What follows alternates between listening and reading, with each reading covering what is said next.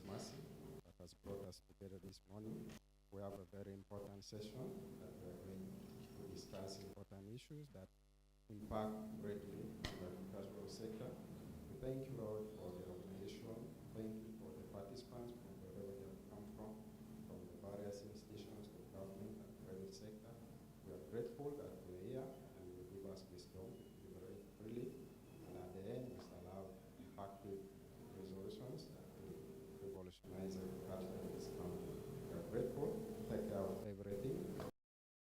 And it will get us going, and hopefully God will be on our side so that we have fruitful deliberations, but also help us to ensure that this particular center plays the role that it is envisaged in helping us to shape the agricultural sector.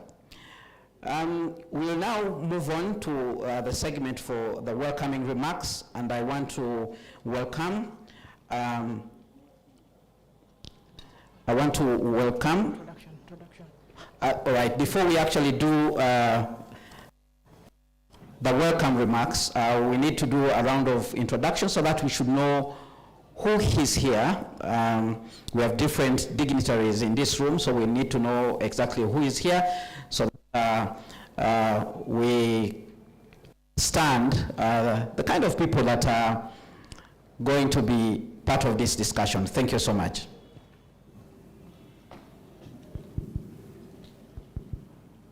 Is here, I think I don't know what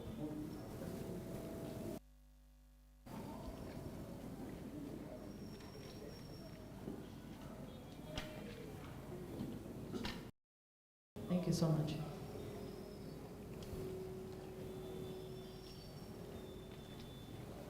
Morning, everyone. I'm called Mugabe Daniel from the media world. I'm interested in agro-based agriculture research. Good morning. My name is Nicholas Tongeli. I'm from the media.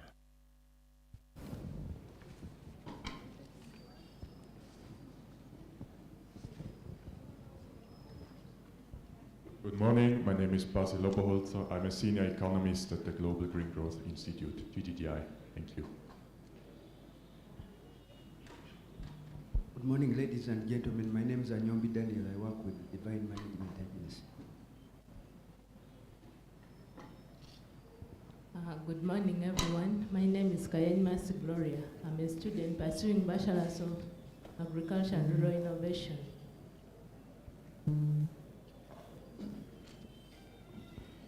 Good morning, everyone. I'm Damari Akwango Aliao. I work with NARO at the Secretariat.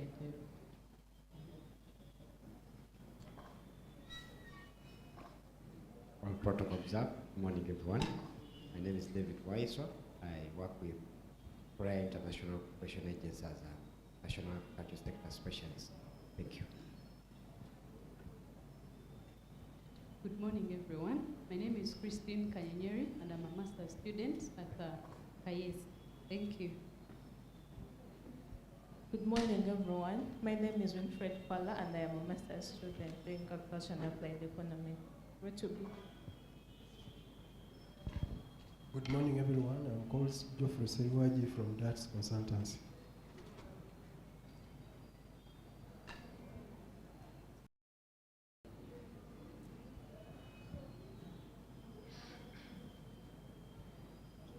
Good morning, everyone. My name is Kunda Andwe. I'm a senior agriculture economist overseeing the agriculture sector for the World Bank. Thank you. Happy to be here, and congratulations.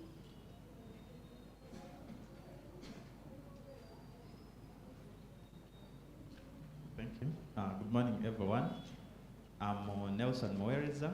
I work with the Agricultural Business Initiative, that is ABI, as a research officer, but also Danbury is my home because I've studied and I still learn from Danbury. Congratulations upon reaching this step. Good morning, ladies and gentlemen. Emmanuel Bismungu is my name, and I'm a PhD candidate, a finalist Wageningen University in the Netherlands. Thank you.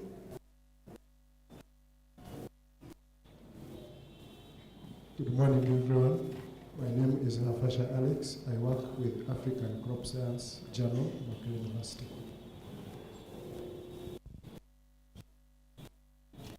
Good morning, everyone. My name is Nabgonyi Lydia, and I'm from the Ministry of Energy and Mineral Development. I work as the M&E officer.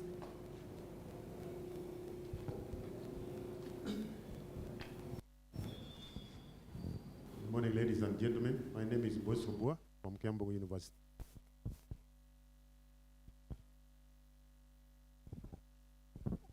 Good morning, everyone. My name is Dr. Robert Ngovi.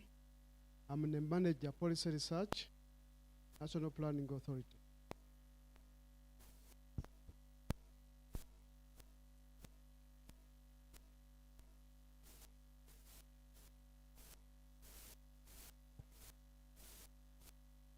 Good morning, everyone.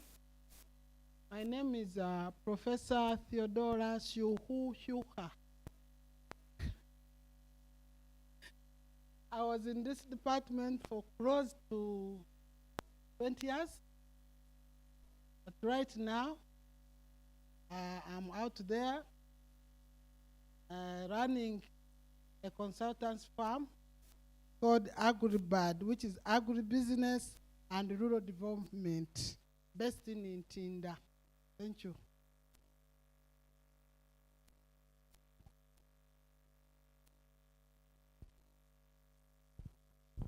Morning, everyone. My name is Ivan Muhumuza, an executive member of the Young Farmers Federation of Uganda. Thank you.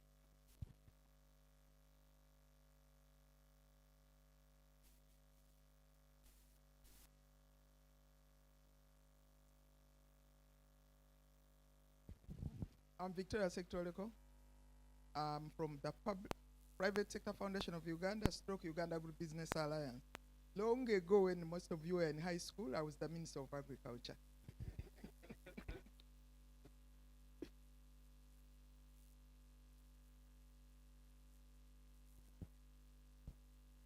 Good morning, ladies and gentlemen. I'm Asha Nalunga. I'm a staff in the Department of Agribusiness and Natural Resource Economics. Happy to see you. You are most welcome. Good morning, ladies and gentlemen. My name is John Mujisha. I'm a professor of agriculture economics in the Department of Agribusiness and Natural Resource Economics until the end of this week. Then I will transit to Kabale University as the Deputy Vice Chancellor in charge of academic affairs. You're welcome. Good morning. My name is Anthony Chapoto. I'm the Executive Director of the Africa Network of Agricultural Policy Research Institutes. And greetings from Lusaka, Zambia. Thank you. For the Makerere University Regional Center for Crop Improvement, the staff member from IS.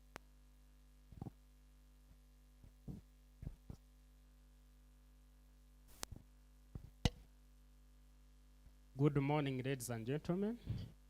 My name is Medad Kakuru. I work for the Economic Policy Research Center based here in Makerere. And I'm happy to be part of this launch. Thank you. Good morning. My name is Olupot Girgon. I'm a soil scientist, and therefore I'm from the Department of Soil Science, which is one of the departments in the school where this Dandre belongs. So I've come to witness the launch in my capacity as the acting. Good morning, ladies and gentlemen. My name is Batuka Angela Hall, and I'm in charge of real sector and fiscal sector blocks, Bank of Uganda.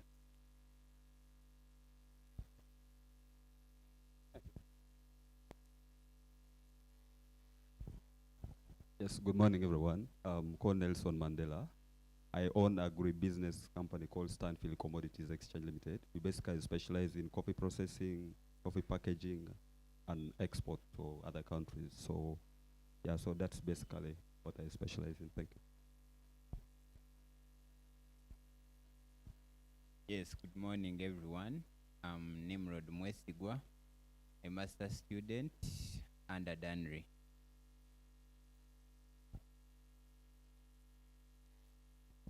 I salute you all in the mighty name of our Lord Jesus Christ. My name is Edet Patrick from Sustainable Agri-Food Initiative, Uganda. Thank you.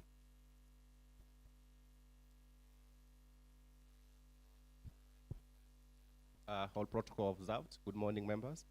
My name is Joseph Okello from Mountains of the Moon University. Thank you.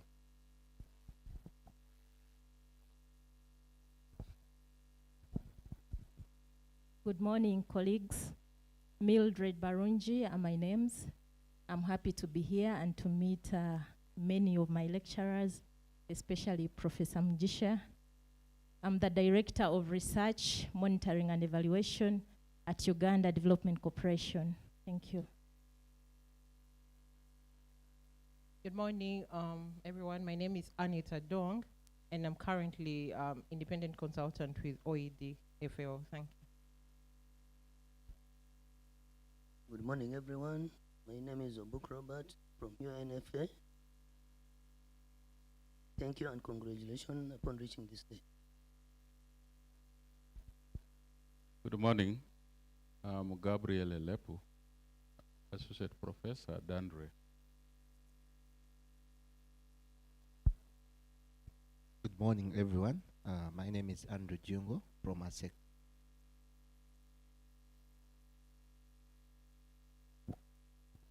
Good morning, everyone. My name is Richard Miro. I'm a senior lecturer in the Department of Extension and Innovation Studies, College of Agriculture and Environmental Sciences.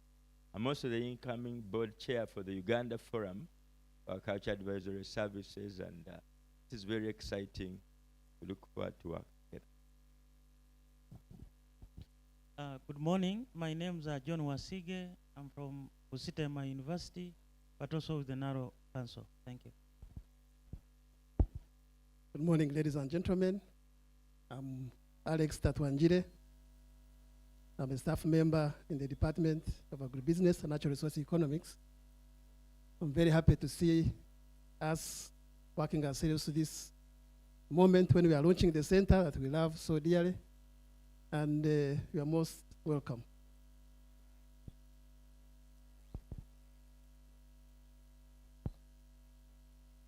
Good morning, ladies and gentlemen. I am Edgar Twine, Associate Principal Scientist and Country Representative of the Africa Rice Center, a member of the CGIAR Consortium. I'm very excited to be here and to see my former lecturers from whom I had the pleasure of learning, Professor Bashasha, Professor Mucha. Thank you very much, and congratulations upon your new job. Thank you very much.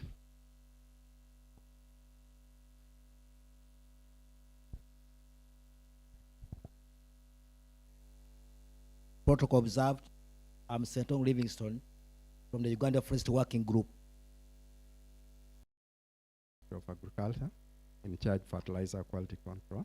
I'm also an upcoming PhD student, soil science. Yeah, good morning, everybody. I'm called Biambun Peter. I'm the Executive Director of Armas Africa, a research policy think tank based here in Kampala.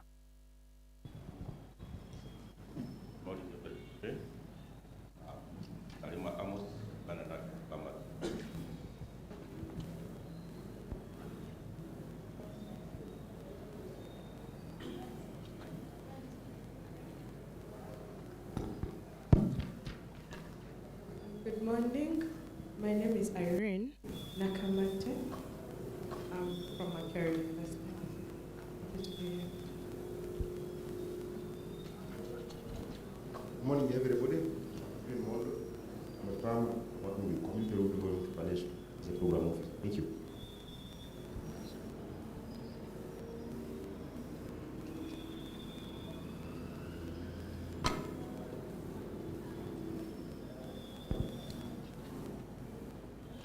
Good morning.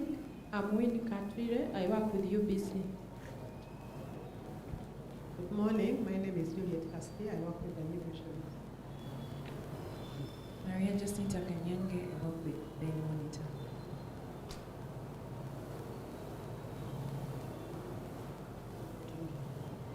Good morning, I'm Joanne from Makerere.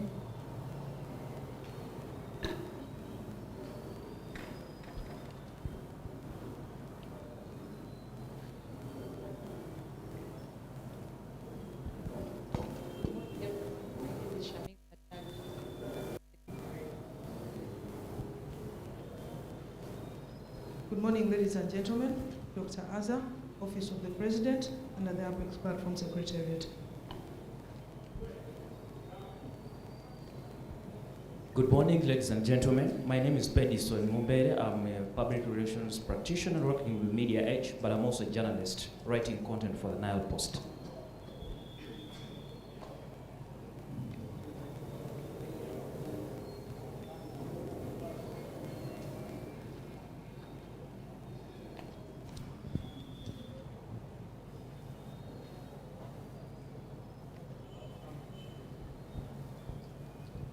Yes, morning everyone. I'm Paul Asete, a lecturer at Makerere University, working with Dandre. Thank you.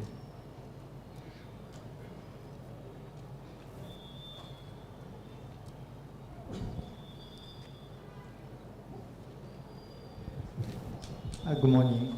This is Masuda Shinichi. I come from JICA and also attached to the MAIF as the planning advisor.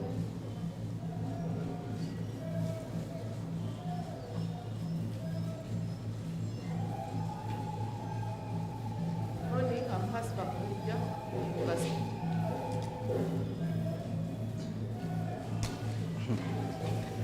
Good morning, I'm Chris Gastigi, Deja University.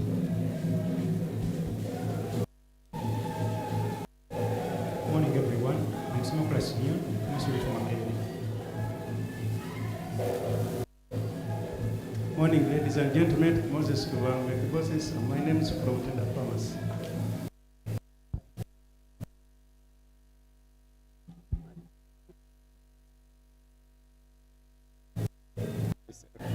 So, good morning, everyone. My name is Norman Wichiriza. I teach in the Department of Agribusiness and Natural Resource Economics. Glad to have everyone here today. Thank you. Thank you very much, Norman, for moving around the microphone and having everybody in this room introduce.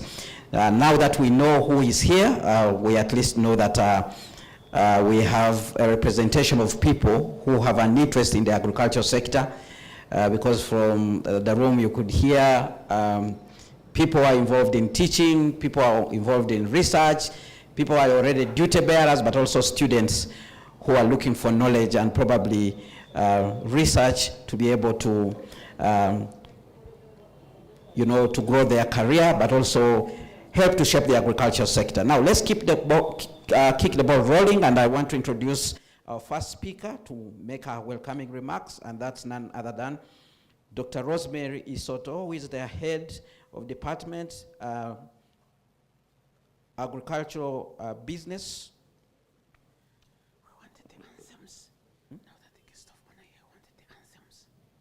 Oh, all right. Then she comes in. All right, we've just been alerted that our guest of honor has walked in, so we are going to have the anthem and then officially begin this particular meeting. So let's all stand up and have our national anthem.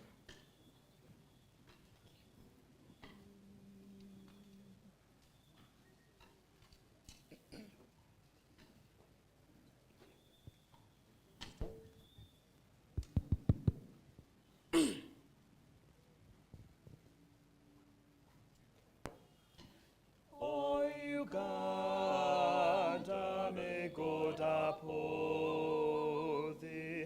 We lay our future in thy hand. United, free for liberty, together we'll always stand. O Uganda, the land of freedom, our love and labor we give. and with neighbors all other countries, calling peace and friendship. Live. O Uganda, the land that feeds us, by sun and fertile soils grow. For our own dear land, we shall always stand the pearl of Africa's crown.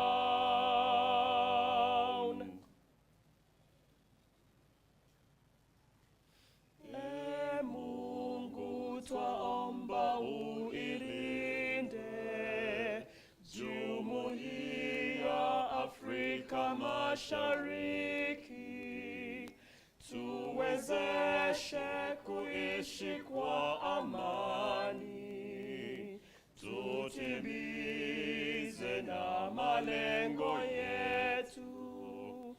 Jumuiya yetu zote tuilinde, tuwajibike, tuimarike. Umoja wetu ni nguzo yetu, idumu jumuiya yetu. Makerere, Makerere, the great Makerere, great, great and mighty, the walls around thee. Great, great and mighty, the gates beside thee. Great, great and mighty, the walls around thee. Great, great and mighty, the gates beside thee. From east and west, from north and south, all voices singing, arise, Makerere, rise up and rise, high up and high. All voices singing, arise, Makerere, Makerere, Makerere. We build for the future. The great Makerere, great, great and mighty, the walls around thee. Great, great and mighty, the gates beside thee. Great, great and mighty, the walls around thee. Great, great and mighty, the gates beside thee. Do not forget through the years those who have gone through the gates of Makerere.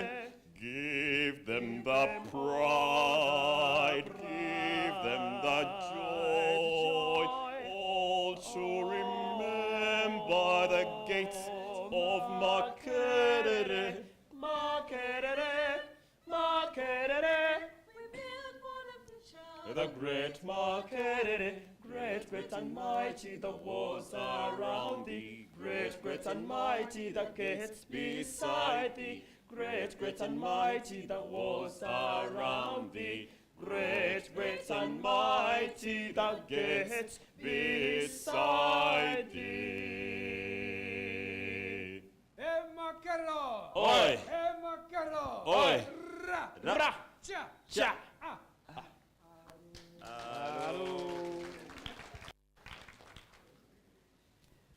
Thank you so much, team, for that beautiful rendition of our national anthem, the East African anthem, but also the anthem of the great Makerere. Indeed, it's a happy moment to be here as we engage in this very important activity. Dear guest of honor, we welcome you to this particular gathering. Before you, we have representation from government MDAs, we have academia, we have people involved in research, we have think tanks, civil society and NGOs, diplomatic missions, development partners, and we also have other people who are critical in the agriculture sector, including Paris Development Model Secretariat, Operation Wealth Creation, and the main purpose of this gathering is the APRC, the Agricultural Policy Research Center, which is a very important addition to the agenda of transforming the agricultural sector in Uganda. My name is Kenneth Anderson Lukwago. I'm the MC today. You found us when we have already done the introductions, and we're just about to begin with the opening remarks. Let me take this opportunity to invite Dr. Rosemary Isoto, who is the head of Department of Agribusiness and Natural Resources Economics at Makerere University, to make our opening remarks. Thank you very much. A round of applause as she comes to the podium.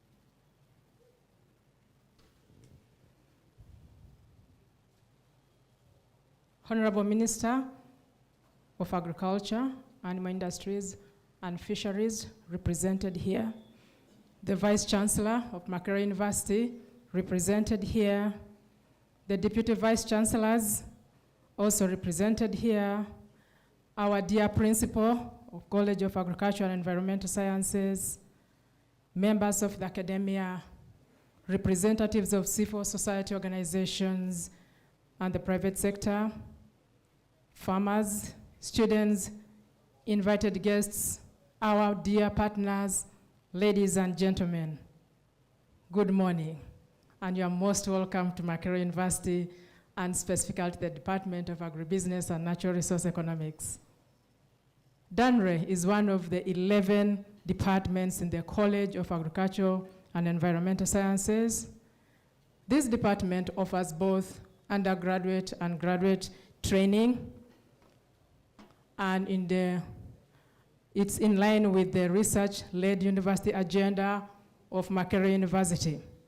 This department boasts of very highly educated and trained members of staff in the department we have gender balance, and in this department we also have members of staff that are in various specializations. DANRE, as we call it, has evolved over the years in response to the new and emerging training and research needs of the country. The department, for example, pioneered and continues to be a leader in many contemporary areas of agro-industrialization and agricultural transformation. And it remains the leading training and research unit in various areas of her mandate, including agribusiness management, applied economics, environmental economics, resource economics, just to mention but a few. This department has led the design of the Regional Collaborative Masters in Agriculture and Applied Economics, and this also plays a key role in the formation of the department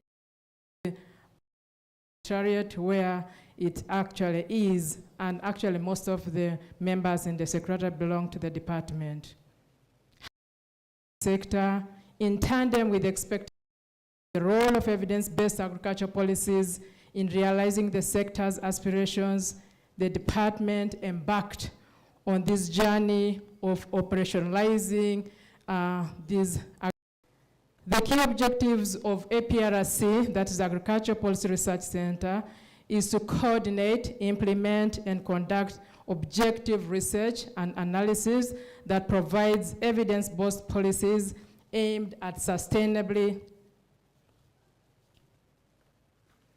transforming Uganda's agriculture and food systems, and its supportive specific objectives have been strategically formulated to contribute to the above stated aim, and DANRE has carefully elected to work very, very closely with APEX, and I think you had in the audience some of the members introduce themselves as coming from the Office of the President, so basically to be able to quicken the inroads into the policy processes.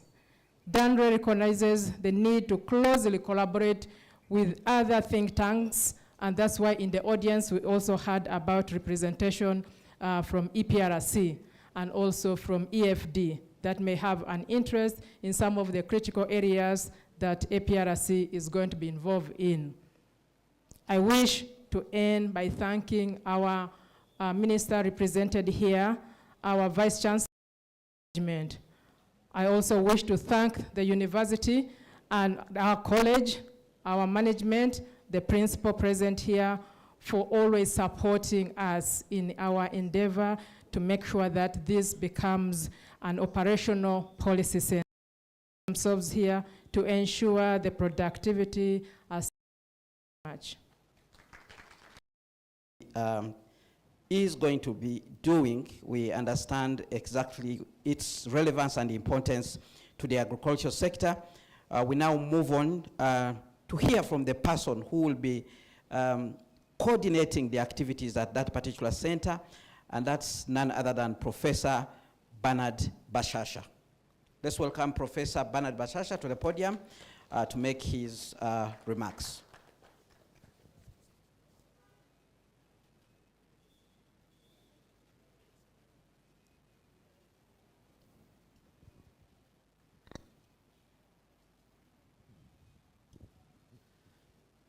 Good morning, everyone. Thank you, Mr. Facilitator. Being born before computers, I needed Paul to help me. I normally tell my students that I'm BBC. Which one?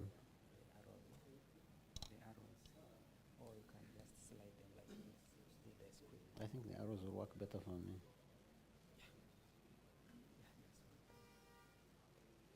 Okay, now, my head has already been here, and I think she did the protocol very well. So in the interest of time, I beg that you allow me just recognize the Honorable Minister's representative, my good friend, Mr. Stephen Biantuare, and all the colleagues from MAIF, University Administration, including my principal and my head who has just been here, and then for the rest of you, kindly beg me that I say all protocol observed. Patience, you are part of my youth team, so thank you very much. So, my name is Bashasha. I know most of the people in the room for some reason or the other, because I have been in this space for quite a while. And I have been asked to coordinate this, this activity. And I have slides, but nobody has told you this, but I have to say it, especially so that my principal doesn't get us on the wrong side. We have a constraint in the room. This screen is supposed to be working, but I think there is a power problem that we are still trying to sort out. That's why you see, you don't have the lights. So I have slides that I'm seeing here, but you can't see them, the arrangements that you would have been able to see them. So, Mr. Guest of Honor and invited guests, I will just go through the slides very quickly. And then we are trying to organize to make them printed, such that you can see some of the issues I'm going to be covering. So, pardon us on that one. So yes, we are here to launch the Agricultural Policy Research Center. And the theme we are projecting for today, again, which you have in your folders, is driving agriculture and food policy through data, collaborations, and impact. Mr. Facilitator, how many minutes do I have? Because I can enjoy 10. That's not a lot of time. So my talk is really going to be kind of like a curtain raiser in terms of laying out some of the issues we're going to be covering today until this afternoon. And I have quite a number of slides, so I'll try to run through them quickly. The government recognizes the importance of the agriculture sector. It's the engine of economic growth, poverty reduction, raising household incomes, earning us foreign exchange. And I could go on because this word of engine, cornerstone has been emphasized over time. Also, it is supposed to drive our agro-industrialization agenda. I have some specifics which I wish you could see, but I have 4 points here. Increasing contribution to GDP, especially focusing from the AGDP side. Achieving national household food and nutrition security generating income and creating decent employment. I'm told we are the youngest nation, I think, in the world, or maybe Vietnam, and then we're next. So we have lots of young people who need jobs, and we think the sector can bear us up in terms of that. And also, as I said, promote agro-industrialization through varying inputs in terms of raw materials. As you talk of agro-industrialization, it means the inputs are actually agricultural based. My next slide is really to as this particular activity we are launching. Now, I fast forward jump to APRC. We have a commitment that we are sharing with you today. And that commitment is in 4 areas, again, which I can only see on my screen, and we should be sharing. But again, that is supporting the Vision 2024 and the National Agro-Industrialization Agenda with the support of many partners, many of you in the room, but we specifically singling out ANAPRI, the ED ANAPRI introduced himself. That's the African Apex institution for all these policy research institutions. Apex is in the room. I think Dr. Azar and her team must have introduced themselves.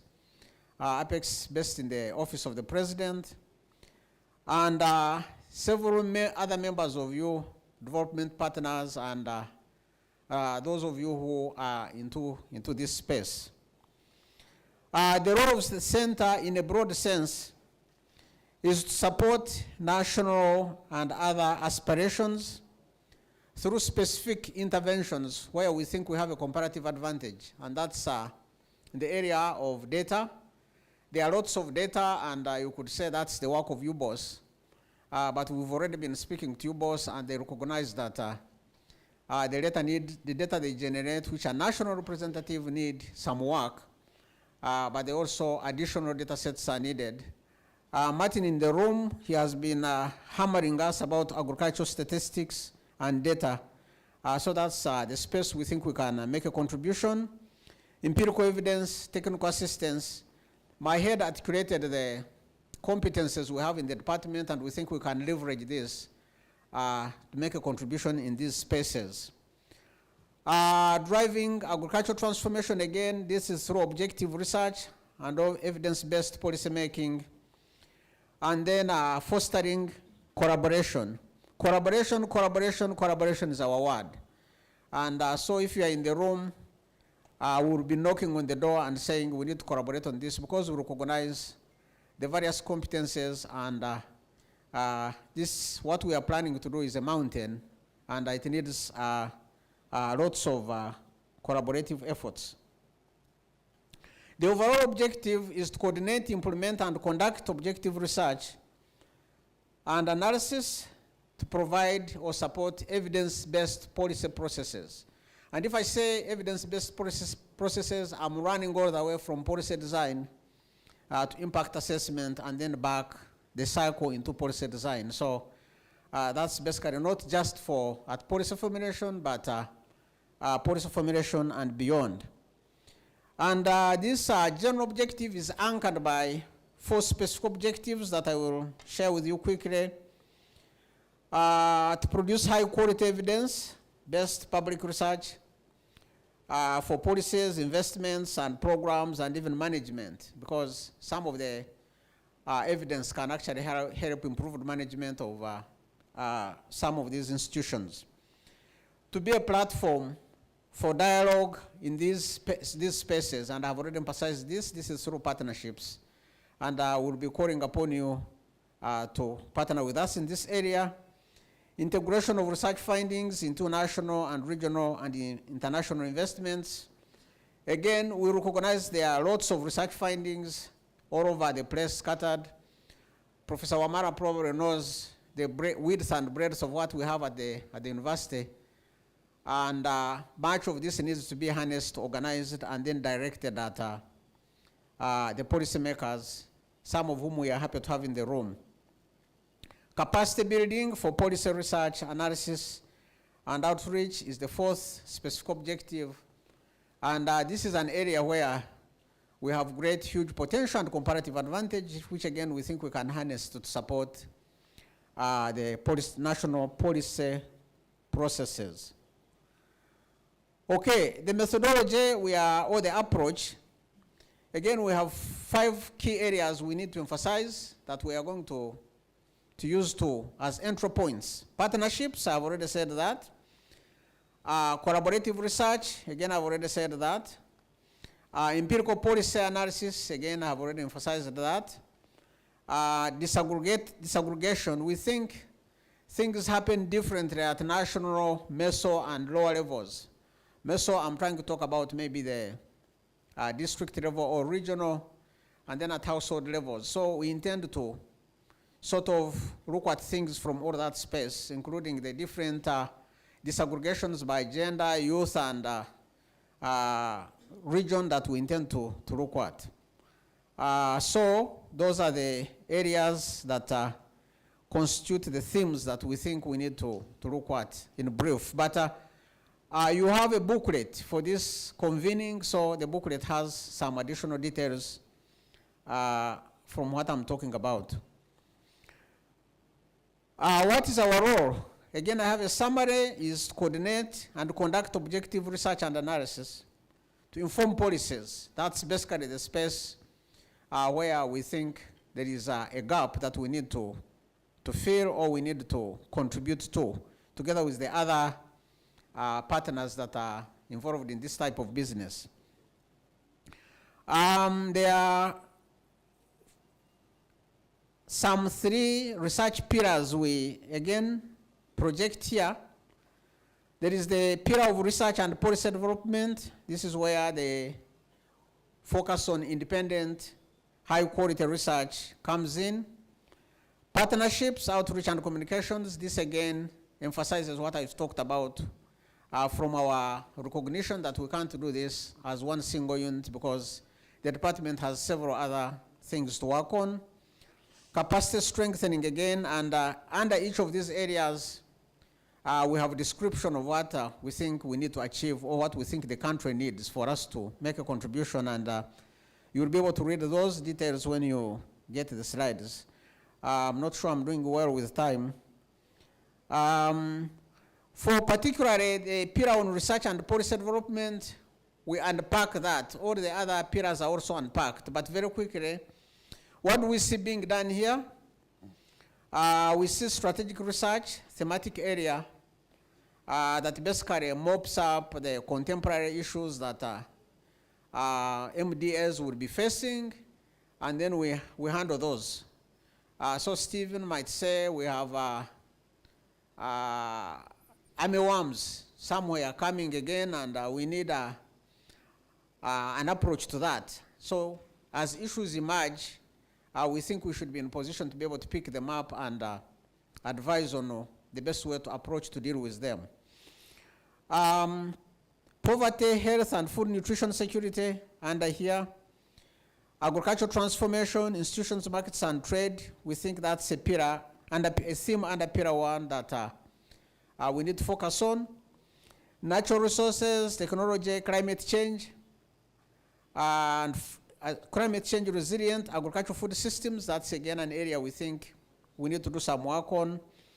Then we also recognize cross-cutting issues like data that I've already talked about, digital agriculture, gender, youth, and vulnerable groups. These are specific areas within the key pillar 1 of strategic research and policy. And as I said, the other pillars are also unpacked, but you will have the details again in the folder. We have a theory of change that is basically guided by the results chain, running away from interventions through outputs, outcomes, and impact.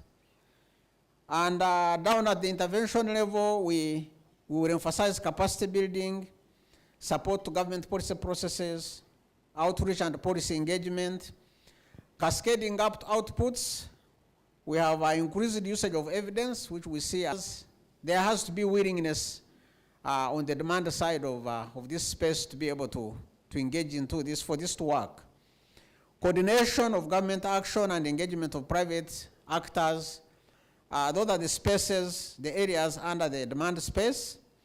All together, working together, linking up. And what comes out, again, in the implementation model is that we see better policy design, implementation, and as a result of APRC interventions. And then we see transformed food systems, better livelihoods for all Ugandans as a result of evidence-based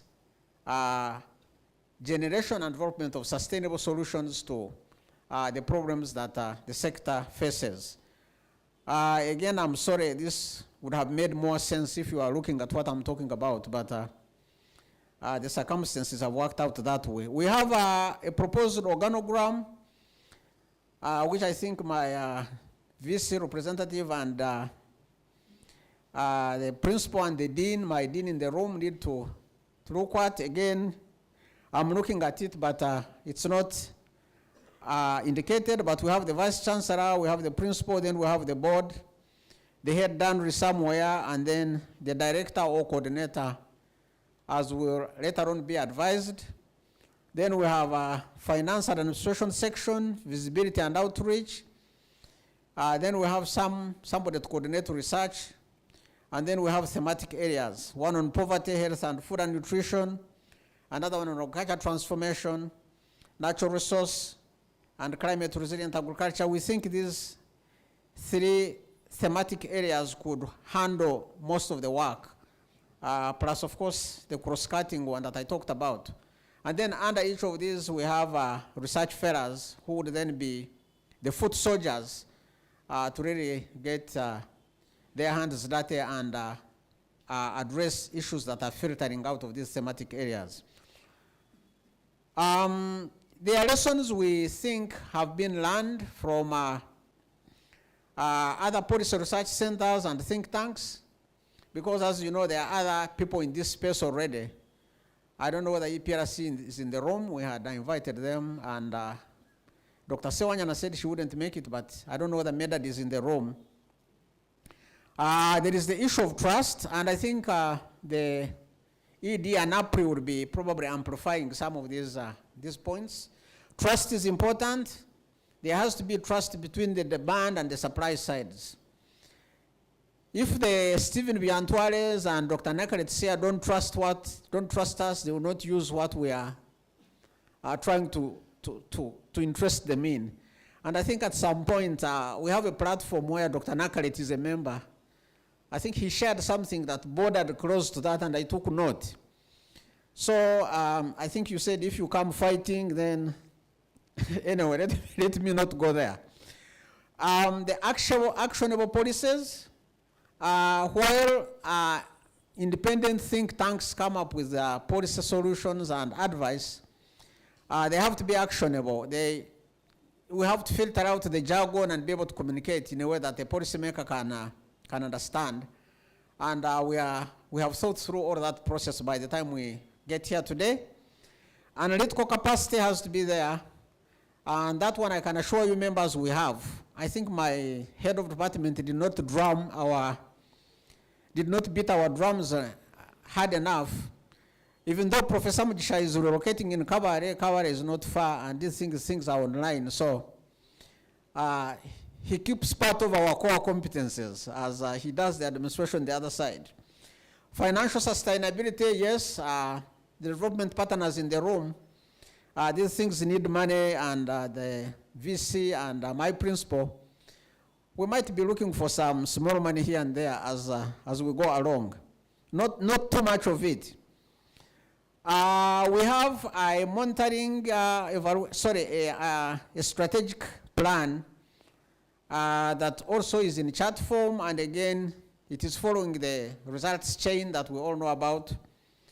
The thematic areas, the four I talked about, Mr. Facilitator, I think I know I'm out of time, but let me try to go through this quickly. I'm left with just a few slides. We have the strategic thematic areas, the 4 I talked about. And these ones lead to the outputs. And the outputs, again, let me not go through them, but they are knowledge and research products and communication products and activities. This is where we have the policy briefs, the research papers, the publications, all sorts of things, those products that you know about, books, data, models, new models. We intend to come up with new analytical models as we go along. Then the outcomes, of course, give us the outputs leading to the outcomes, which is increased increased usage of APRC evidence, adoption of policy options, improved policies for investment, and then we'll go to impact. Again, you'll have to bear with me because the chart can't be shown, but, and we think the impact touches the areas I've already talked about: improved health, food and nutrition, nutrition security, reduced poverty, sustainable management of resources, gender and youth equality or equity. That's the impact end of the results chain that is captured in our strategy. Beneficiaries, we are listing like 8 very quickly, and most of you, our target beneficiaries are seated in the room. The Minister of Agriculture is primary, Minister of Housing and Urban Development, Minister of Water and Environment. Basically, we are looking at MDAs that are in the agriculture, natural resources and environment space. Minister of Trade, Industry and Cooperatives, Minister of Finance, Planning and Economic Development, government departments and agencies, again, as I've already said, from the MDA side, private institutions, farmers. Mzee Kanyika is in the room, so we haven't forgotten about farmers. Local and regional international development partners, again, these things transcend borders. So we can't say the work we do, the interest is going to be boxed into the borders of Uganda. So that's how we are looking at it. Ensuring sustainability is my last slide, Mr. Facilitator. 4 points again. We emphasize establishing a solid foundation. To establish a solid foundation, the center will require funding. So funding is one of the pillars of sustainability, and I can't emphasize that more. 2, the partners we talked about. We have to remain in linkage with ANAPRI, APRC, AFD, and other think tanks in this space for us to be able to harness APEX, of course, harness these strong partnerships for us to be able to be sustained.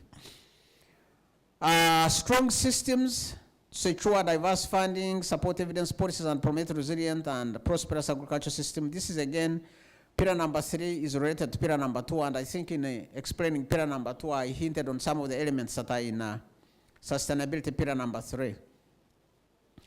Number 4 is this launch. This particular launch really energizes us. My principal will probably tell you, and I think my head mentioned this, that this center was conceived in 2011 when colleges were being formed. But the operation has been a little bit dormant until today. Don't count how many years because it may look too long. But we think once we get started today, then you re-energize us. And if you promise to keep with us, then I think this journey will be a success. That is it. Thank you for listening to me. I had a very nice picture to thank you, but you won't see it. But when the slides come, you'll see. Thank you very much. Thank you very much, Professor Shasha, for your remarks there and giving us more details about what is expected of this center and the role it's going to play in the agriculture sector of this beautiful country, Uganda. We are going to have a 5-minute music interlude as we prepare for our next segment. We have a number of speakers lined up to be able, a number of speakers lined up as we prepare for the official launch. of this particular center.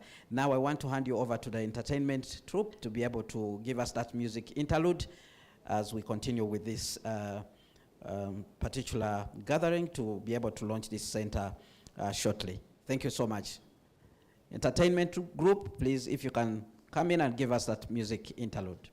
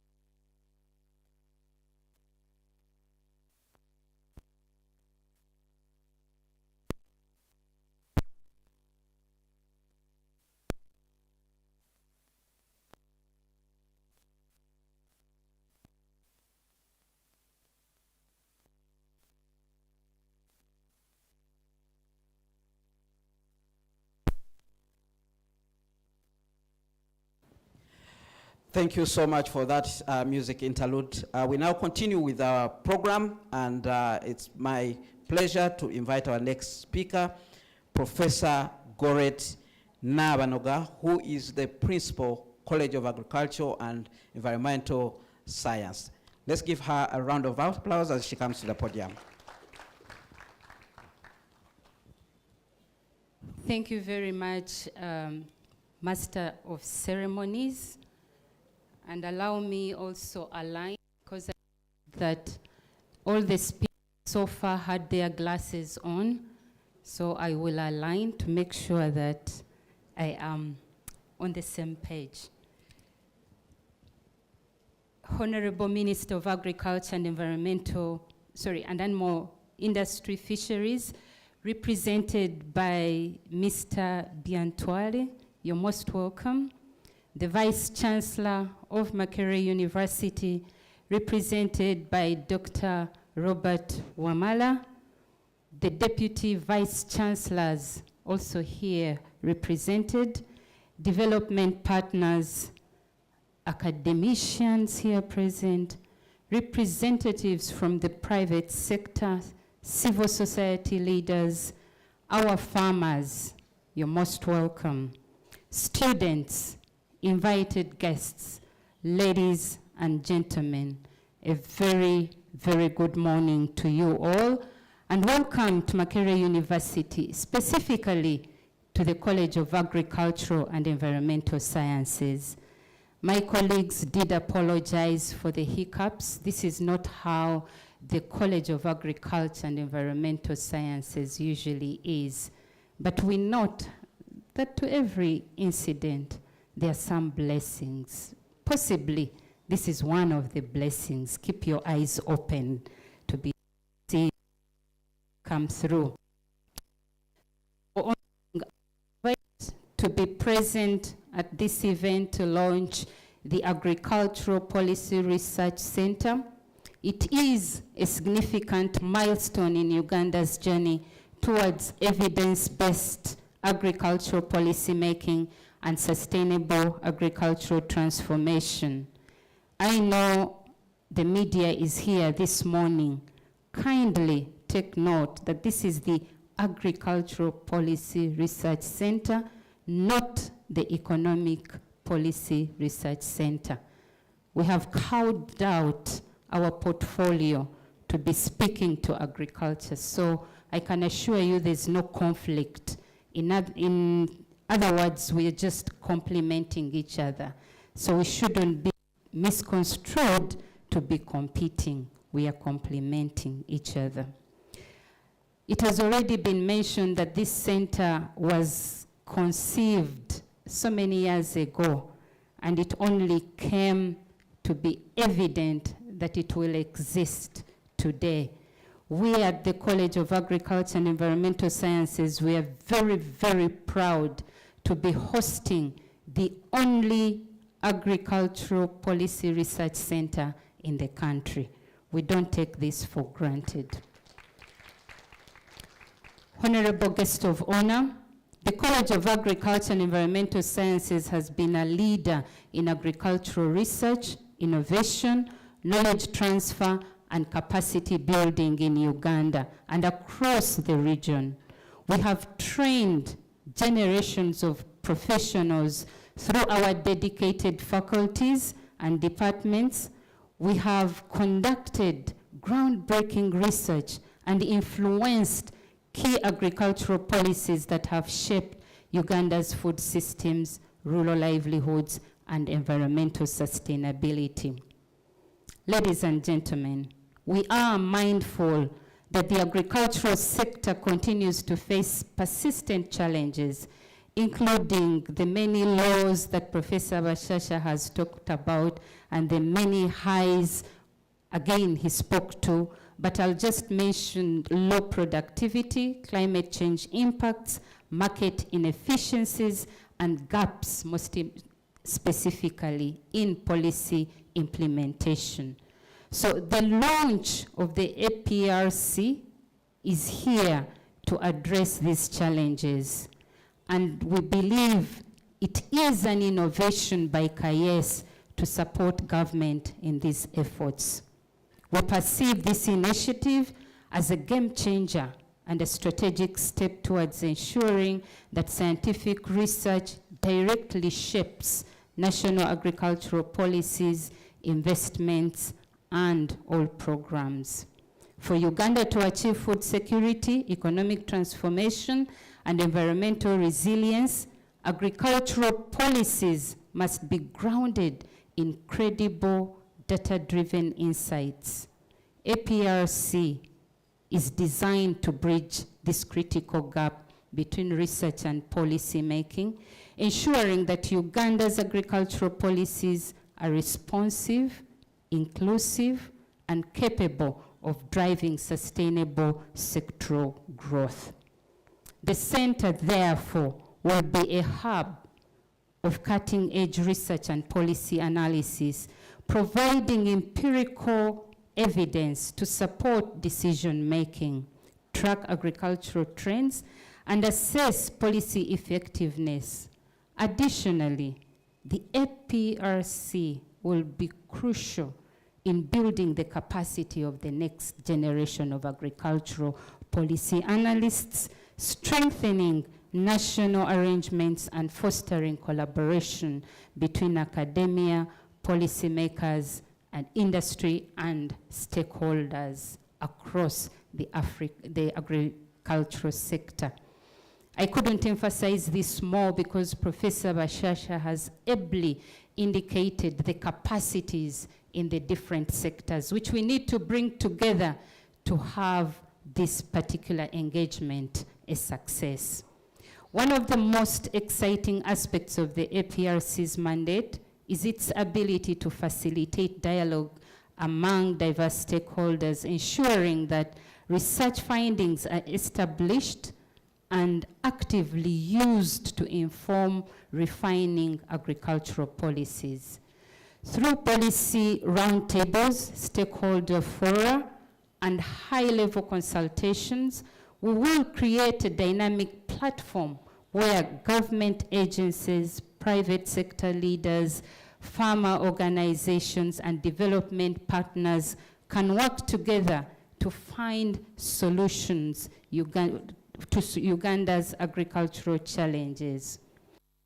In a strategic way, the center is being launched jointly with the Apex platform of the Office of the President.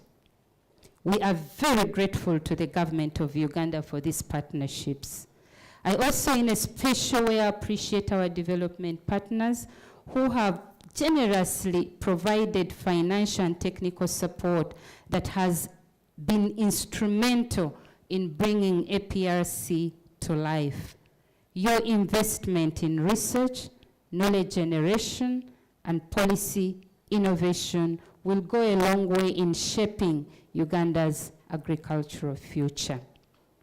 Dear participants, a special acknowledgement goes to the Vice Chancellor of Makerere University, Professor Barnabas Nawangwe, for his unwavering support and advisory leadership, which ensured that APRC was established as a key research and policy institution within the university.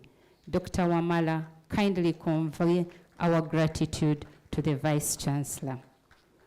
I also commend the efforts of the Department of Agribusiness and Natural Resources Economics, which we commonly refer to as DANLI, and it's hosted in Kayes. That's what makes Kayes proud on a day like this. We thank you for spearheading this initiative and working tirelessly to align APRC's research agenda with the university, national, and regional priorities. Special thanks go to Professor Bashasha as the team lead. Professor John Mugisha has been behind all this. Professor Jackie Bonabana, now the head of department. All of you have put in a lot of work, and for that, you've made Kayes proud. Thank you very much. Ladies and gentlemen, we are grateful to the African Network for Agricultural Policy Research Institute for your technical expertise, guidance, and collaboration in structuring the center. Your support has been invaluable in ensuring that APRC meets international research standards and operates as a world-class agricultural policy think tank. We look forward to continued stewardship and collaboration. To you, our academicians, researchers, private sector partners, civil society organizations, and students, I invite you all to take advantage of this center and engage actively in its activities. The success of APRC depends on our collective efforts to generate relevant research, advocate for policy reforms, and drive tangible impact in Uganda's agricultural sector. Dear colleagues here present today, as we celebrate this launch, we must recognize that the work ahead is immense. The future of Uganda's agriculture depends on our ability to leverage research, innovation, and evidence-based solutions to address the key sector challenges. I urge policymakers, development partners, the private sector members, and the academic institutions beyond Makerere University to collaborate with us, to co-develop practical, scalable, and beneficial policies to improve the agricultural sector. We are in it together, and once we stand together, no mountain shall remain unsummed. The success of APRC will be measured not by the number of research papers it produces, but by the extent to which its findings influence policies, improve agricultural productivity, enhance farmer livelihoods, and contribute to environmental sustainability. Let us all commit to supporting this center and ensuring that its research translates into meaningful action, investment, and sustainable development. Finally, ladies and gentlemen, the launch of the Agricultural Policy Research Center marks the beginning of a new era for research-driven agricultural policy making in Uganda. With strong leadership, dedicated research teams, and committed partners, I have no doubt that APRC will become a beacon of excellence in agricultural policy research and implementation. I thank you, and I invite you to actively participate in the rest of the planned activities as we build for the future for God and my country. Thank you very much.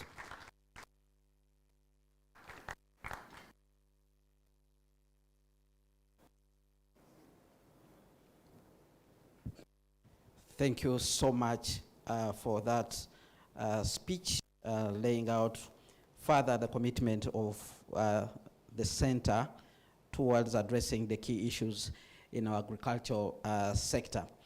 Let me now recognize a number of dignitaries who are here. As you might have heard, there are a number of those who are representing ministers who had been invited to this particular meeting. Let me begin with Dr. Anne-Rose Okrut Ademon. She's the Commissioner, Animal Health, Minister of Agriculture, Animal Industries and Fisheries, representing the Honorable Rwamirama Bright, who is the Minister of State in charge of Animal Husbandry. Thank you very much for joining us. Dr. Henry Opolot Nakalet, Director of Agricultural Extension Services at the Ministry of Agriculture, Animal Industries and Fisheries. Thank you very much. Let me also introduce the Dean, Professor John Baptist Tumuhaire from the School of Agricultural Sciences. Thank you very much, Professor. Also with us here today we have Dr. Patience Ruamigisa. Thank you very much for joining us. Thank you so much. Who is also the Assistant Commissioner for Agricultural Extension Services at the Ministry of Agriculture, Animal Industries and Fisheries. We're running out of time, but let's push forward because it's very important to hear from all the key stakeholders who are in this room. And our next speaker is Dr. Anthony Chapoto, who is the Executive Director, African Network of Agricultural Policy Research Institutes. Thank you very much for joining us, Doctor.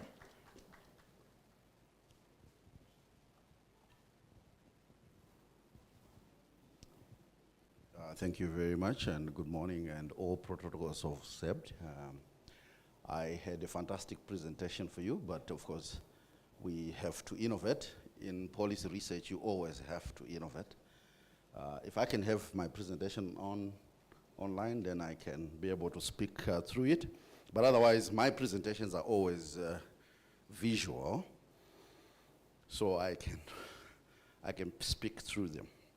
Let me say, ANAPRI is the African Network of Agricultural Policy Research Institutes. It was born out of the need to collaborate as research institutions.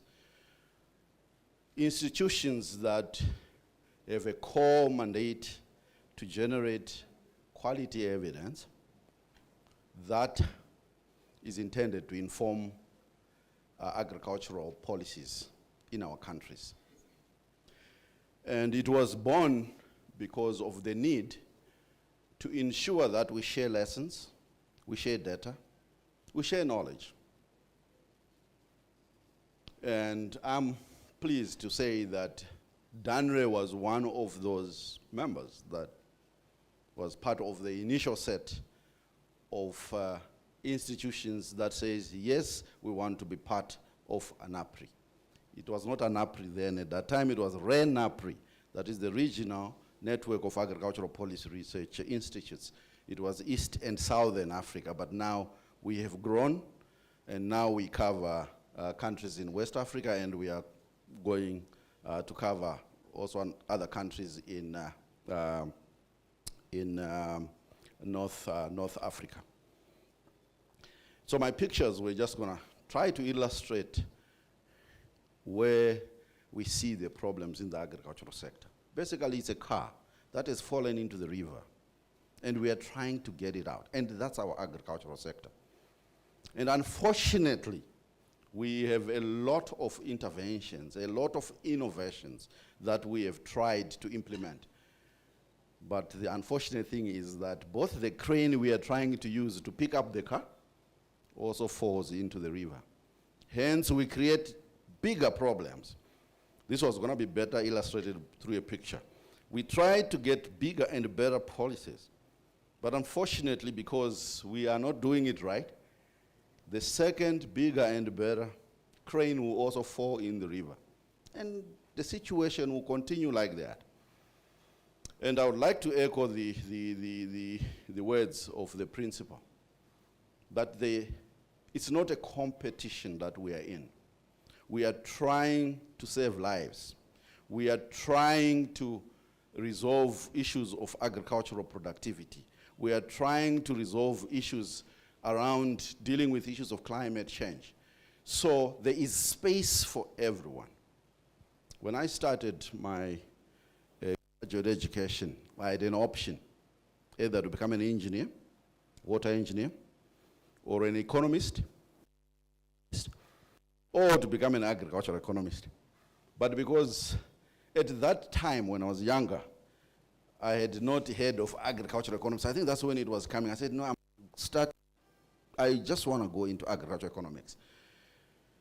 And before I knew it, I landed myself back in the Department of Economics because there were some classes that I had to take in the Department of Economics. But I specialized in ag economics because it's a special branch of economics. That's why when the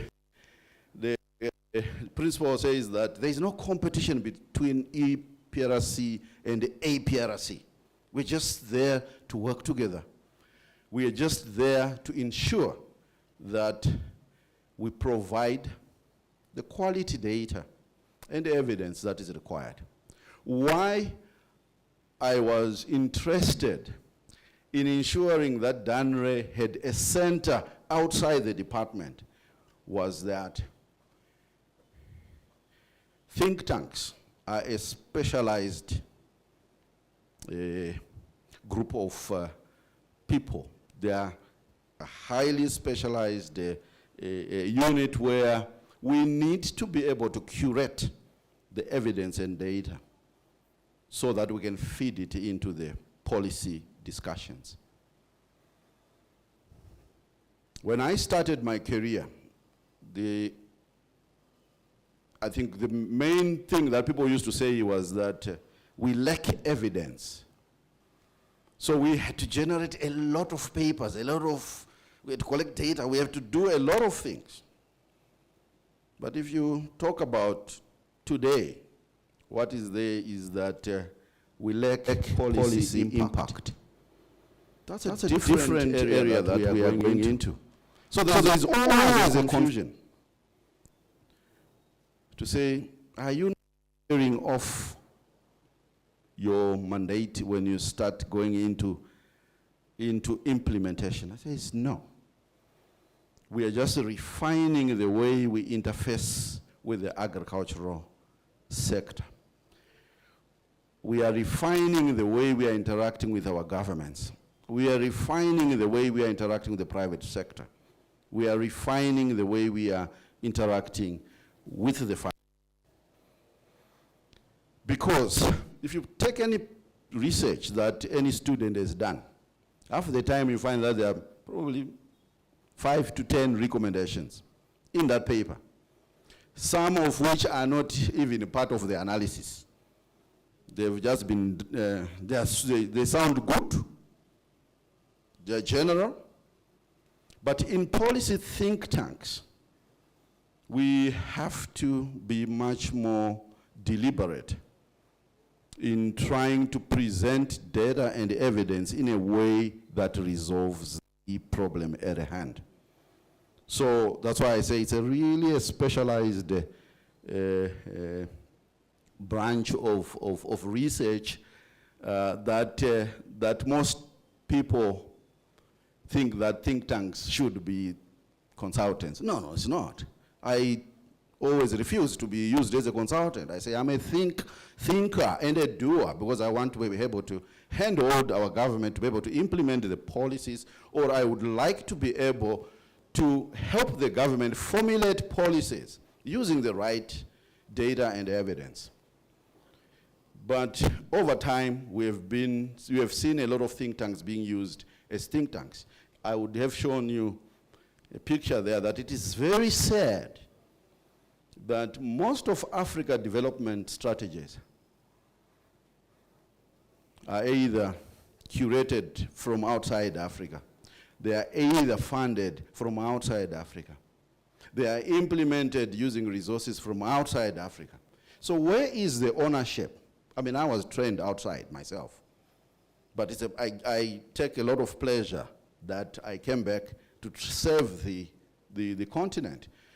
So Africa is the only region, is the only continent that has its developmental strategy still being designed or driven from outside. And we need to change that narrative.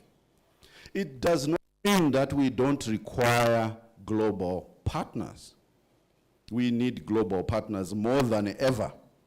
But we are saying we want to own and lead our own development strategies. I have so many other examples that I can give, but I don't think this is the day we need to celebrate APRC's launch. So let me try to talk about, I know we like to talk about challenges. Yes, there are challenges, but there are also opportunities. So there are a lot of things that are happening in the globe that I look at as opportunities, and some are challenges, but those challenges I always quickly turn them into opportunities. So we call these mega trends. They are things that if we as governments decide to ignore, we ignore them at our own peril. If these are things that if we ignore as private sector, we ignore them at our own peril.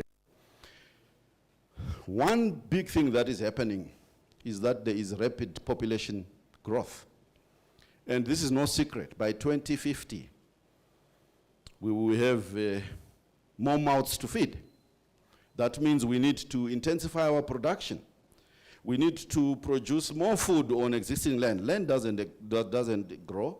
So that means we need to be able to innovate to be able to produce more food. The urban population in particular is also growing. What we see is that we have conversion of agricultural land into real estate.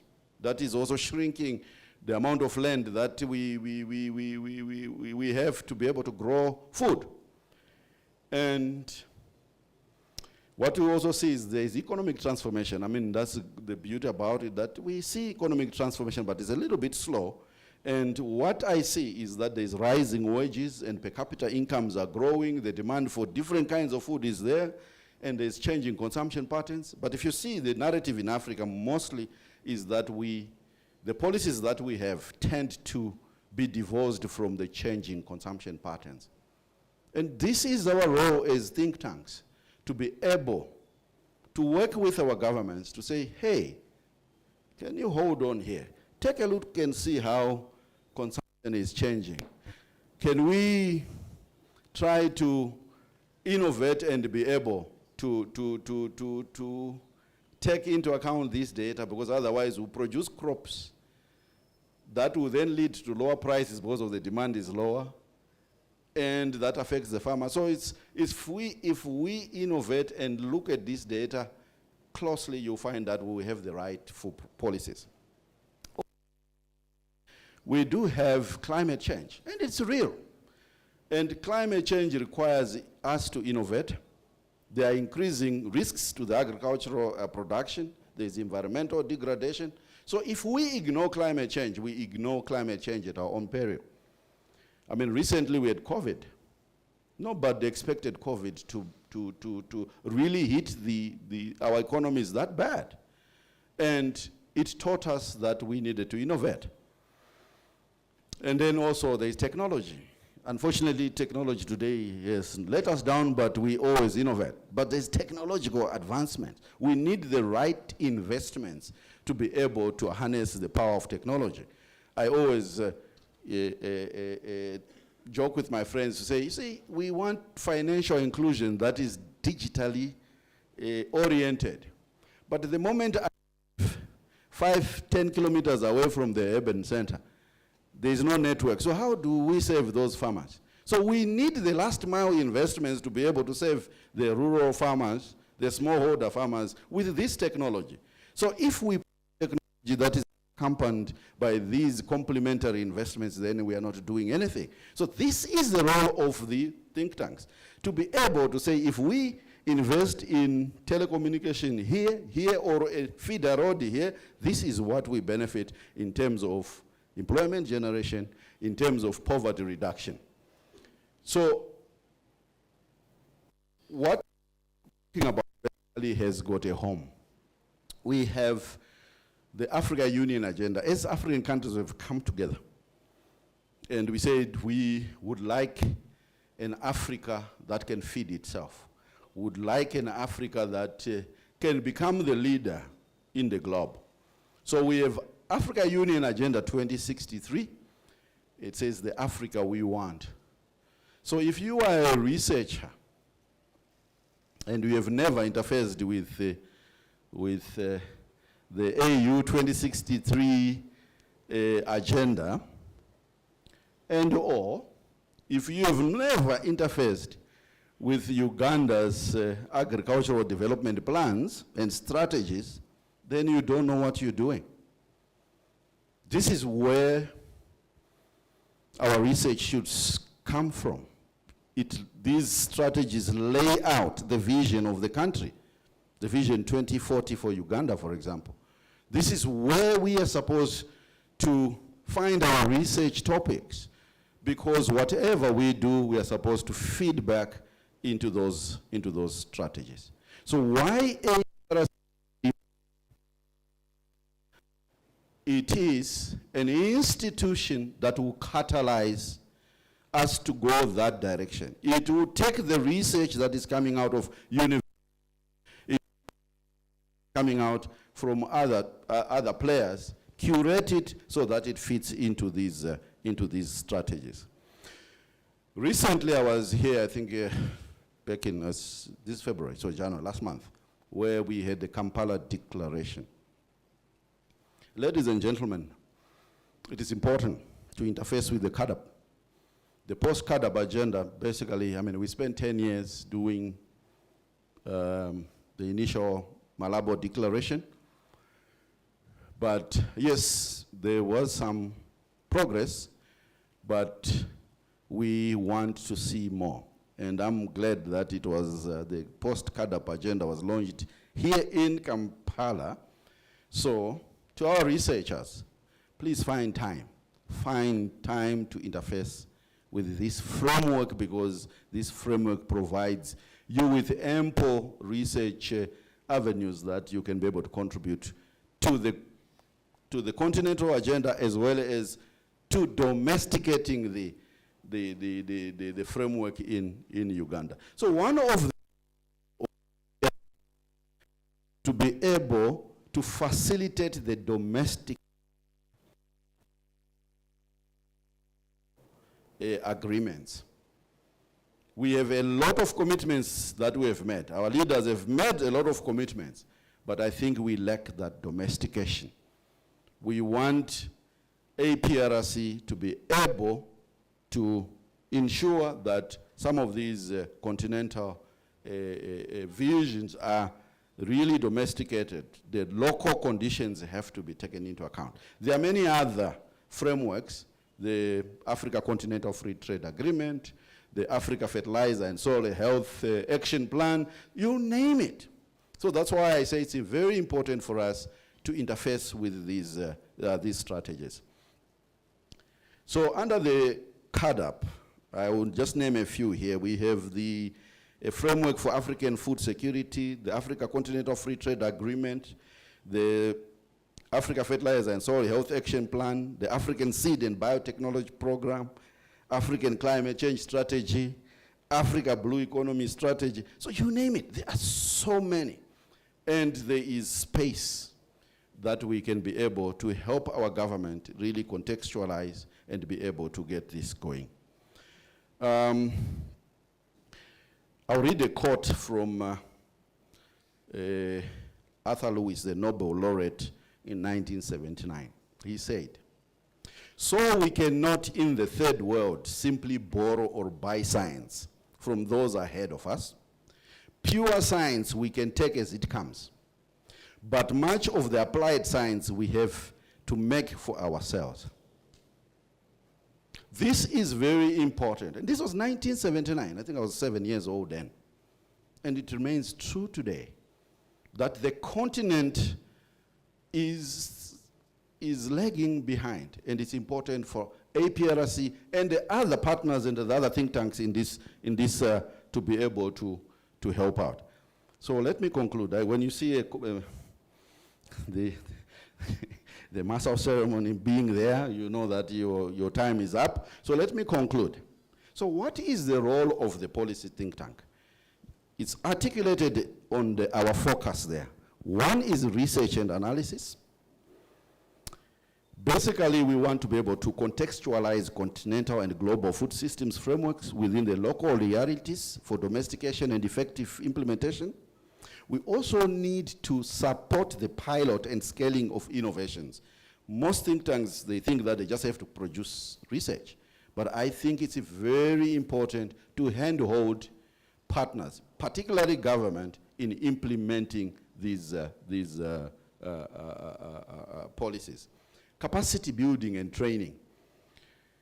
I think I saw there's commissioner, but you see, politicians are very important in this game, in the policy impact. We need to be able to work with them. Farmers are important. Traditional leaders are important. So the scope of stakeholder interaction is going to be massive for APRC. So that's one of the roles, to make sure that you interact. Hence, the communication, outreach, and partnership is very important. You need to provide a platform for knowledge exchange, public engagement, and the dissemination of results. And of course, monitoring and evaluation is key. How do we know that we are progressing if we don't record the results, if we don't measure the results, if we don't learn from the results? So MEL is very important. It's called monitoring, evaluation, and learning is very important. And ladies and gentlemen, the policy space is a maze. It's not easy. It takes time. And there are, of course, some hurdles that we have to go through. And let me end by saying congratulations to the college, to the department, and of course to the University of Makerere. I thank you.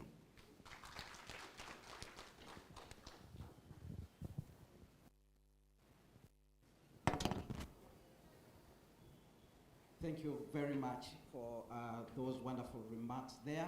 May I take this opportunity to recognize other dignitaries who joined us during the course of this meeting. Dr. Asia Godfrey, who is representing the Director General, NARO, Thank you very much for joining us. If you can just stand up for recognition. Thank you very much. Also, we have Muzee Henry Kanyike, a progressive farmer, member of the CAES Research and Ethics Committee. Thank you very much for joining us. Also, we were joined by Mr. Vincent Tumusime, the Director of Economic Affairs. That is at the Office of the President. You can also stand up for recognition. Thank you very much for joining us. May I now take this opportunity to invite back Professor Goretti to the podium to help me introduce our next speaker, who will then invite our chief guest to make the keynote address. Professor Goretti.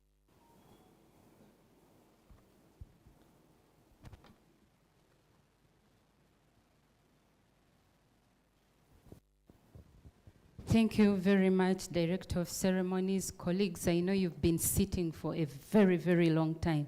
Can you just stand up and stretch for just 1 minute? We are in the School of Public Health. We don't want people to go away with challenges, but at the same time, I'm about to introduce a very important person, so I need you to be awake. Just greet your neighbor for a second, and that's one way of making your blood. We can now take our seats.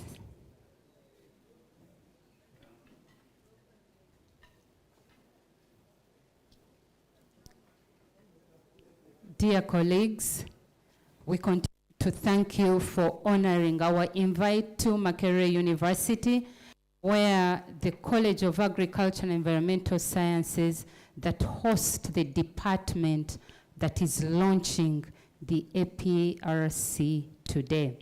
This institution has a CEO who is the Vice Chancellor, and that is none other than Professor Barnabas Nawangwe. He brings you his greetings, unable to be with us because he's on official travel. But in his shoes, we have one of us, very senior members of the academic staff, and at the same time, he heads the Directorate of Research and Graduate Training, Dr. Robert Wamala. And it couldn't have been any other representation when we are talking about research, specifically agriculture and agricultural economic research that would inform policy. I know he has words of wisdom from the Vice Chancellor, and join me to welcome none other than the representative of the Vice Chancellor of Makerere University, Dr. Robert Wamala.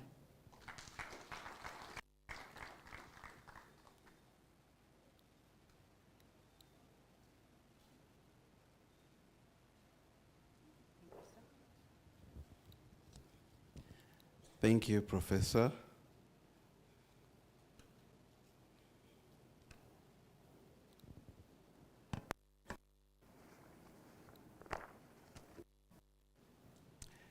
The Honorable Minister of Agriculture, Animal Industry and Fisheries, who is here represented by Mr. Stephen Biantwale.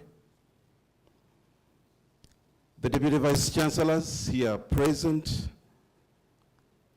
the Principal of the College of Agriculture and Environmental Sciences, our development partners, members of the academia, the farmers, the students, invited guests, ladies and gentlemen. Allow me to say once again, a good morning to all of you. It is quite an honor and privilege to welcome you all to Makerere University for the official launch of the Agriculture Policy Research Center, which we all now know in terms of abbreviation as APRC. You will agree with me that today marks a significant milestone in our efforts to support evidence-based policy processes in Uganda's agriculture sector. And as a host institution, we take immense pride in this very important achievement. Makerere University has been at the forefront of higher education, research, innovation, and outreach in Uganda and Africa for over a century now. Our commitment to academic excellence, research-driven solutions, and community engagement has contributed in numerous ways to national and regional development. Agriculture, being the backbone of Uganda's economy, has always been a key factor for our university, as seen in our current research agenda and other universities' policy documents. Through the College of Agriculture and Environmental Sciences, the School of Agricultural Sciences, and the Department of Agribusiness and Natural Resource Economics, Makerere University has played a pivotal role in training highly agricultural scientists, researchers, but also policy experts who have gone on to influence policy and practice at both national and international levels. And so, establishing this center at Makerere University further strengthens our mission of bridging academic research with policy making and practical implementation. I'm sure that you're all aware, but I'll still mention that agriculture remains the foundation of Uganda's economy, contributing significantly to our GDP, employment, food security, and trade. And so transforming Uganda's agricultural sector requires well-informed, evidence-backed policies that are practical, inclusive, and forward-looking. This gap, I am sure, and I know you also agree with me, that our APRC is geared towards addressing this particular shortfall. For many years, we have witnessed policy decisions made without significant reliance on empirical data, leading to inefficiencies in implementation, in resource allocation, and program effectiveness. Therefore, the launch of APRC is a timely and strategic response to this gap. By generating high-quality research. Number two, conducting policy analysis and engaging stakeholders in evidence-based decision-making. APRC, which is a center, will play a transformative role in guiding Uganda's agricultural policies towards sustainability, number two, reliance, and most importantly, competitiveness. So the center will complement existing efforts and will serve as a hub for cutting-edge policy research, drawing on the expertise of our renowned faculty who have been introduced, the researchers, our graduate students, and so many other stakeholders here present.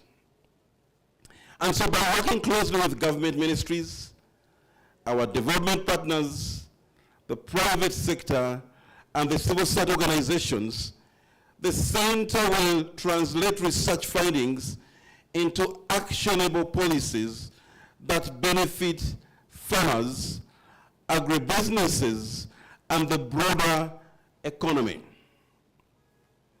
I specifically recommend the partnership with Apex platform of the Office of the President in this initiative.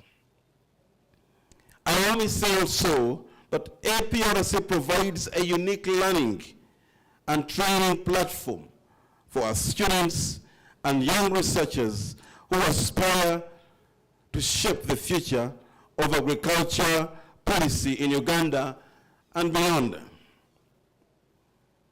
And so through internships, through mentorship programs, and policy dialogues, we will develop the next generation of agriculture policy research and development leaders. And so on behalf of Makerere University and the Apex platform, I want to extend my most profound appreciation to the government of Uganda for recognizing the importance of this center and providing the necessary support to ensure its establishment. Your commitment to evidence-based decision-making and agriculture transformation is very commendable. I want to, at this juncture, sincerely thank our development partners whose financial and technical support has made this initiative possible. Your contributions to research, capacity building, and policy formulation will undoubtedly leave a lasting impact on Uganda's agricultural sector. Ladies and gentlemen, in a special way, I take note of appreciations that go to the principal of the College of Agriculture and Environmental Sciences and the Department of Agribusiness and Natural Resource Economics for your dedication and leadership in guiding this initiative. Your efforts in conceptualizing and organizing the center reflect Makerere University's unwavering commitment to advancing agricultural knowledge and policy solutions at Makerere University in Uganda and definitely beyond. To our partners in academia, the private sector, the civil society organizations, and farmers, I urge you to actively collaborate with the Center in research, in policy advocacy, and capacity building efforts. The Center's success will be measured, of course, among other aspects, by the research it produces and how its findings shape policies, improve farmer livelihoods, and drive Uganda's economic transformation. So the launch of the center, that is APRC, is not just an event we're here to attend to today. It marks the beginning of a new era for agriculture policy research and evidence-based decision-making in Uganda. And therefore, as we move forward, Makerere University remains committed to supporting the center in fulfilling its mission of generating high-quality research, fostering policy dialogue, and driving meaningful change in Uganda's agriculture and food systems. As I conclude, I'm very much confident that APRC, which is a center, will become a leading institution for agriculture policy research, influencing national, regional, and global policy discussions. Therefore, let us all work together, strengthen our partnerships, and ensure that our research and policy efforts lead to tangible, sustainable solutions for Uganda's agricultural sector. Thank you all for listening to me as we build for the future, for God and my country. Allow me now to take on the second role which I was assigned. I hope that's correct. To invite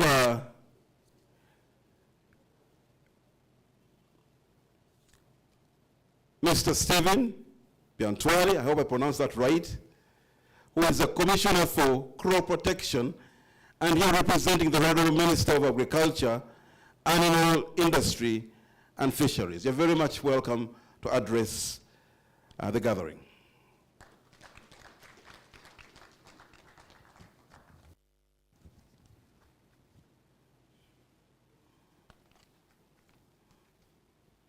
Welcome. Thank you, sir. You're welcome.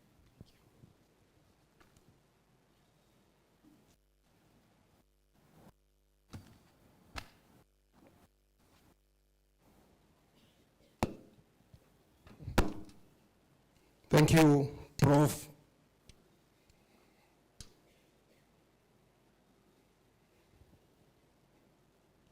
As introduced, I'm Stephen Tibejuka Biantwale.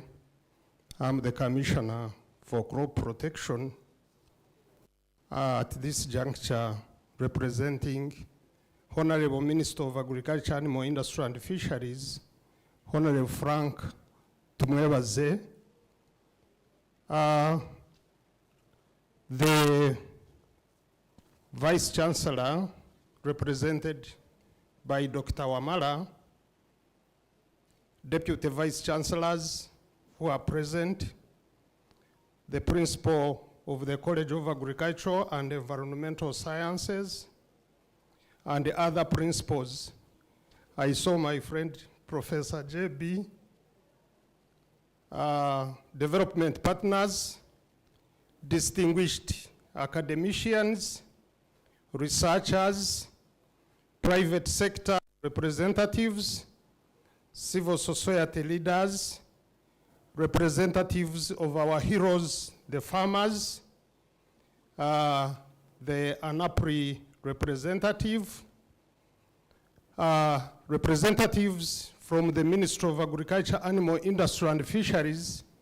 We didn't come alone. I think at this juncture, allow me, sir, colleagues from the Ministry of Agriculture, Animal Industry and Fisheries to stand up. Colleagues, where are you? I saw you enter. We are a big team. They might not have opportunity to introduce themselves one by one, but we are a big team ready to work with you.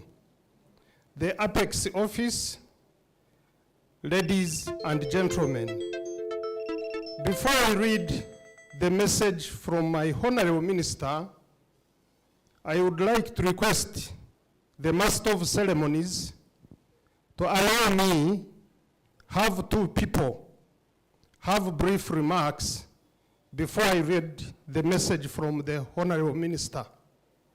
The first one is Dr. Anna Rose Ademun, the Commissioner for Animal Health, who has a message from the Honorable Minister of State, Animal Industry and Fisheries, Honorable Dr. Bright Rwamirama, who is unable to be with you.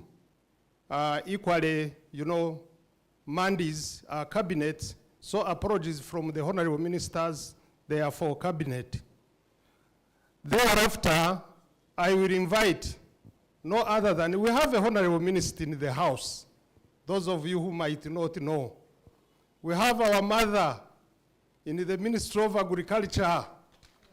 Some of us, she's the one we followed her footsteps, and we are what we are because of her mentoring and seeing what she delivered. So at this juncture, allow me invite Dr. Anna Rosa Demun, make a few remarks, 1-2 minutes. Thereafter, Honorable Victoria Sechitoleko, and I read the Honorable Minister's message. Bear with me. I thank you very much. Good morning, ladies and gentlemen. My name is Dr. Anna Rose Okurut Ademun. I'm the Commissioner in charge of Animal Health. And today, I have a brief message from the Honorable Bright Ramirama, who is the Minister of State in charge of animal industry. I greet you all again. I want to follow a little protocol which I put together. The Vice Chancellor, the Principal of the College, CAES, the staff of CAES, researchers, students of CAES, students of Makerere University, ladies and gentlemen. It's with the pleasure that I address the gallant gathering of accomplished educators, researchers, students of Makerere University. I bring you greetings from the ministers and staff of the Ministry of Agriculture, Animal Industry and Fisheries. Launching the Agriculture Policy Research Center to reinvigorate its activities is a point that we are dealing with today. For a nation to grow, its action necessarily need to be research-based. Even when a policy is developed and implemented, research on that policy should start immediately. That's when we can succeed. It should not be research beginning at the end. And if we do that, research on that policy or the implementation of that policy becomes actually a post-mortem. I have read the act that establishes tertiary institutions, for instance, and universities like this one.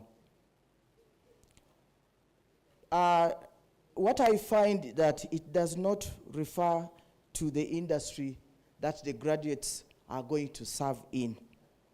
We have therefore had challenges that the universities open up courses, train students without due reference to the industry, and a lot of students or former students are out there frustrated because they cannot join in the industry. To me, the key thing to talk about is union and unity between the university and the institutions that uptake the products of the university. If we don't do that, then our products keep on getting frustrated. In fact, it's because probably they cannot write back to the universities, but the students are frustrated out of courses that are not admissible. There is no structure in public service that admits students of a certain nature or output of a certain course, and therefore the students get frustrated. In the act that establishes these institutions, it doesn't say necessarily that researchers or research activity should be informed by the industry. So my observation is that a lot of times policies are written, very nice policies, but they are not linked. And maybe even the people who are supposed to uptake them in the Ministry of Agriculture, for instance, are not even aware that a policy has come. And then the researchers will humbly tell us that I published in the APRC research journal, peer research journal of high quality. The paper is there, and it is very difficult for the ministers to keep running around to check all these journals in the Americas, where we have to read and say, actually, a Ugandan researcher has researched what I need to uptake. I have, let me read what I've said. I have read the act that establishes tertiary institutions and universities. It does not refer to the industry that graduates of this institute serve. This, I believe, is the core issue that needs to be addressed. We need to review the act that establishes and ensure that we have clauses which address and require that research is serving the nation, and not research which is very good and you put it in the journals. Tertiary institutions therefore need to produce relevant graduates to various industries that they will serve in. The keynote aspect, therefore, is to review the laws, rules, and regulations that govern tertiary institutions to ensure their relevance to specific industry and the nation at large. Reinvigorating APRC is excellent, but we need to address the fundamental reason why the activities die off and do not seem to be self-propelling. I say all this for God and my country. Thank you very much. Thank you, Dr. Demun, for that wonderful message. Allow me invite Honorable Victoria Sechtoreko to also make a few remarks. Then I read the message from the Honorable Minister. Honorable, you are welcome.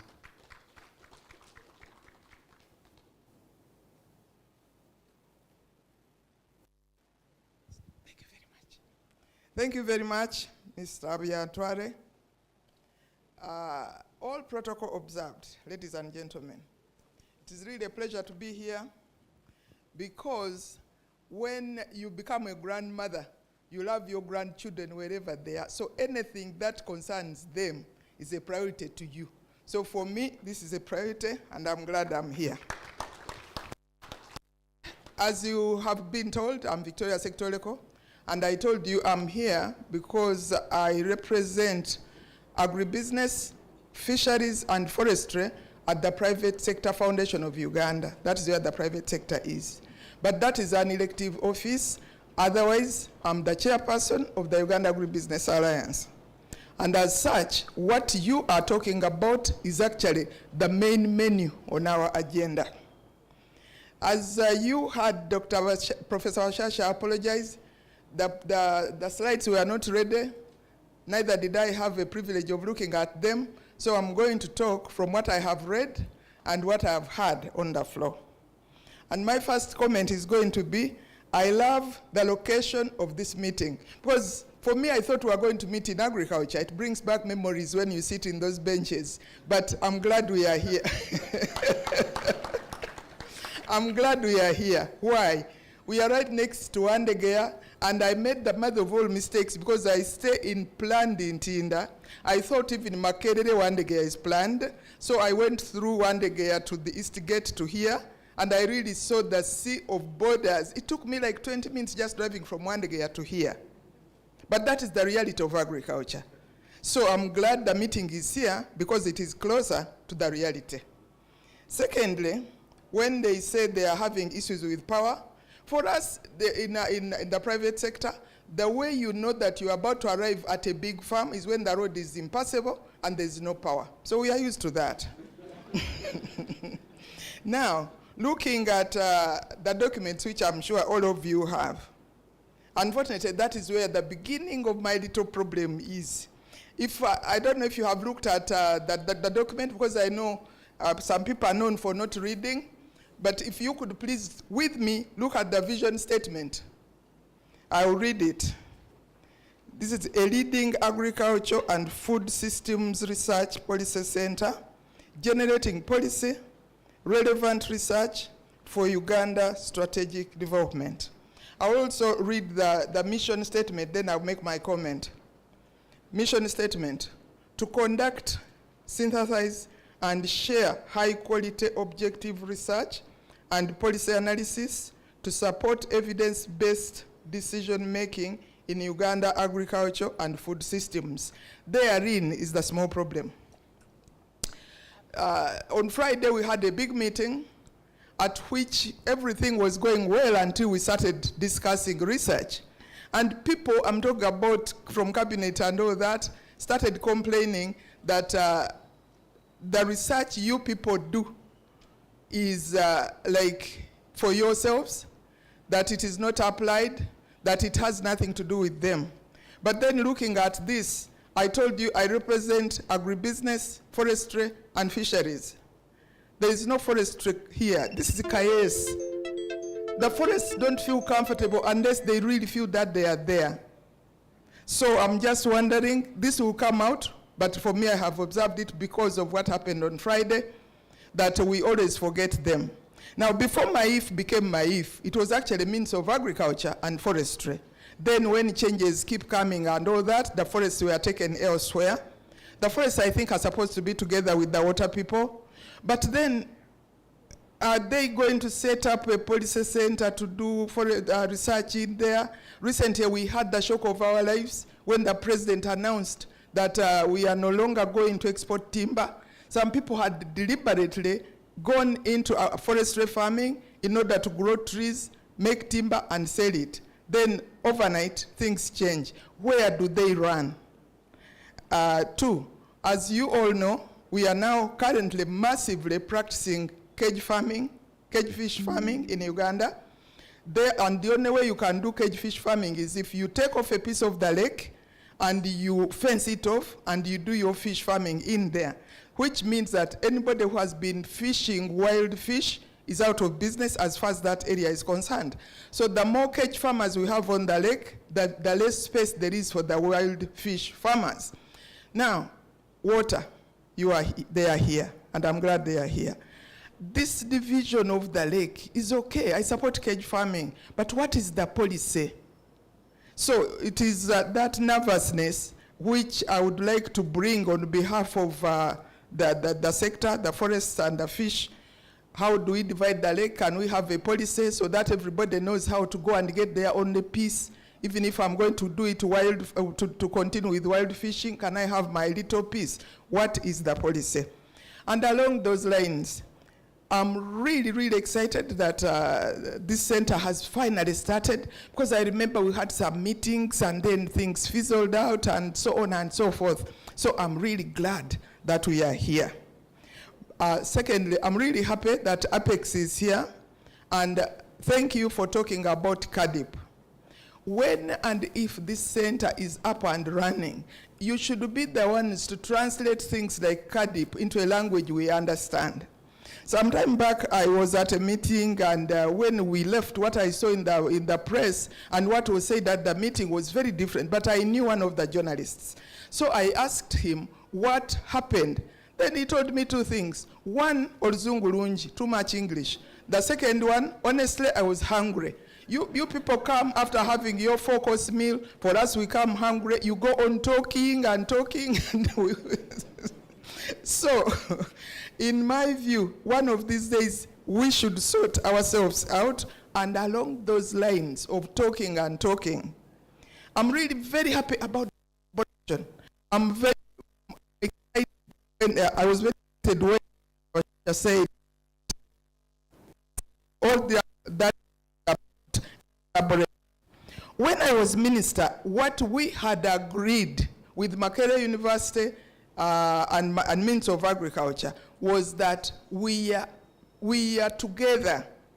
That is why when I decided to set up NARO outside MAIF, it had to be set up by Makerere University, and that is how Professor Mchivi ended up being the one who founded NARO.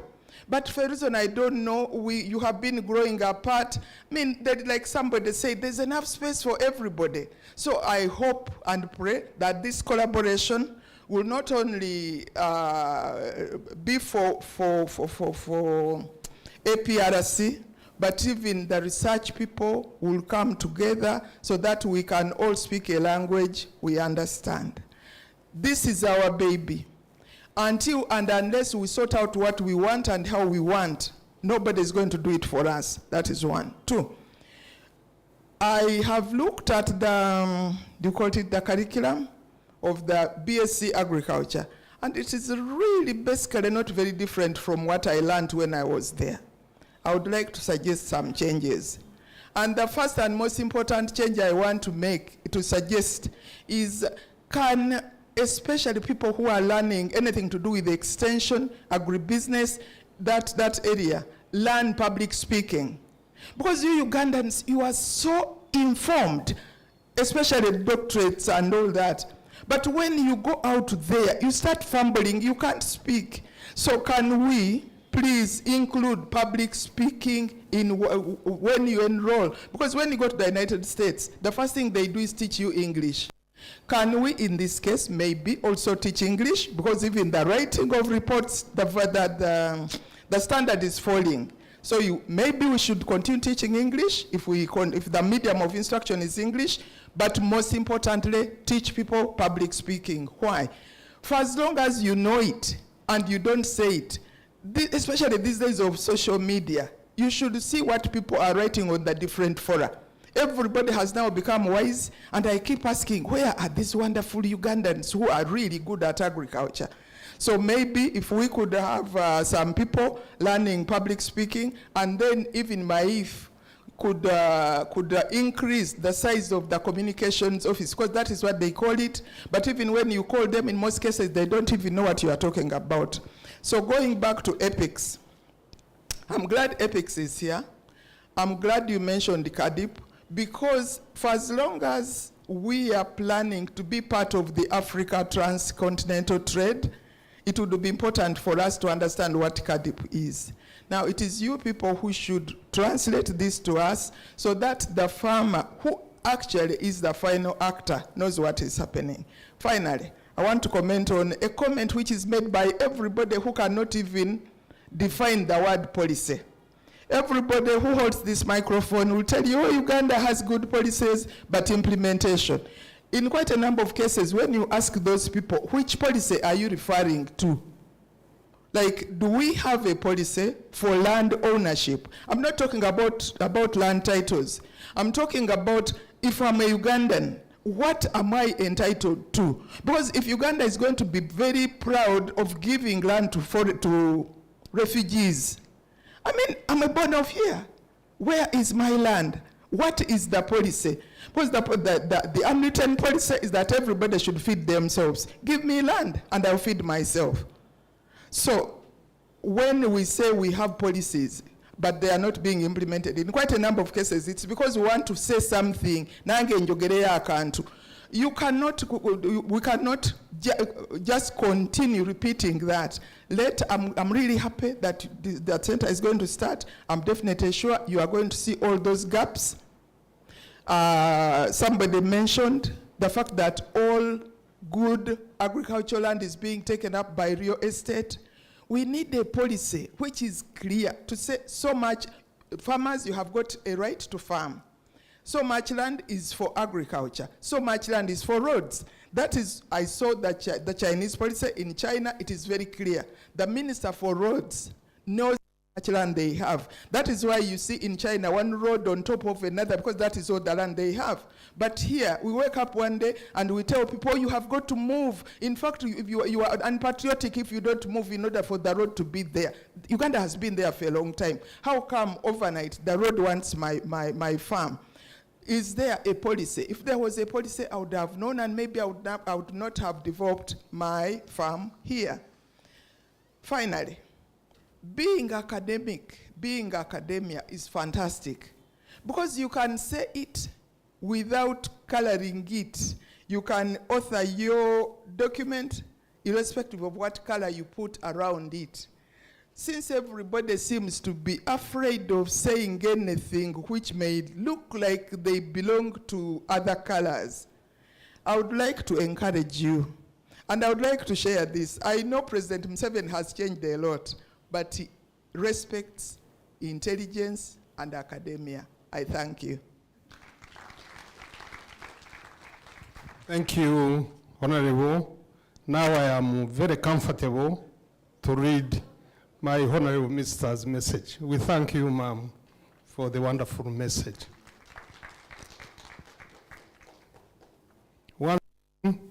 Good morning. It's an honor and a privilege to stand before you today as we celebrate a significant milestone in Uganda's agriculture development processes, the official launch of the Agricultural Policy Research Center, APRC, at Makerere University.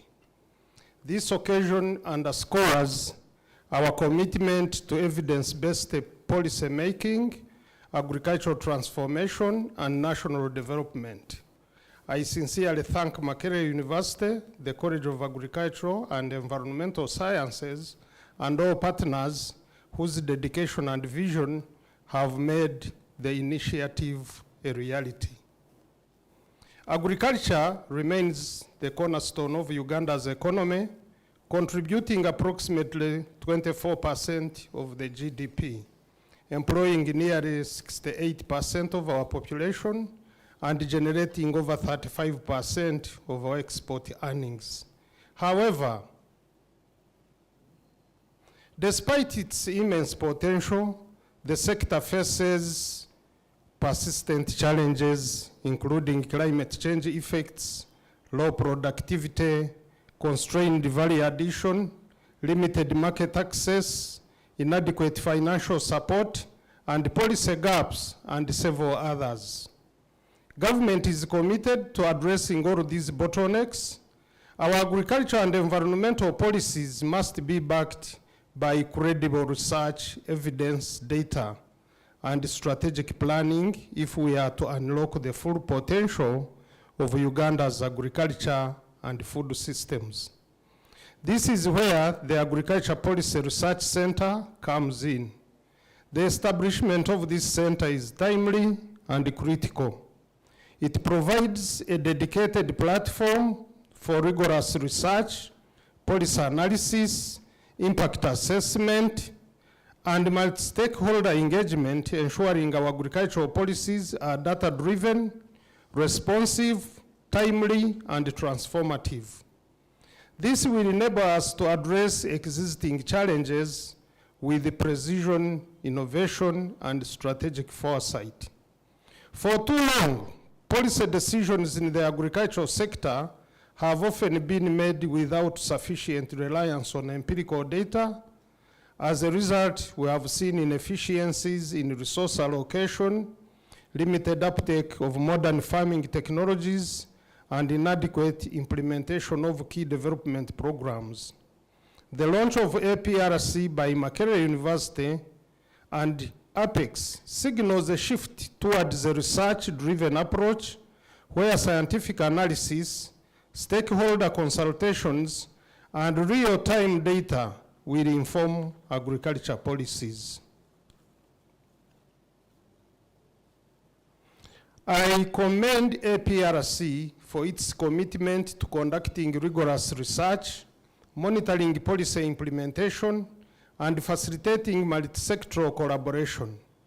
By strengthening the link between research, policy, and practice, APRC will provide timely, relevant, and actionable insights that will help the government and stakeholders develop effective, inclusive, and sustainable policies. Through the Ministry of Agriculture, Animal Industry, and Fisheries, the government of Uganda remains fully committed to agricultural transformation, food security, and rural development.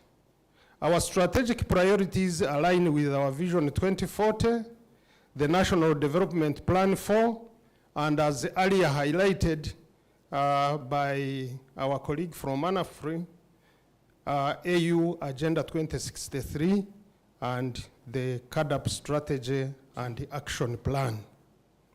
The Africa we want is the theme of the Agenda 2063. To achieve these goals, we must strengthen our institutional frameworks, enhance research capacity, and foster collaborations between government agencies, the private sector, academia, and development. I am pleased to note that the APRC will work closely with the MAIF, Uganda Bureau of Statistics, policymakers, researchers, development partners, and other key institutions to ensure that Uganda's agricultural policies are well designed, effectively implemented, and continuously monitored for impact. This will significantly improve service delivery, promote agriculture innovations, and enhance value chain competitiveness. The launch of APRC is not just an achievement, it is a call to action. I urge all stakeholders, research institutions, private sector players, development partners, farmer organizations, and civil society actors to actively engage with the APRC in a knowledge sharing, policy dialogue, and capacity building initiatives. We must work together to ensure that evidence-based policies lead to tangible, measurable improvements in the lives of farmers, agribusinesses, and the broader economy. I extend my heartfelt appreciation to our development partners for your unwavering support in funding research and policy development in Uganda's agricultural sector. Your contributions remain vital in strengthening institutions, enhancing agricultural resilience, and advancing food security. We encourage you to partner with the APRC to drive innovation, sustainability, and impactful policy reforms. To our researchers and academicians, I challenge you to leverage APRC as a platform for cutting-edge research, policy analysis, and thought-out leadership. Uganda's agricultural sector needs bold, innovative, and well-researched solutions, and your expertise will be crucial in shaping the policies that will define the future of agriculture in our country. Today, as we officially launch the Agricultural Policy Research Center, we begin a new era where data, research, and collaboration guide our policy decisions. I am confident that APRC will transform Uganda's agricultural policies, enhance food security, and strengthen rural economies. Let us seize this opportunity to work together, invest in knowledge, and build a resilient, competitive, and inclusive agricultural sector. With evidence-based policy solutions, strong partnerships, and unwavering commitment, we will ensure that Uganda's agricultural sector thrives and contributes to national development and secures a prosperous future for all Ugandans. It is now on behalf of the Honorable Minister of Agriculture, Animal Industry and Fisheries, Honorable Frank Kajiji Tumwebaze, have the privilege to officially launch, as we are going to do, the Agricultural Policy Research Center here at Makerere University. I thank you very much, and may we continue working together to advance agriculture in Uganda for God and my country. Thank you.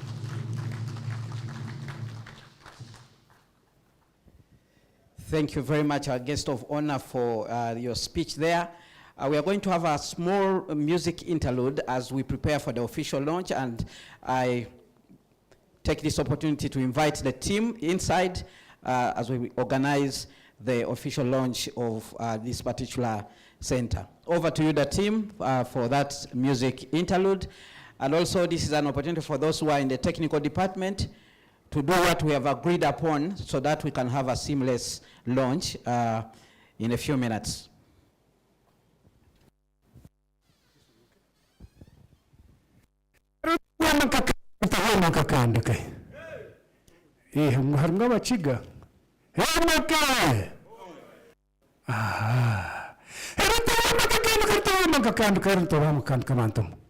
Heretawa mangkakando kanta mazinga na shashanga umuti renka kero munti gana buka na bando misgeze ultiga trato This is the language of farmers. Do we have any farmers here?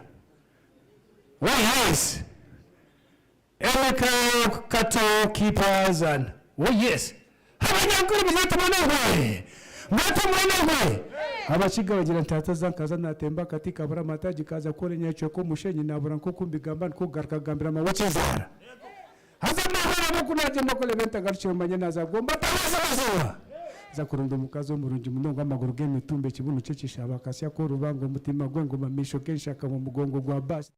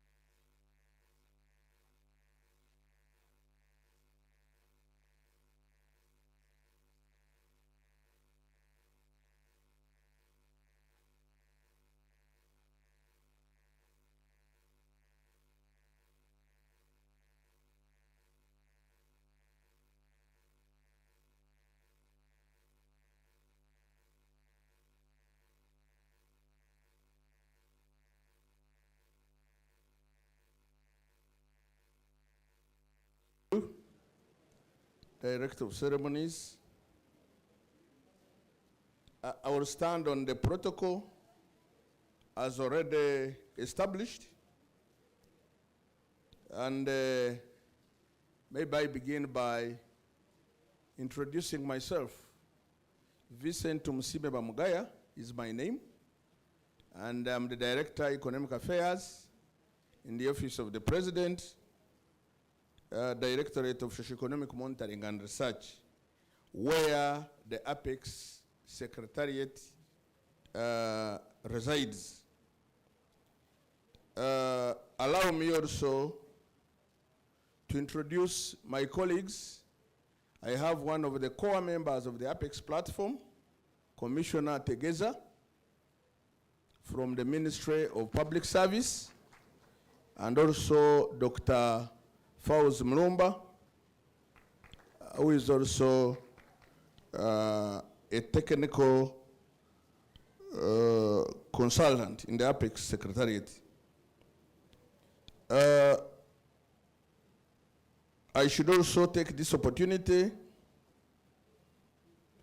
to congratulate Makerere University and specifically the College of Agriculture and Environment Science for the launch of this think tank.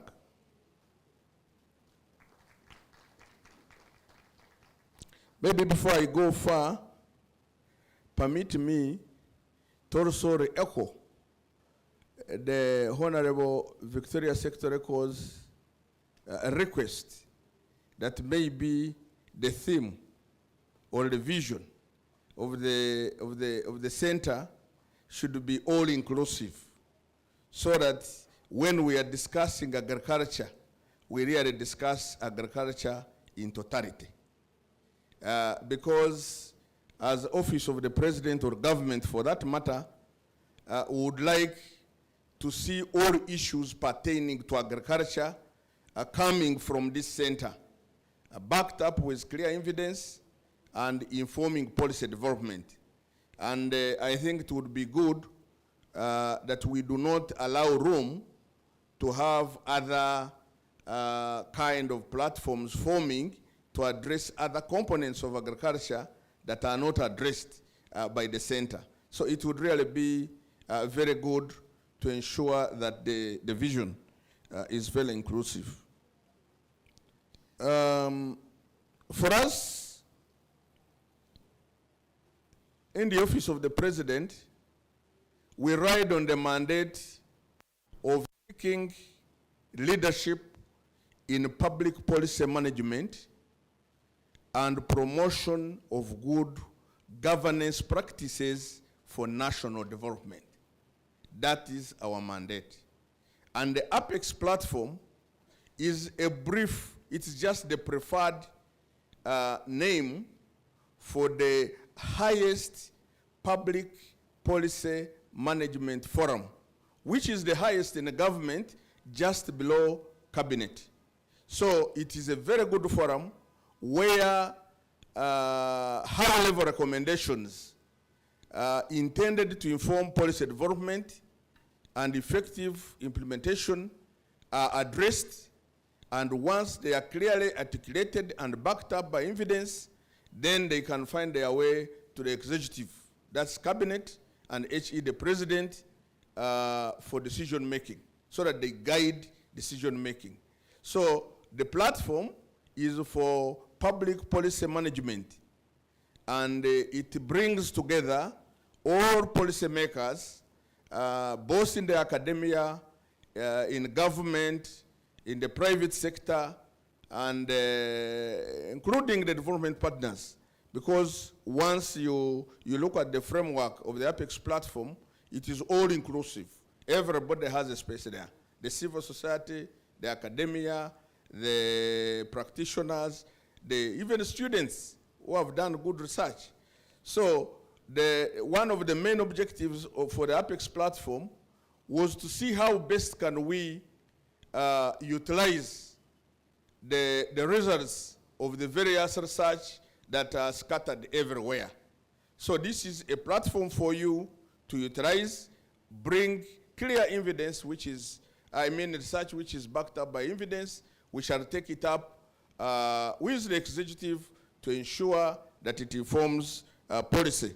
Initially, we used to suffer a problem whereby people would sit in their offices, formulate policies, and then you find that those policies are implemented, and but without assessing the impact of what those policies are intended to achieve. But we are happy to associate with a center like this one, and indeed, we are not only in Makerere looking at this center, but we're also looking at the APRC. We have done some studies with them in the past, and also ACRS, to see that research that is backed up by evidence and can actually contribute to policy development and implementation is effectively utilized to inform the policy-making process and also effective implementation. So we really feel very happy to be associated with the center, and we are looking forward. One of the speakers here talked about Uganda being a young nation. The population, I think, in the African continent is the second to Niger, having the youngest generation. And he also said that the land does not grow in size. So the population is actually exploding and land is static. Actually, we even compelled to convert the one that we had used we had encroached on the environment to turn it now back into back into forestry. So that means the land is also becoming small. So we need to really sit together and start a dialogue and serious discussion of how best the little land that we have, because there's a report I read on the land balance sheet that by 2040, actually Uganda will not be having land for commercial agriculture because of the population pressure. And I think this is the time we need to start utilizing platforms like this one to start thinking of how best we can start promoting smart agriculture and how best to plan for our youth to also get involved in this kind of smart agriculture, and also to plan maybe in the urban and the rural to do some kind of urban planning, effective urban planning that will complement agriculture development. So on our part, as the Office of the President and APEX Platform Secretariat for that matter, we are very ready to work with the center, and we shall ensure that the center's results are delivered to the right places so that they're effectively utilized. We are on the demand side, but we appreciate the center working with the line Ministry of Agriculture and the private sector, the farmers themselves, to supply that kind of information so that it is synchronized, and then we get good information which is backed up by evidence intended to improve our policy development so that we get it to where it is supposed to go. Gone are the days when very good papers would be written, they either end up in the journals or they end up in some databases somewhere. This time we want to utilize everything that comes out and that can actually add value to policy development and policy implementation. That's what we stand for in the APEX, and that's what we are looking for, and we are ready to work with everybody out there, even if you're a student and you believe you have done a very good research, which can actually change policy. We welcome you to share with you, you share with us that kind of study, and then we see how best we can take it to where it's supposed to be so that it can contribute to policy development and also effective implementation. So on behalf of the Office of the President and the Apex Secretariat, I'm happy to be here and also to be associated with the center, and we can assure you of our cooperation in this struggle or in this development of utilizing research-based findings to transform our agriculture sector.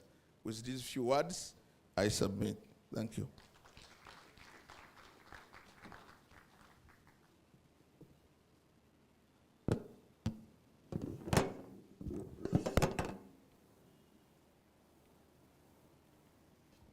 Thank you very much.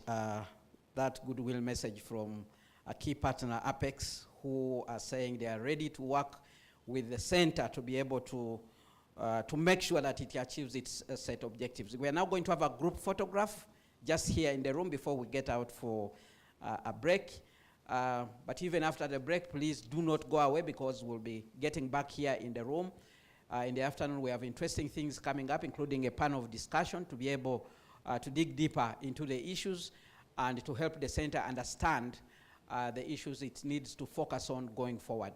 So right now, let me invite you all to come forward. Others will stand up, others in front there, and then we have that group photo before we break out for some refreshments.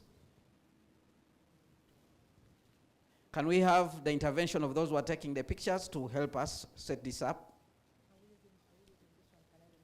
We remove the projector. We can remove it.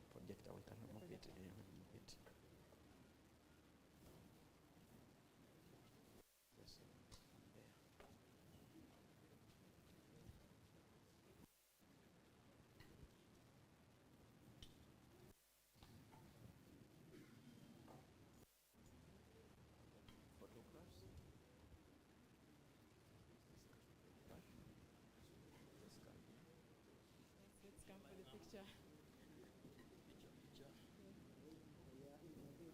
Okay. Members.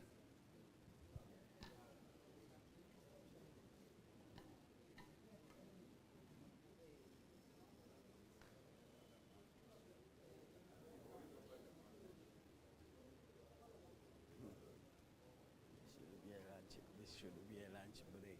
A breakfast.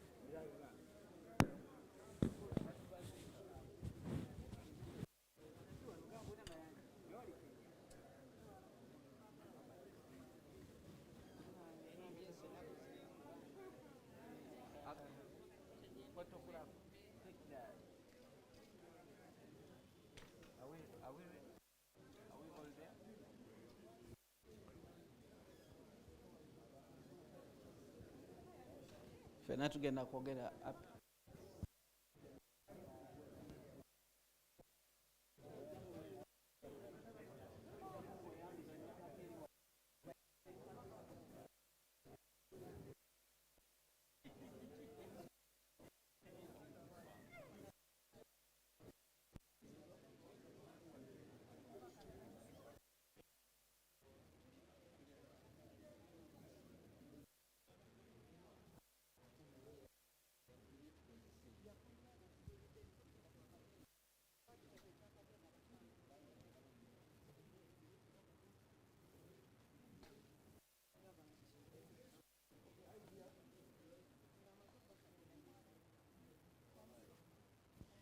We can all say APRC.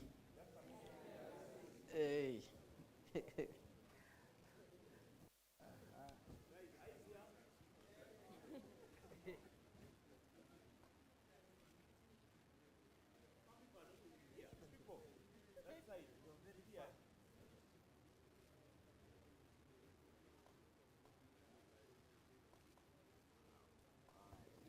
Thank you so much.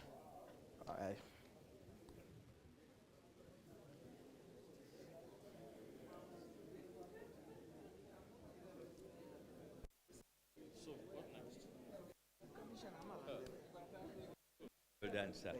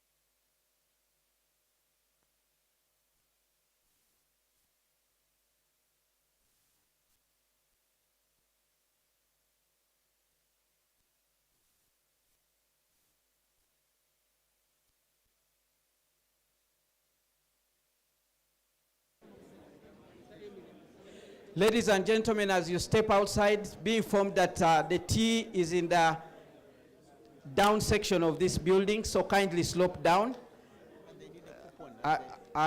You need a coupon. The coupons are being issued at the entrance there. So please pick the coupon and then do the refreshment so that we can get back here on time to continue with the other activities.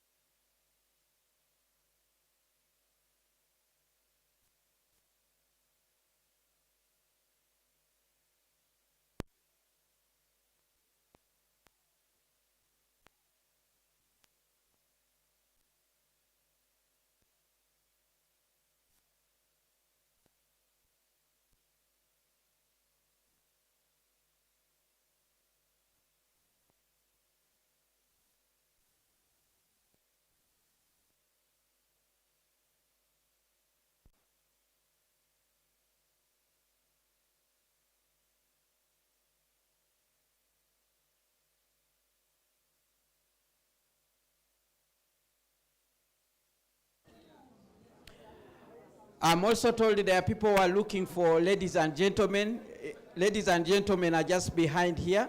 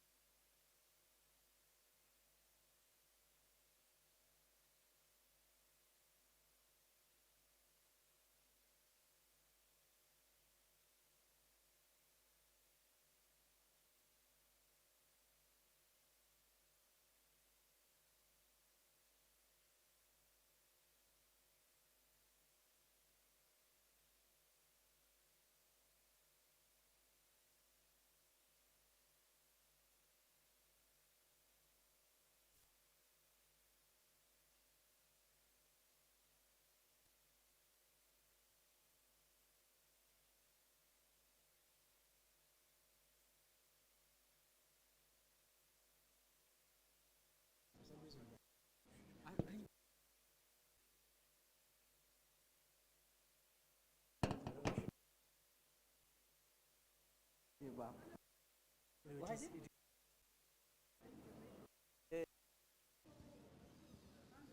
Yes. Igenda kuba nyimpi nnyo. nnyo ebeere kuba ne Vincent tagenda kukibeerako. Agenze. Vincent here. Hello? Ladies and gentlemen who are still out there, if you can kindly walk back into the room and we commence the afternoon program. We are running out of time. I don't think I can.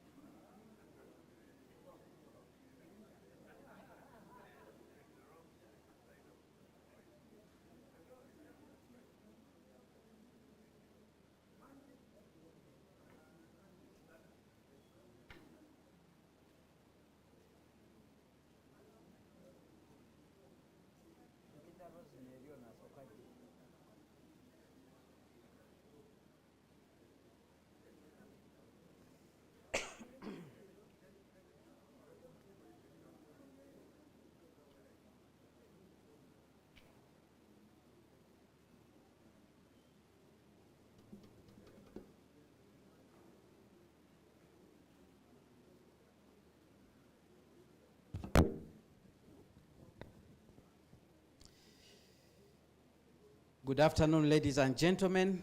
Welcome back from that health break. You know, having taken in something, your body may be now interested in sending out something. So please, if you are in that kind of situation and you want to ease yourself, the ladies and gentlemen are just behind here. You walk through this side. Should be able to find a specific place where you can go in order to ease yourself. As we continue with this very important event, having finished the launch of the center, we need now to move to another segment where we are going to have an in-depth discussion about the issues that this center will be doing, and also trying to understand the role that institutions like Makerere should play in research and transformation of the agriculture sector, but also, generally speaking, about the generation of knowledge, which is very critical in every society that seeks to be transformed to a better society. We'll be having a panel. We're just still waiting for some of them to actually return from the health break so that we begin this particular discussion, and also waiting for the other officials from the center to actually join us so that we can together own the next phase of this meeting, which will include a panel of discussion, but also getting feedback and takeaways from you members of the public seated here during this very important occasion. It seems I might just have to go out and drag everybody back inside here, because it seems people are now more interested in discussing other matters outside this particular room. They are over networking, and yet there is that space provided for shortly after we have finished the activities inside the room here. But very quickly, as we wait for the other members just to come in, let's just do a quick recap. The head coordinator of the center, just briefly, as we wait for the other people just to come in. If there is any particular thing that you didn't say, please, this is the opportunity for you to jump in. No, there's nothing in particular really that I should say. Otherwise, we are just apologize that we are running late, but we have power back. Actually, I wanted to ask Dr. Azar, where is the board? The signature, the launch board? Here. Yes, we have some people who were at some point in time request that you come and give us some solidarity messages, because we have a very long list here and I can see the messages are not all there. So even if we don't mention you, but you feel like you have a message for us, you can come and jot it down.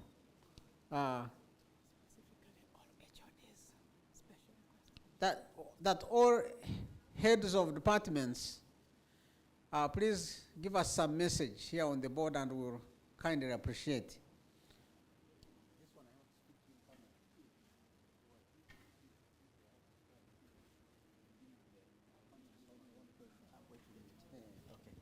And we will. We also have people who actually we think they had missed out on signing onto the board. Includes representative from Chambogo. If you are here, kindly, if you can step forward and sign on to the board. We also have a number of other people. Let me just look at the list. Those that missed out and we really feel they are very important. They can come here and step forward and sign. Includes all the heads of departments. At KAES, we have representative from Chambogo, representative from Africa Rise Center. You can also step forward and put your signature and include your solidarity message on the board.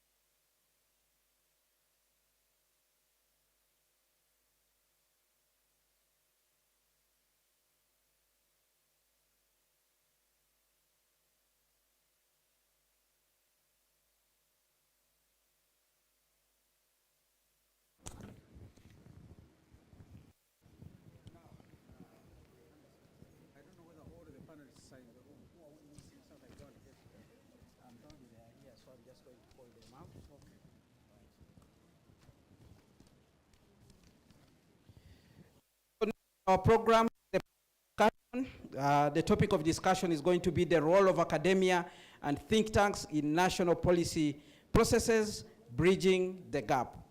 I am going to be the one moderating that panel. So I'm going to invite the panelists to actually step forward so that we can begin this process. Let me introduce Mr. Martin Fowler. He's representing civil society. He's an expert in identification, formulation, and monitoring of agricultural development projects and the policies for national governments and development partners. Mr. Fowler, if you are in the room, please step forward. He contributed greatly to significant initiatives, including presenting USAID's priorities for gender and nutrition in Uganda. He also authored research on agro-industrialization in our country, providing comprehensive reviews and assessments of the sector's current status and future prospects. Mr. Fowler, if you can kindly step forward and take your seat here on the panel. Also on the panel is Dr. Anthony Chapato, who is representing the African Network of Agricultural Policy Research Institutes. And he's a distinguished agricultural economist with extensive experience in research, policy analysis, and his career includes significant academic and research roles, such as serving as the assistant and associate professor in the Department of Agriculture, Food, and Resource Economics at Michigan State University. Our third panelist, Dr. Sharon Mbabazi Tusime, Program Officer at Agra Uganda. Previously, she worked with Makerere University Regional Center for Crop Improvement as a seed system specialist and acting deputy director. In this role, she has been responsible for developing and managing systems for cowpea and sorghum breeding programs in our country. She's a dedicated knowledge creation and dissemination expert, and this can be seen through scholarly work. Our next guest, our next panelist is Dr. Henry Nakalet Opolot, who is representing the Ministry of Agriculture, Animal Industry and Fisheries. He's a commissioner of Agriculture Extension and Skills Management at the ministry with over 2 decades of experience in that particular field. He's a seasoned expert dedicated to bridging the gap between research and practical application. We also have Professor Pamela Mbabazi, who is a professor of development studies and currently executive of the National Planning Authority of the government of Uganda. Previously, she served as the head of research for the GSAID supported Africa Peace and Security Program at the Institute of Peace and Security Studies located at the Addis Ababa University. And before that, she was the Dean of Development Studies at Mbarara University. And then we also have Mr. Joseph, we also have Joseph Tejeza, who is a Commissioner, Policy and Planning, Minister of Public Service, and a member of the Apex Steering Committee, if you can also step. I've been told that Dr. Robert Ngobi, Manager Policy Research at the National Planning Authority, is representing the Executive Director, Professor Pamela Mbabazi, on this panel. And like already said, our topic of discussion is the role that think tanks can play in the area of research.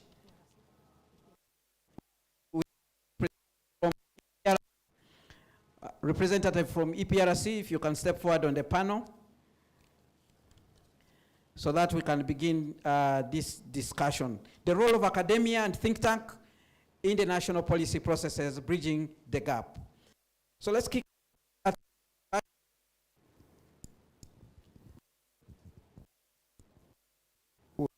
use of this particular microphone and move it around because the ones on the table are not working.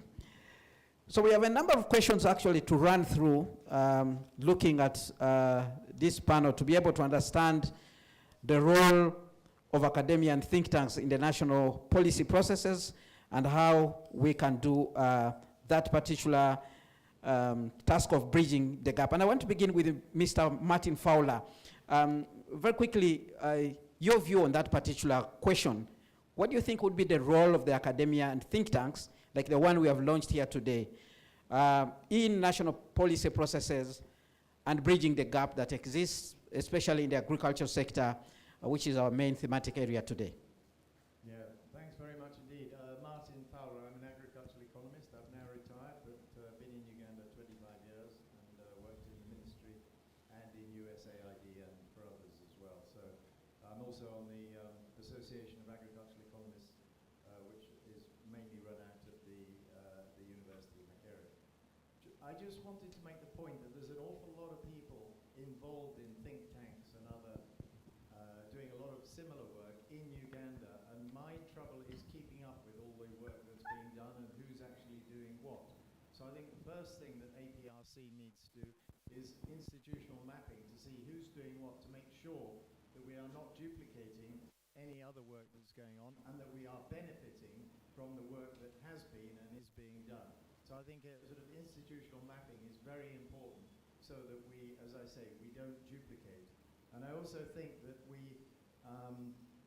must also realize that there's a lot going on at the regional level too. And I'm quite often surprised to find a paper highly relevant to what's going on here in the agriculture and other sectors in Uganda, and yet it's being done by a regional or even an Africa-wide body about which many of us know nothing. And so I think we need to get ourselves much better prepared in setting up the APRC to find out what our particular role is, to find out what's being done, to show exactly where we're going to go. Thank you. If you can help us to identify the gaps that exist, that you think this particular center that has been launched today should be able to focus on and, sort of cover so that, like you said, we don't want to see duplication. So what advice would you give? Yeah, thanks. I mean, I think a lot of relevant policy work has been done. One of the biggest issues, and even Professor Bashasha mentioned it at the beginning and mentioned my name, is the lack of data on the sector. We have very little data on the agricultural sector. Just to give you an example, Gabriel Elepu, who probably is sitting in this room at the moment, he was certainly here earlier, did a fascinating study on the maize sector in Uganda probably 15 years ago. And he looked at data on the maize sector coming out of the private sector and from government planners for each year showing annual production. Maize is an important crop, not as important as it is in Zambia, but nevertheless very important to Uganda and for regional food security. Those figures were out each year by a factor of 40%, depending on whether it was the private sector or government. That is a huge difference, and it wasn't always the private sector was more optimistic or pessimistic. So I think It just varied. So how do you actually plan? What policy advice can you give to decision makers if your database is so poor? You really are struggling to do it. The only sectors in which we have good data are for our export crops, and coffee is one of those in particular, where we have good data and there's good policy advice going out to decision makers, particularly at the moment, almost every week, on how the coffee sector might better be, the policies might be better aligned with the reality. So that's real evidence-based planning. That's because we have the data for the coffee sector. So I would put an emphasis on the gaps in the data and how we might go about improving those. All right, thank you so much, Mr. Fowler. And now, if you can move the microphone to Dr. Anthony Chapoto.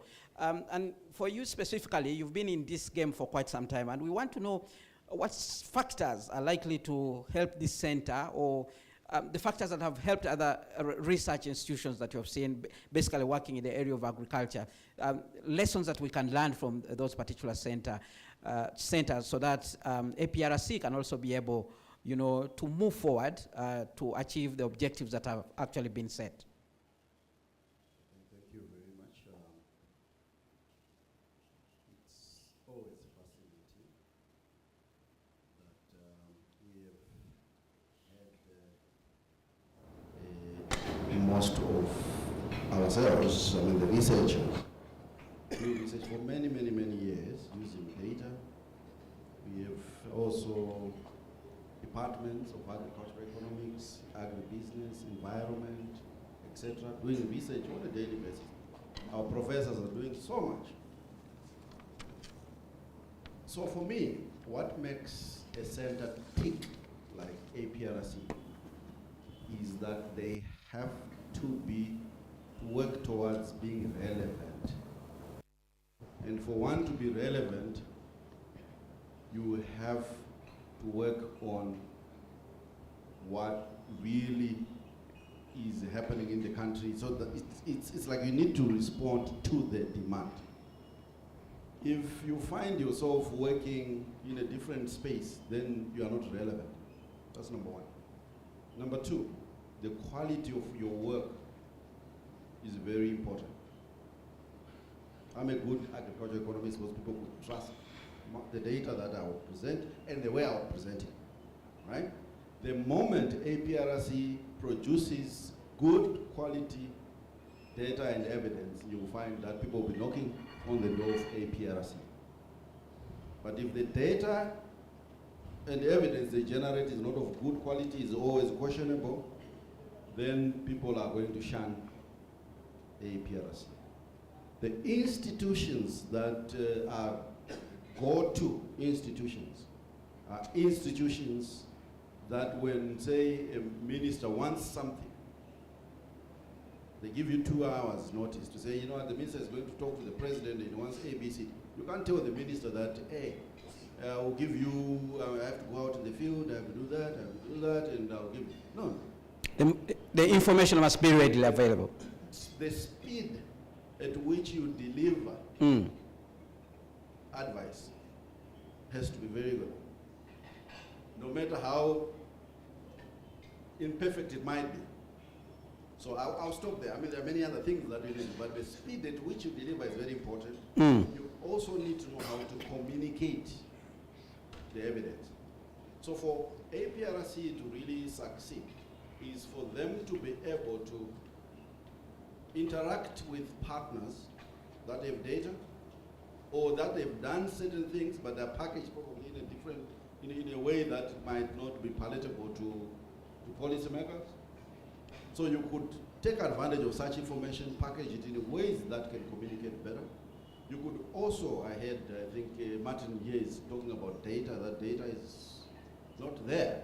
It's there. I mean, we do surveys every year. I mean, I'm sure the country is doing a lot of surveys currently, but some of the data is not of good quality. It's maybe focusing on areas where people are not focusing on, or that data is not accessible. So one thing that I've seen centers that succeed are centers that will work with the statistical agencies of the country. Here it's called UBOS, is that right? Yes? UBOS. It's very important that APRC works with UBOs. Assist them to collect good data. I mean, be with them in the field.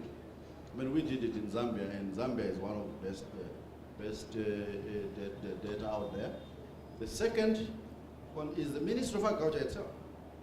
We need to find ourselves within the ministry. We should not produce evidence that they will say, you people, you are against us, or you just like criticizing us. You need to be part of the game. That's very important. I think I can talk forever, but I think those are things that are very important.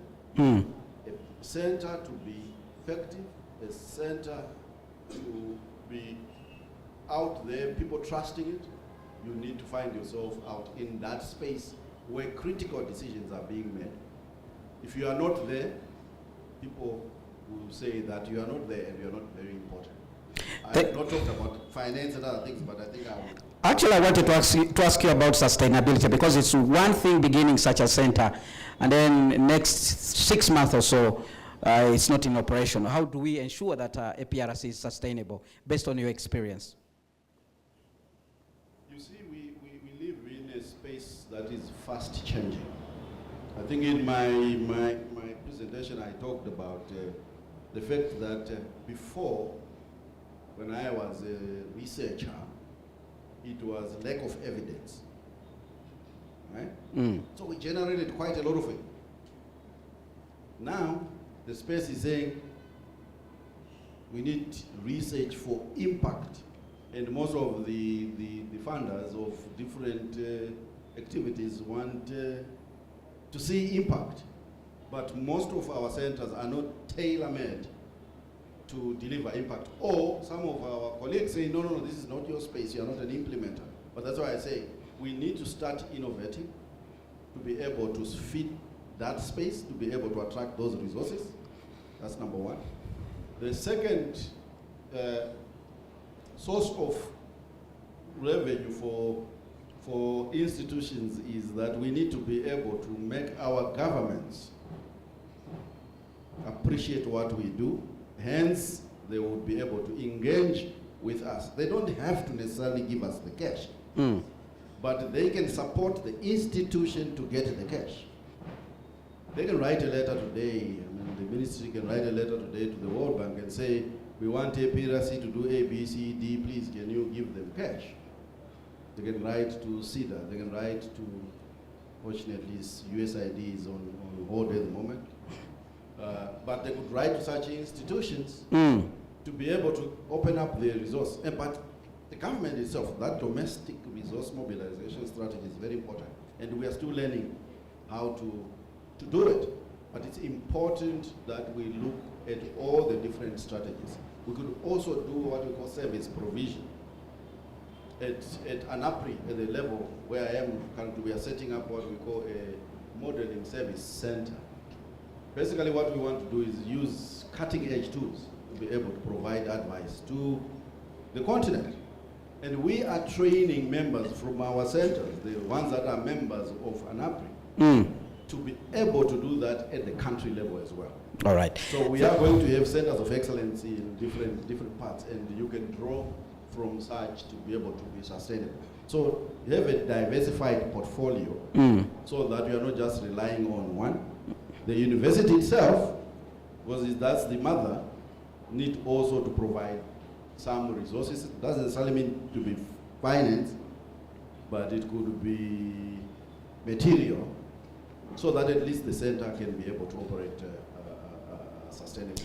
All right, thank you very much, Dr. Anthony. As you talk about, you said closing down, there are still other partners, development partners out there who are just actually willing to support. And the world being a global village, there's always a hand out there to support. And that brings in Dr. Sharon from AGRA. What do you think would be the role of development partners in helping centers like APRC to actually live to the expectation of the founders, but also the members of the public? How can we help them to actually be sustainable using the hand of the donor and the development partners? Thank you very much, Master of Ceremonies. I'm very happy to be here, and again, congratulations to Makerere University and APEX for this launch. I'll go straight to the point, and I'll refer to what Prof. Bashasha mentioned, that research is expensive. So while we talk about data, it's expensive to actually get that data through research. And of course, we've also mentioned sustainability. Without funding, it's difficult to sustain research. And so AGRA is part of the Government Partners Group. And really, one of the ways that we can contribute is through funding and resource mobilization. Again, what we want is that researchers are able to get access to these funds to undertake comprehensive studies that are actually need-based. As AGRA, we do have one of our pillars called policy and state capability. And so APRC, when it comes to objectives, I mean, it fits into that thematic area that we work with. And also AGRA, so we do work in 15 countries across Africa. AGRA is an African institution trying to solve African problems. And so we don't implement on the ground, but we work through partners, both private and public sector. And so we work through providing grants and consultancies to several institutions. And so APRC would not be any different for us. The other thing is that as government partners, we can contribute in terms of capacity building and technical assistance, so such that our researchers, policy analysts are trained. We can facilitate training programs, mentorship programs. Again, we can work as a platform that convenes different stakeholders to be able to achieve the goals of APRC. Last but not least, as government partners, we think our contribution can be really in M&E for the policies. So basically, how can we assist in evaluating the impact of these policies? We can do this in several ways. One would be to provide expertise, and also to probably provide funding for independent evaluators. Again, this could help to figure out what's working, what's not working, and how can we adjust our programs. Thank you very much. Thank you indeed for your contribution there. Let's move on. I want to hear from the National Planning Authority, because this discussion we are having here must be able to, find its way in the national planning agenda of this country. And what to know from the National Planning Authority, how can the information that is gathered by centers like APRC find their way in your offices where you plan from, but also make sense in terms of the planning for this country? Thank you, moderator. I'm not talking for National Planning Authority. There's a representative from National Planning Authority. Thank you very much. My name is Dr. Robert Ibori. I'm a manager for policy research. At National Planning Authority, we have a division for policy research. And we take time to distinguish between scholarly research and policy research. But probably before I answer your question, let me try to put think tanks in the context. We are talking about think tanks. How did they come in place and what is their purpose? A few of you must be historians. After the Second World War, the US was preoccupied with building Europe, rebuilding Europe, and the rest of the world. They thought that was a big task for them, so they hired the Rank Corporation to advise them on how they would rebuild Europe and beyond Europe after the Second World War. But also in the 90s, when the Soviet Union, I don't want to say collapsed, but disintegrated, they were transiting from communism to popular democracy and market-led economies. It was felt that it was necessary to guide them during that transition.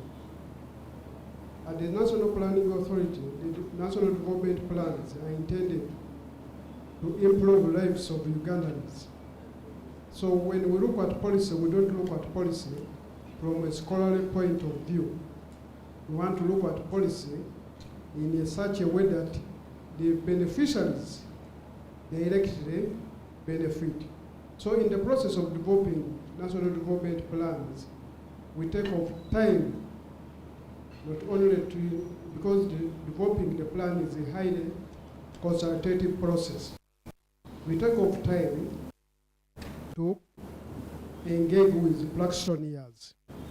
Because if you sit back in your office or your institution and you think, since you're a good researcher, that alone makes you a policy person, that is likely to be dangerous. So there's a need to blend theory and practice. So as the APRC, the center, you might have people who are good in research, purely scholarly research, but if they are not practitioners in policy, they may come with gaps. So there is a need to interact with practitioners in the area. Forget about whether they hold diplomas or have first degrees, but if they've been in the practice for 20 years, probably they know what makes policies succeed and what makes policies fail. So if you have a target group, when do they buy in? As a think tank, when do you start engaging the stakeholder? Because as a think tank, you must improve the quality of debate, and you must talk from a point of information. Don't come at the tail end and do like many think tanks will do impact evaluation. You are assessing when something has happened. You have to work closely with practitioners, work closely with the government institutions, and make sure that you walk the journey together. Also, I want just to give you a rider on the issues of how you can be felt as the APRC. Think tanks are generally have funders. And if you have a funder, you see, you must run away from the tendency to think that the public is ignorant. If you have a funder, the public knows the thinking of the fund on a number of issues. If you are talking about populations, whether you want more people or less people, the public knows how the thinking of the funders. If it's education, they know who thinks what about the sector. So if the public start seeing bias in your research or your suggestions and a bias towards your funder, that's linking to issues of sustainability. That can be a problem for a new policy research center like APRC. But also, apart from independence, whether you can stand on your feet, because the funder is not going to come to fund you and he has no agenda that is disinterested in his funding and is giving out money for the sake of it. Even in your life, people struggle to find out if the children they have are their own. If they are going to invest in the children, they must be sure that the children in which they invest in are their own. So we cannot assume that a funder will be disinterested in funding you. But the extent between which you balance the thinking of the funder and the reality on the ground is very crucial. All right, thank you so much. Can you kindly hand over the microphone to Joseph? Joseph is from the Ministry of Public Service. We want to hear from you, Joseph, as somebody who is representing APEX. How is research evidence currently being utilized to form public policy, and do you think there can be a way public public-private partnerships can enhance the use of such information for purposes of policy making? Thank you very much, moderator. Like I said, my name is Joseph Edeza, Commissioner of Police and Planning, also member of the APEC Steering Committee. Research is being done by different players in different spaces. And one thing that has come out vividly is that persons who are doing research, when I say the persons, I mean the bigger portion of persons who are doing research, they are looking at their specialties, they are looking at their experiences, they are looking at their know-how and where they have been trained. And they therefore carry out that research and do it so well. So you can imagine great research is done so well. But at the end of the day, there is a citizen who needs consumption or utilization of the research findings to solve problems. And the person or the citizen to have the problem solved requires a wholesome picture or a wholesome realization of a result. But what we are realizing is that that research, which is seemingly done in the cell, at the end of the day is good, but is not addressing the overall result. And I'll give an example. You who are in the agriculture space know very well that recently we had the food system summit where Uganda participated, in fact, about 4 years ago. And along the value chain, there was production, there was transportation, there was storage, there was consumption of the products. Now, when you look at each of these, you realize that they even belong to different ministries. Agriculture production, by and large, is under Ministry of Agriculture. Transportation, Ministry of Work. Storage, under Ministry of Trade. And consumption, probably the nutrition and so on, under Ministry of Health. Now, for each of those to do their researches with the policy must be coordinated. Now, the issue of coordination becomes a challenge in making the research useful. It's what we're finding out.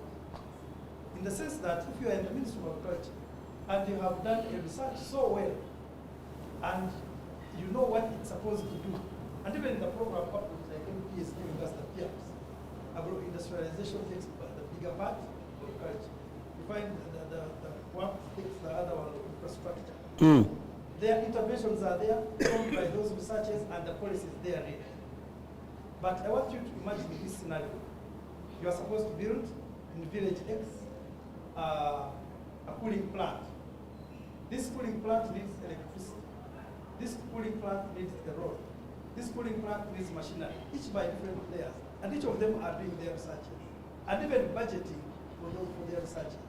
But at the end of the day, if just one of them does not place, but all does nothing, the other two players collapse. Therefore, in research, the issue of coordination and how we are looking across others has become an issue. Then secondly, what exists? There is a tendency to ignore what already is existing, what has been done, and what is somewhere else. In terms of the bigger picture, usually the research is new and based on some thinking, like former President has said, probably foreign thinking in another, from another country or from another space. And when it is done, you find that people come to a gathering like this one tell you that, oh, we already have this research done by our friend in Agora, for example. So that tendency of doing research without realizing what already exists is also a key thing we are realizing. And therefore think that the Agriculture Policy Research Center should also look at that, what exists. And even the ground, what are the definitions across the different players who are doing research? For example, what is policy? Will all the players who are here, when you ask them, will they say the same thing of what policy is? Also, if we are doing research, where do we meet? So the understanding together, which will require continuous engagement of stakeholders. Because what we also see is that people will tell you, oh, we have already consulted Makerere University as we are doing this, and they bring you the evidence that they consulted. But as they consulted Makerere University, probably PDM had not come. Things have changed. Therefore, have an issue of a cat and mouse game, whereby the researchers, the policy makers think that they know the issues because they got them the other time. But the expectations and realities are changing on the ground. Therefore, as the policy maker, which they can't seek to get the most, which is also changing positions because of different expectations, it becomes a zero-sum game. Therefore, the issue of continuous engagement, and like I think my colleague has already mentioned it, not assuming that we know what the persons want, because somebody else went there or went there sometime. There is a changing landscape that keeps shifting. So that continuous engagement and that being up to date is important. But lastly, there is the issue which also colleague has brought out, the issue of global, continental, and the national realities. That one we would expect the researchers and the research center, to help us in that. Most entities in the government and MDS, university departments and agencies, do not probably have that funding, or they don't even have the exposure and know how things keep changing globally. Because we are now in a connected village. So we would expect research now to bring to us the most up-to-date business. So that if I'm talking tomorrow, who can tell me you are talking history. Yesterday things changed, there was this pronouncement by such and such. That speed of us getting information, where the world is moving, is something that will keep all that will be looking out for researchers. Not the research that says we are still budgeting, the concept note is being discussed, we are now going to the field. Those are good researches at this systematic step, which is much approach process. But we would also want those that can tell us through analysis that much of this, we expect this, we project this, these are the dynamics that you, the government, should be working in, or you as the policy implementers should be working across or using to ensure that the policy works with aid research. All right, thank you so much. If you can hand over the microphone to the representative of APRC, the Economic Policy Research Center. You know, APRC has been around for quite some time, and you know, there's a tendency sometimes when you check government records, even information that has been placed on their websites, they are quoting data that is as old as 20 years or so. Especially even in the agriculture sector, it's very difficult to get updated information from the government. But we want to hear from the experience of EPRC. A sister has been born today, somebody who joins you in the struggle of the area of research. You've been working in this journey of research. We want to hear from you. What do you think are some of the challenges and opportunities that await APRC as they embark on this journey? And what advice would you give them to be able to tick like you're doing already? Yeah, thank you, MC. Once again, my name is Medad Kakuru. I'm a researcher at EPRC. What is awaiting APRC? Just want to mention that there are many suppliers of information or evidence in the policy space. It's not that there's no evidence, it's there. I want to assure that there is evidence. But what we need to focus on as APRC is credible evidence. It's very important that the evidence we want to generate is credible.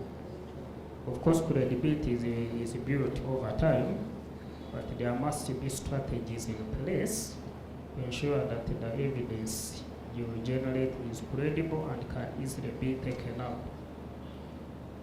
A few years ago, we did a project called the Strengthening Evidence Used for Development Impact, and we were collaborating with OPM, and one of the questions asking them, we did a diagnostic to understand the evidence ecosystem of Uganda, and we wanted to know why government, MDAs, really do not embrace evidence. And one of the issues that came out is that most of these organizations you see supplying evidence is not credible.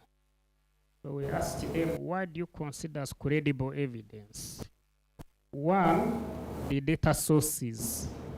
We really need to leverage on the UBOS data because it is the only one that has the mandate in the country to really collect data. There's a difference having the mandate and having reliable data. So what do we do about that? I'll come to it. The fact that they have that mandate automatically means that their data is reliable, whether we like it or not, because it's the only one we have, and it's the only one with the mandate, because they told us clearly that If you generate a report policy recommendation, the first thing the policymakers will ask, what are your sources of data? So that's why I'm saying we have so many data sources, both from UBOS and other, international funders like World Bank, Living Standards Measurement Service. There are many credible data sources, not necessarily UBOS. And also for your information is that usually UBOS works with many other partners who are in the place to ensure that the data is credible, because they are not the only users. Even the international community, FAO, the Common Trade, all those ones use UBOS data, so it's really credible. So there is a lot of data, so we shouldn't rush into correcting data. And in the case we must correct data, we must involve them, because these ones are in a position to help us correct the data that represents the country. And also, when you tag yourself along with them, it is likely that your evidence will be taken up.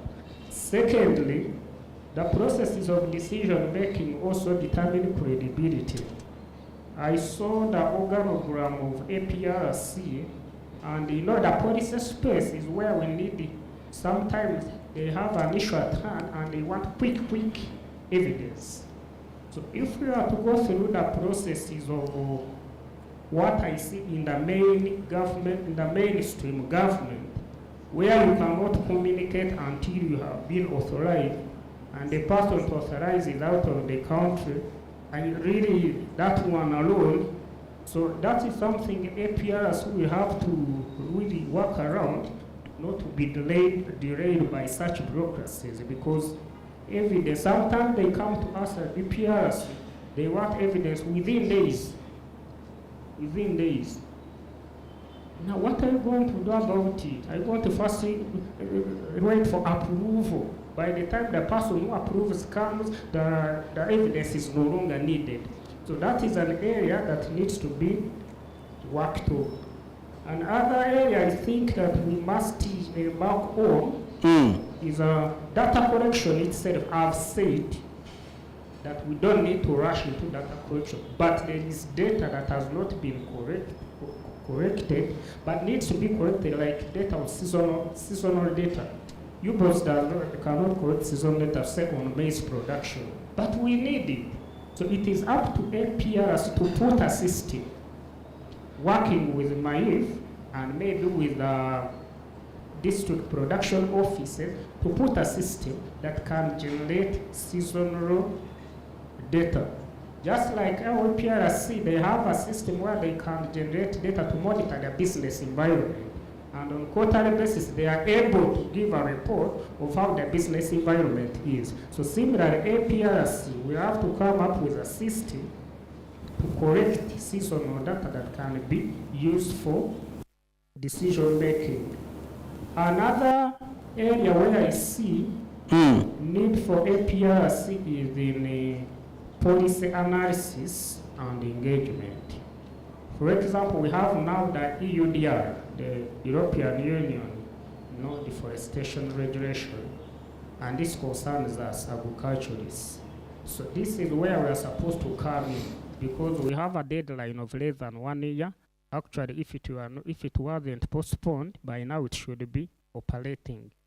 But we are lucky it was postponed for 1 year. But now, APRC should come in. There are many activities that have to be done in order for Uganda to comply with the regulation. And we have a role to play, including creating awareness to the public of the need to comply with the regulation. But I don't see that coming out, because I'm on the agriculture platform, but I really have not seen that discussion on the platform. How we can come in as agriculture economists to also support that regulation. And then also policy analysis. Government makes policies, starts implementing them, we should come in to evaluate. For example, PDM. PDM has a pillar of production, storage, processing, and marketing. That is where we should interest ourselves, and we see now we should monitor as APRC. How has it gone? these many years of implementation, how is that pillar being implemented? What can we pick up? What can we enhance? What can we strengthen? So that area, I'm bringing it out because really I see it is as a gap to engage ourselves in the policy analysis, analyze the policies that are in place, but also those are yet to come. We critique them and identify where we can plug the gaps. All right. And strengthen them. All right. Thank you. Thank you so much.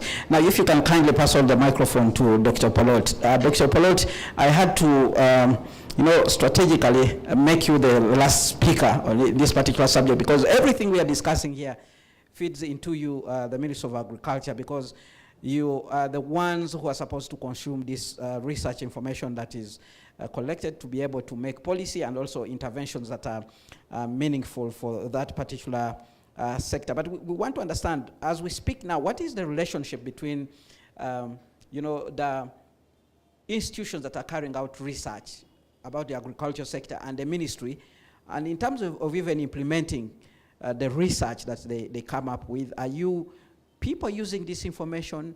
What would you like to see more happening going forward for institutions like APRC to be able to play a critical role in the particular sector?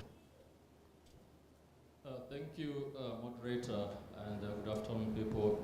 I had to have personal interest to be here today to witness the launch of this APRC, because I thought I have a lot of hope in it, a lot of hope. And for me in my church, this year is a year of hope. Is that hope driven by an existing gap, or you're adding somewhere? So I'm a pilgrim of hope here today, because there is a lot I think that APRC needs to do to stand in the very big gap. Because what we need, say from universities, but I'm not taking an academic institution, the APRC, we really need somebody to generate that research-based knowledge. Research-based knowledge. And as someone tried to show a difference between agriculture economics and economics, joining the Ministry of Agriculture way back in 2004 and growing in the ranks where we now deal with the policy, I realized there are no agriculture economists in the ministry. Those who were there were aging away, and to some extent they have been displaced by the classical economists. And we say it is all economics after all, but it's not true.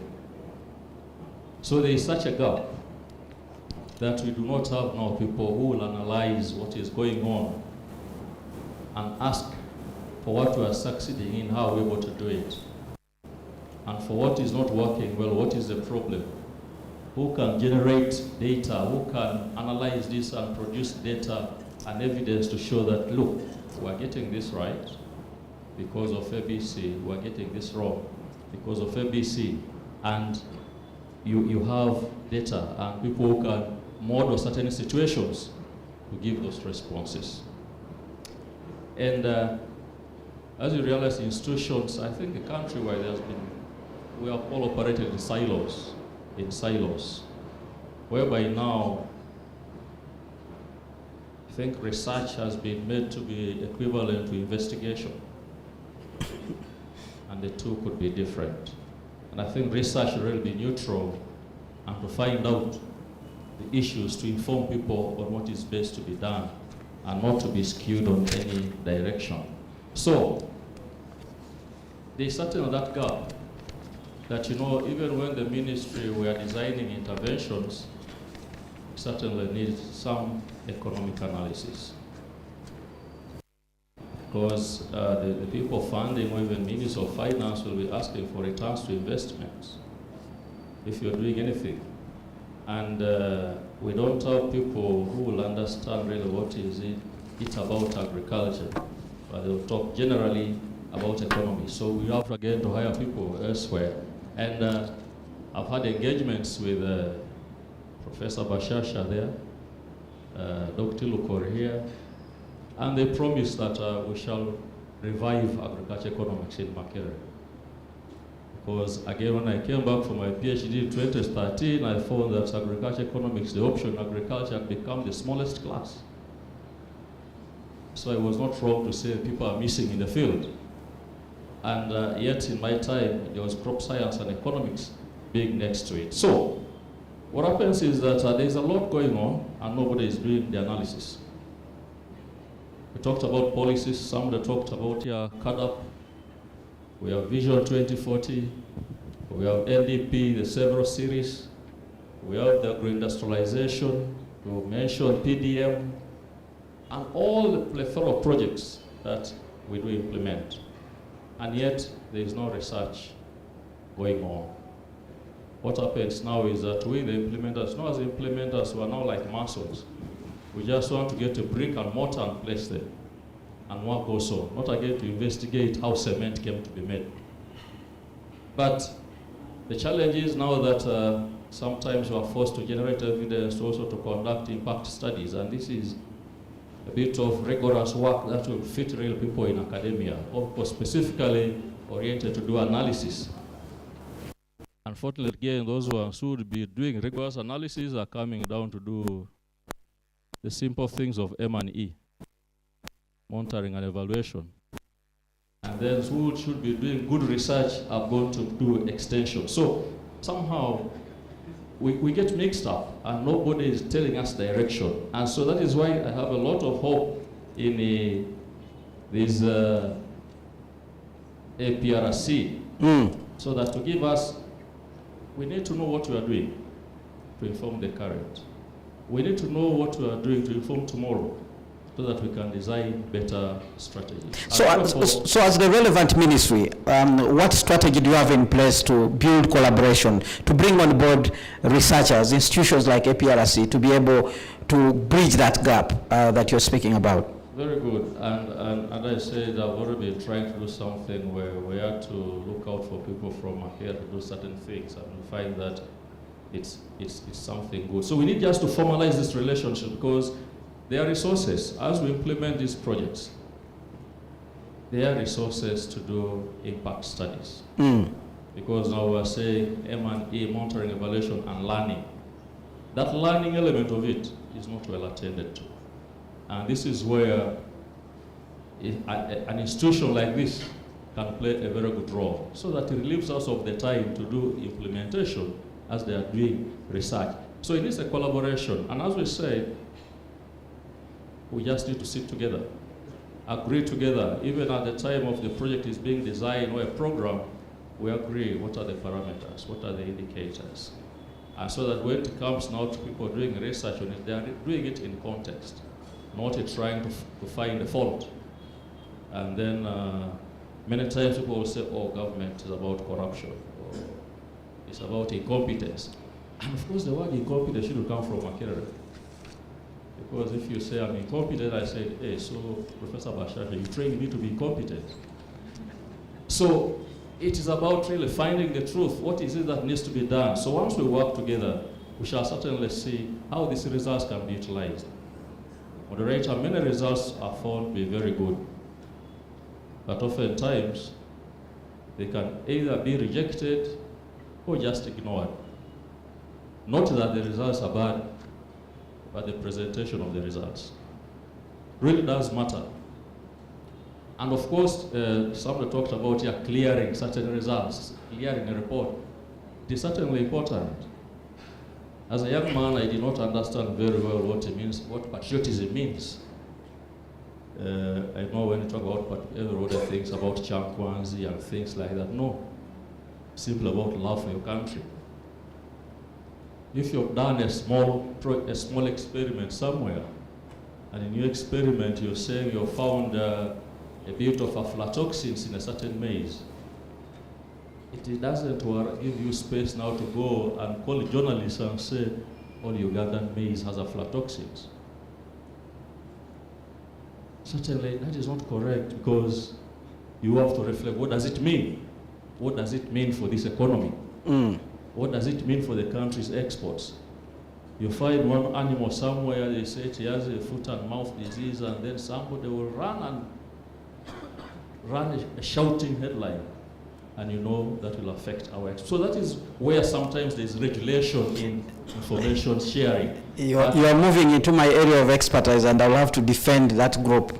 So because that screaming headline is always to alert you that there is an impending danger and you need to work fast. For instance, foot and mouth disease. If you left unattended to, then it could spread rapidly. When we work together, we should actually communicate better.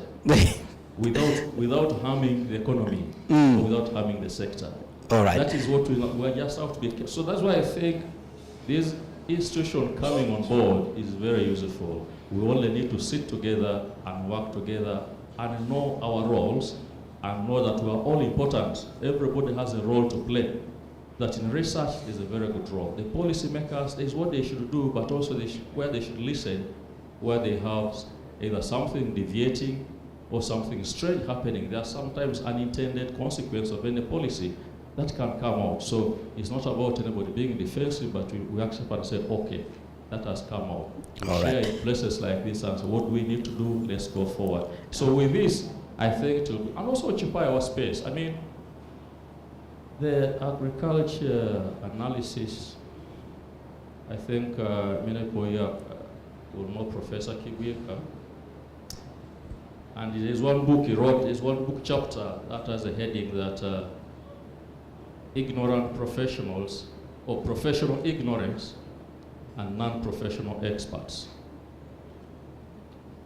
So what has happened in terms of agricultural policy now, it is the non-professionals largely who are speaking. And the professionals now are listening. And sometimes they are taken to be ignorant. We hope also it's not the non-professionals who are implementing, because if that is the mix, then we'll be hitting a disaster.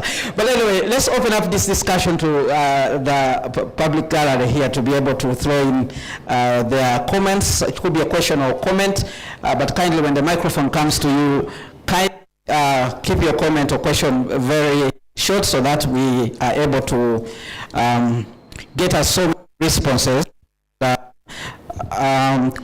The more questions you bring, probably will also eat up on the time that you have. Kindly request for a volunteer to move around the microphone so that we are able to get as many people as possible. When you get the microphone, you state your name, kindly if you can, even the institution where you're coming from, and then direct your question to a particular member of the panel so that they are able to respond to you. Thank you very much. My name is Olupot Girgon. I'm a soil scientist. I think mine are just quick comments that bad policies will be fought.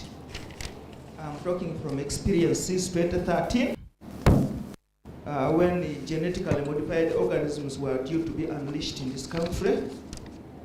Bad policies will be fought. Policies that lack credibility will be defeated. And those ones with the eyes, because the donors funded and you are directing Africa, which is 3 times the size of America, China is the one where population explosion is happening. Those policies will not be supported. So what is APRC going to be different? First, I looked at the organogram, open up and accommodate the key actors. Where is natural resources, water and land resources in this engagement? Because there is the economics, there is the extension, but there is the science. And the science is where raw data, primary data that goes to inform policy is generated. Most of the policies are desktop policies. They are not actually originated from the grassroots. And that is the challenge I have with the somebody is defending UBOS, but I hope we shall be open to criticism. If we are to revolutionize the process of data collection, the evidence-based data, APRC must go and engage the communities so that it is from the grassroots upwards. Right now, TESO is dry. The fields are bare. The rains are coming when the soil should have been best protected. That is when it is least protected. As you wind up. What are the policies in place to ensure that erosion is contained? Thank you. Thank you so much. Yes, gentlemen. Thank you, moderator. My name is Ezra Mumza. I'm the Executive Director of the Ghana Manufacturers Association. And please listen to the views of the private sector. Number one, thank you very much for writing good papers, but that only speak to yourselves. From the policy point of view, the biggest and most important component of a policy is policy communication. I would pray that these think tanks, one of their tasks should be decoding the information they publish in international journals for their accreditation of their names, to be professors and good authors, to make these things readable and understood by my mother. That is our prayer, because she's the producer in the economy. Number two, if I was part of this group, I would have changed this nomenclature of the Agricultural Policy Research Center, and I include in a component, and it becomes the Agricultural Policy Research and Evaluation Center. Because my colleague, commissioner there, he used to head us at Office of Prime Minister.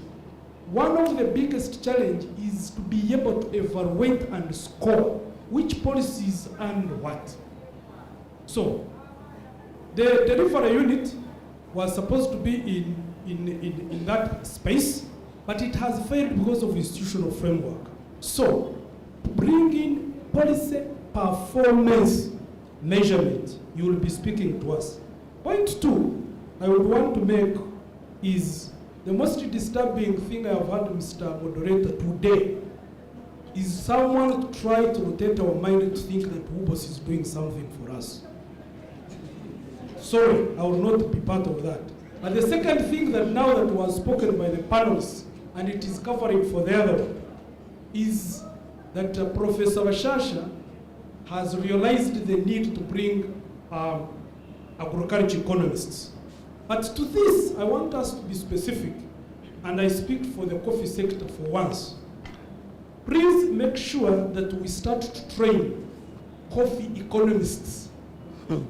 If you cannot have coffee be the leading exchange earner since all of us were born up to now, but again we don't have a single economist that models for us, and we again ask, why did the president close the thing called Coffee Development Authority?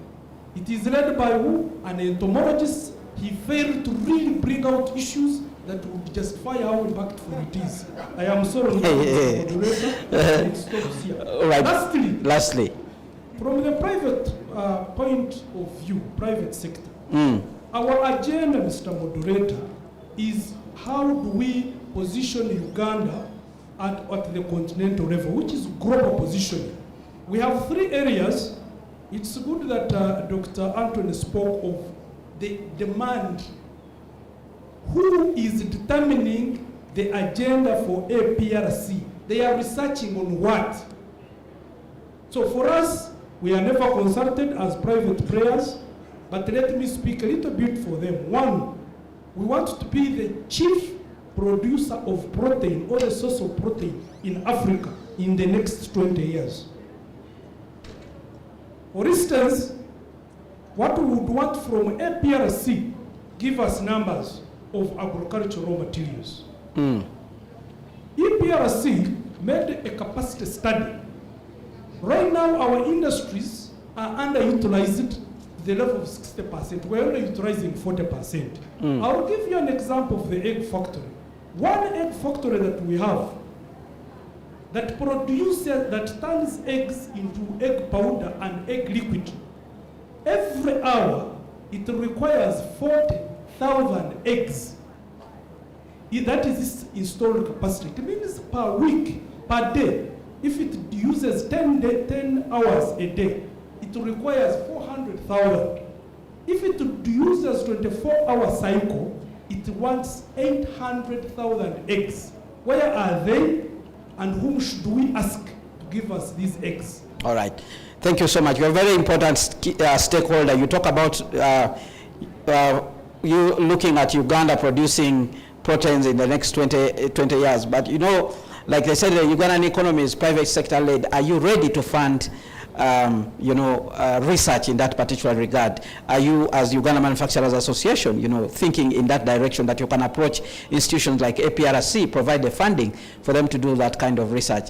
I think that's what was missing in your communication there. I hope you can be able to liaise with them even after this meeting, if there is that kind of arrangement, to be able to support you in that particular direction.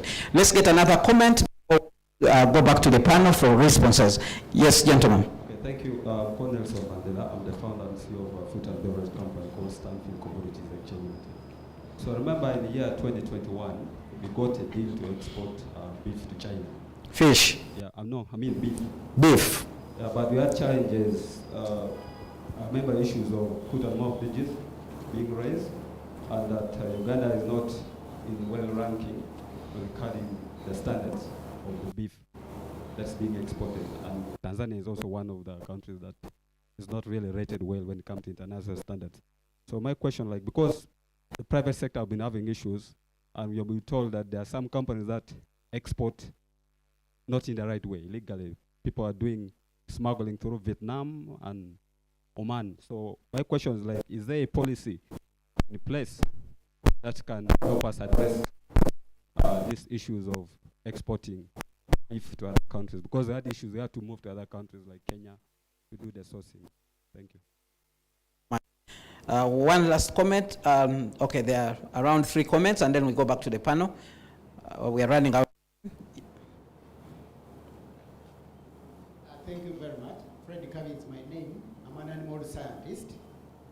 I want to talk about egalitarian policies that work for everybody. And everybody, this includes in our local language what we call the Mundwa 1C. And we had a system of information collection that was based on graduated tax.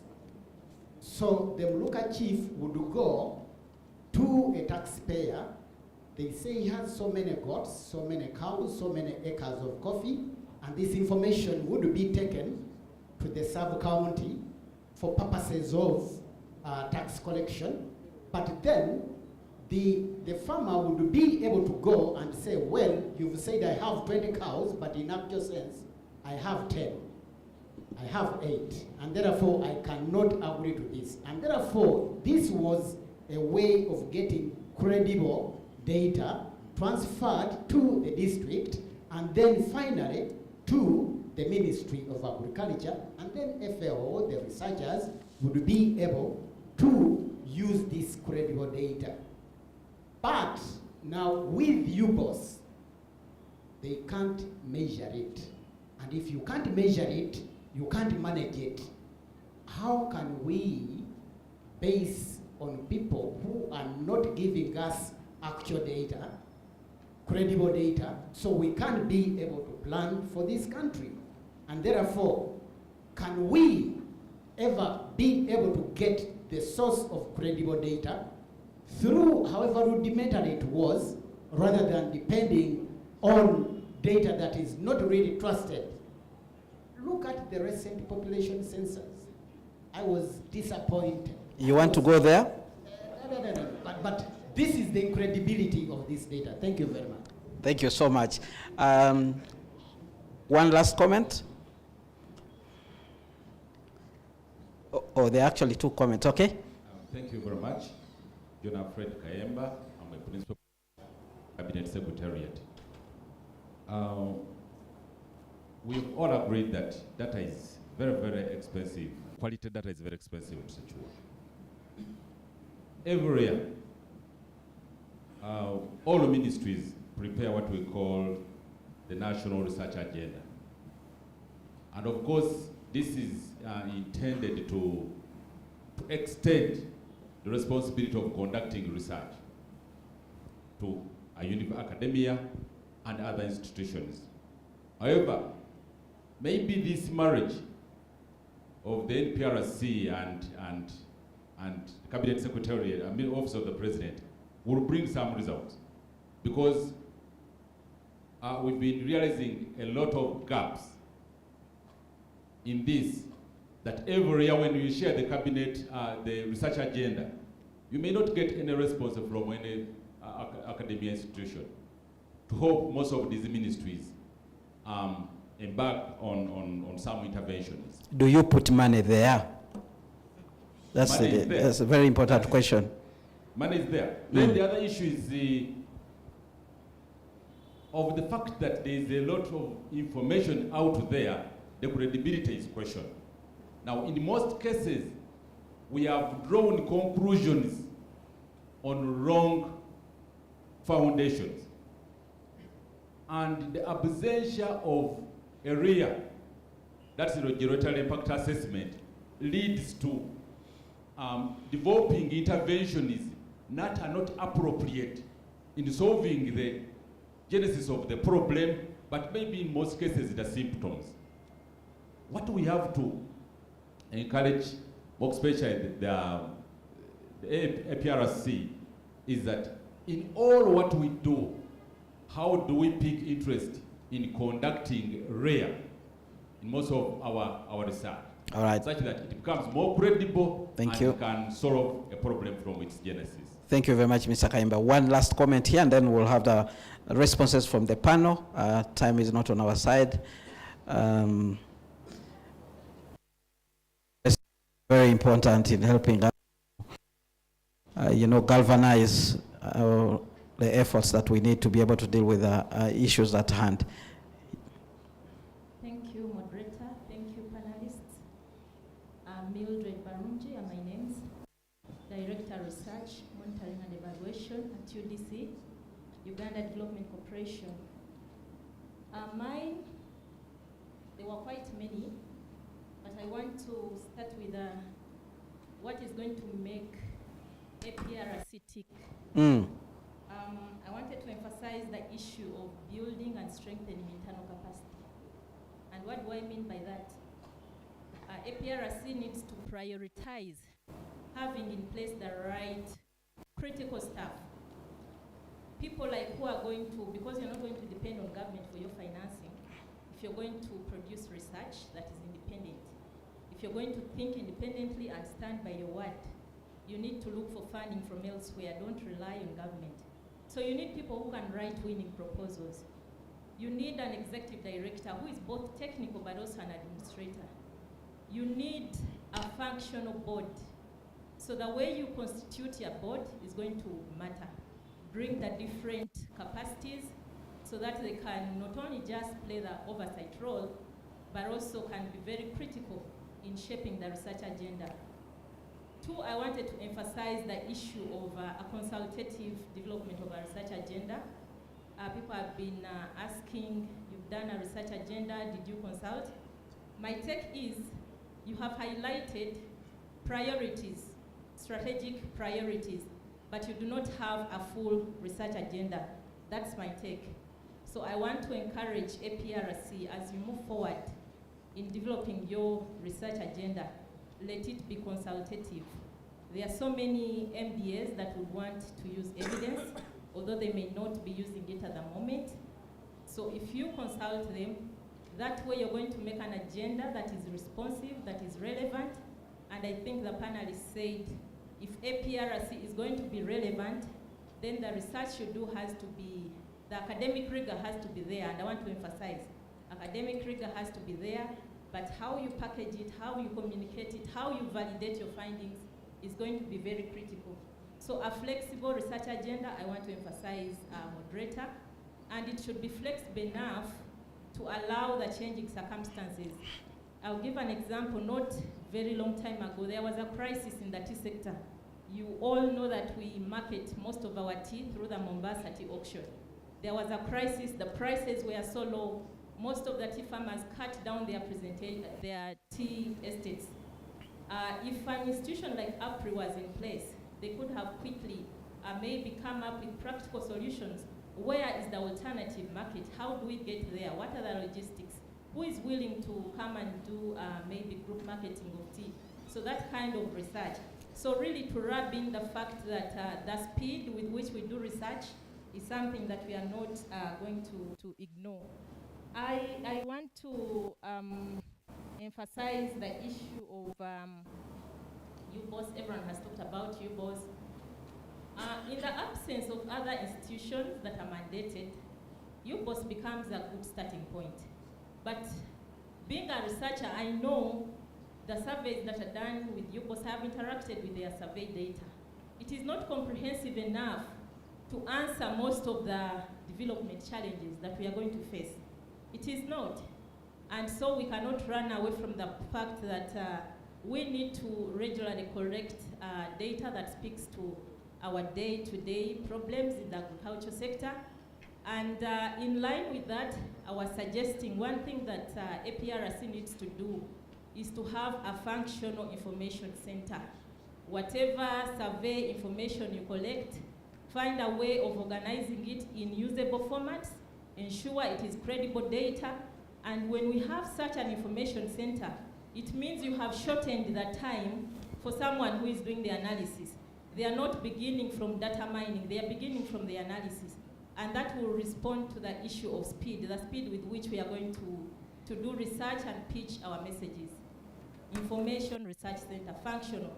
But governance, very key, have a functional board. Thank you. Thank you so much for that interjection there. In fact, one of the most critical things you said is that towards the end there, information. You know, most people will gather all this information and put it in their shelves, and it gathers dust there. You know, this is something even that the Bible talks about, that it's not useful to light your candle and then you put it under something. You need to light it and then the entire world should see. What the Bible did not say that if you are not very careful, that light might even burn that bed or chair where you're hiding the candle. So if you get this information, and in fact, one of the ways to knock out UBOS is to be consistent. If you get this information, you publish it, involve the media, you'll be able to be relevant. Even the development partners will be able to see you and say, this particular institution is doing something. So try to find a way of actually making the media one of your key partners as you begin doing your work. But let's get the responses from the panel, and it will be at your pleasure if you want to add on to something. If you're yielding your time, it will still be okay. Thank you so much.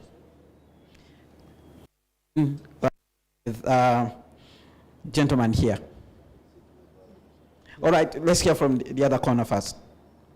Yeah, thank you. I just wanted to respond to two questions that came from the audience. I think it skipped my mind. I even ought to have started with it. The reason why we do research is so that in the end the evidence is taken out. And that requires a very, very good communication strategy. A very good one. But APRS will need a good communication department. And the communication strategy, evidence uptake starts right from the level of designing the project, consultations at that level, to know who is going to take up your evidence and what do they need. And to give an example, we are starting a project to do with climate change, and we had a, we had a population meeting with the climate finance unit in the Ministry of Finance, because those are the people we are targeting, so that is our target audience. So we went with them to discuss what evidence they need. And we realized if we had not consulted them, we were probably going to generate evidence that is not required by them. So, but because we reached out to them, we were able to identify their evidence needs. The project is just starting. So there's that kind of a clear communication strategy which requires you to identify the stakeholder. Now this one brings me to the second point where someone mentioned about stakeholder consultation. You map out the stakeholders,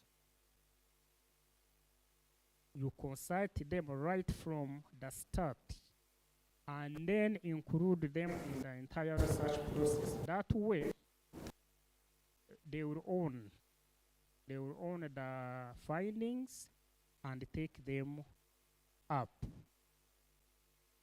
Gentleman mentioned the issue of MDs having research agendas, but academia is nowhere to be seen. Again, it goes back to stakeholder consultation. Yes, there's need for evidence, so meaning that we researchers or APRC, we really need to be deliberate and reach out to these MDs, especially when the bills, I know, are opened before public.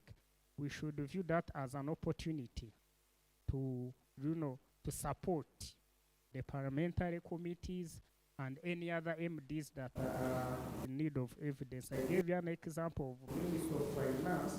They had not come to us saying that we have this evidence gap, but it took us, APRC, to go to them because they are the ones we are targeting. We want our evidence, the evidence we generate, to be to support them. So it is us who went to them.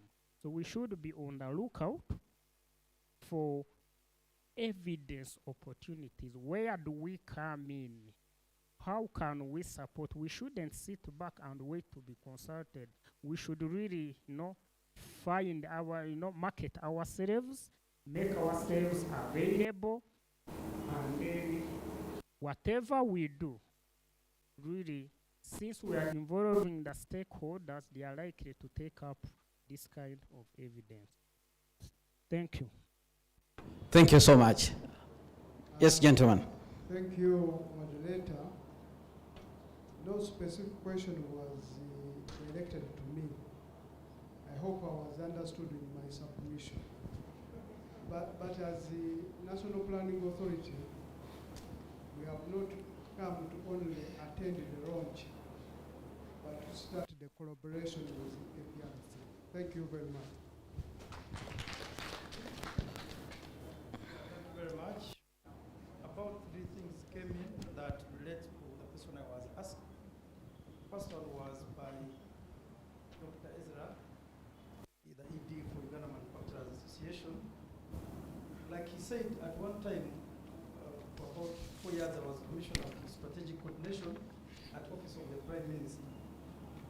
And one of the things, like he said, which we were looking at was the issue of policy performance. And I'm happy that he has brought it out, and policy evaluation. My colleague from Cabinet Secretariat has also talked about something related to which I will also talk about, relation to what they do. Cabinet Secretariat, I can call it the sieve, or the one that brings all our content and sieves it to gauge out what will go to cabinet and what will not go to cabinet. Now, we have got what we call policy, what we call regulations, what we call guidelines, what we call laws. And each of these is trying to solve a problem that holds us.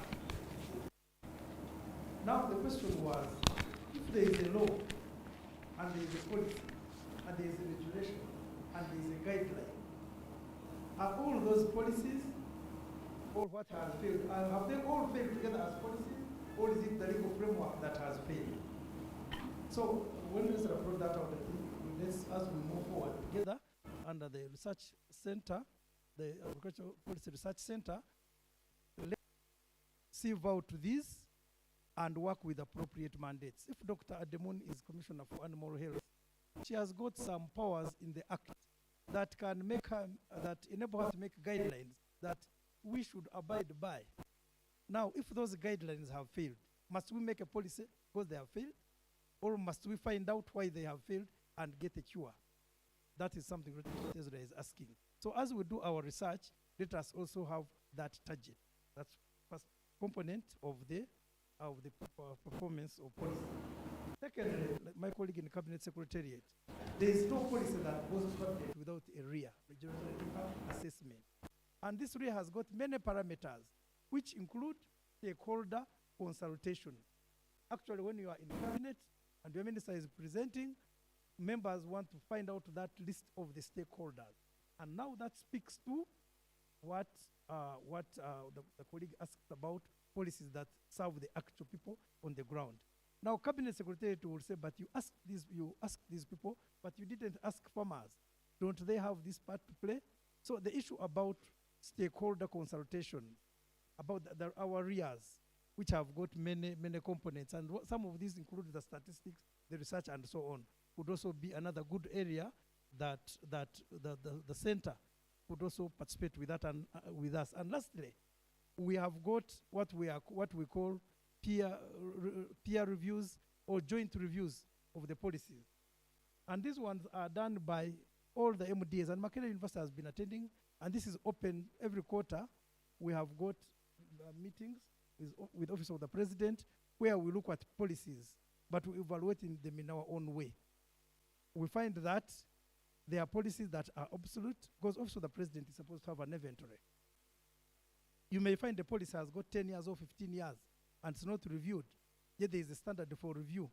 So we do that in a joint way with different members of the cadre, here the cadre meaning the policy analysts, but even the center now can come in and have a real full breadth length of getting a set of policies and evaluating their performance.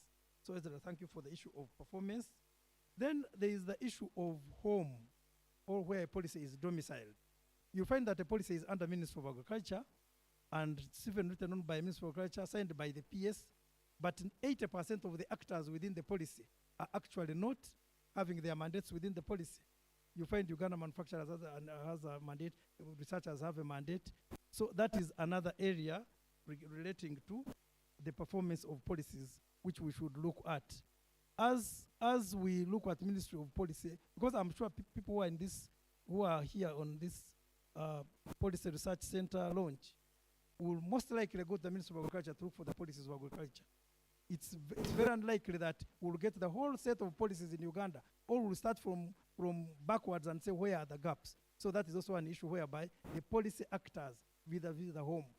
And usually the budgeting, somebody asked about money, from Cabinet Secretary said it's provided. That is another challenge that we have.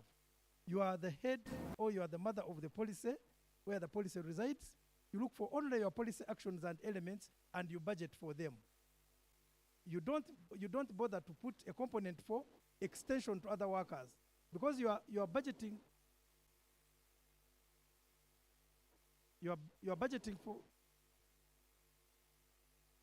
for your areas. You'll do them very well. Your minister will perform 100%, but nothing. The policy will do nothing because it has got to work with the other one. Then lastly, about WBOS, some person has mentioned about the WBOS data and other data sets not being comprehensive enough. I want to mention this because I've experienced it in practice. The issue of leveraging where other mandates exist is very important, and I'll give this in the context of WBOS. If WBOS has got data it collects every 3 months or every year, and it has got the resources, it has the capacity, it has the know-how, and whatever, why would you complain that it doesn't collect that? Why don't you move and go to that entity and say, can you please add this to our data set? I have done that when I was working in the Ministry of Works. The components on housing durability, types of floors, all those, we are not in the household surveys. I was a principal housing economist. In 2004, if you go to look at the WBOS data, that's when they came in. And it was simply by getting to WBOS and saying, we have this data, we don't have money to collect them. Now they have been in throughout. So I want to broaden this in the sense of, can we leverage on what is existing and write on that, as opposed to building our own? So I think that the center should also look at that, where work is being done well. Just get on the shoulders or on the back of that and partner, like you have done with APRC. Thank you very much. All right, quickly, a few seconds. And we have 2 more key presentations to look at, so we need to really do this very fast. Thank you, moderator, and I want to appreciate all the comments. I think the point to actually feel and need to be done. Somebody talked about this by coffee economist. Yes, I think it is an issue of us focusing on what is important for the country. I want to agree that is really for the ministry at narrow to say what is this that is fetching the country a lot of money that we should focus on. Today, even I was struggling with a PhD student coming here and doing research on coffee. And I was saying, unfortunately, when I finish my research, I'm free to go wherever I want to go. So the issue of retaining experts is an issue. But you know that this kind of information will come because for us implementers, we can be blind to certain facts. But having APRC would have done that research along the coffee value chain and pointed that out.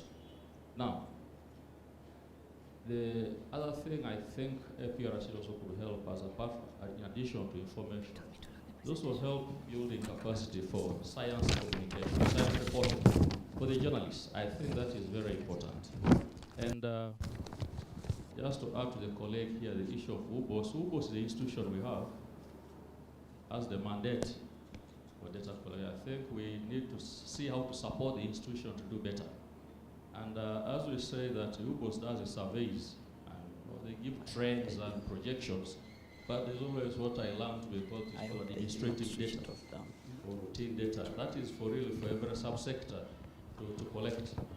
And like I think someone was trying to talk about what was happening in the past.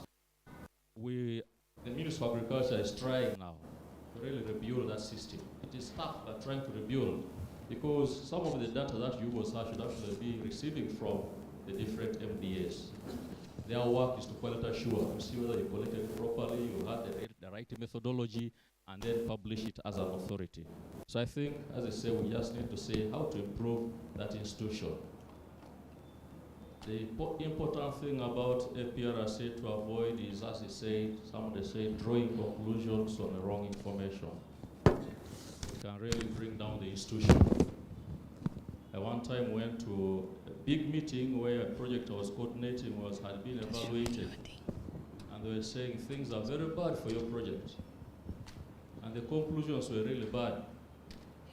But now the data set that was used did not fall within the project implementation time. The project started in 2016, the data used was for 2012 to 2013. So what was the purpose of the research? So having the correct really data is very, very, very important. And I think, like Dr. Demon said earlier on, the issue of making university research relevant in terms of what we're promising, that there are projects, programs, let the students actually do research in these projects and programs so that what they are doing is what the country needs. But of course, it's not also to say that research has not been done. Somebody said actually Uganda is the most studied country in the world. So many studies, but the issue is what is the utility? And my peers always say these days, everybody, all of us are too busy. I say that being busy, we are radiating too much light. Everybody is seeing us very busy, but very little heat. Very little heat. So I think we just need to say, how do we get felt better? And I think APRC would be giving us that empirical data to be able to be felt, to generate the heat that is required from the work we do. Because as we are busy, all professional positions, we have done a lot, but the question is agriculture, which is the backbone, the rate of growth is slow, very slow or marginal. What do we do? Thank you. Thank you so much. Any other comments, any quick responses? I'll be so quick. Very quickly. Just to again thank everyone for the great comments. I'll just quickly comment about Dr. Ezra. He mentioned something about decoding the information that is published out there. I do agree with him. Sometimes in academia, there's a lot of jargon that is used and that is not understandable by the common person. So as government partners, it's something that we would actually support knowledge translation initiatives to be able to decode that information, maybe into things like summaries or policy briefs. such that everyone is able to understand.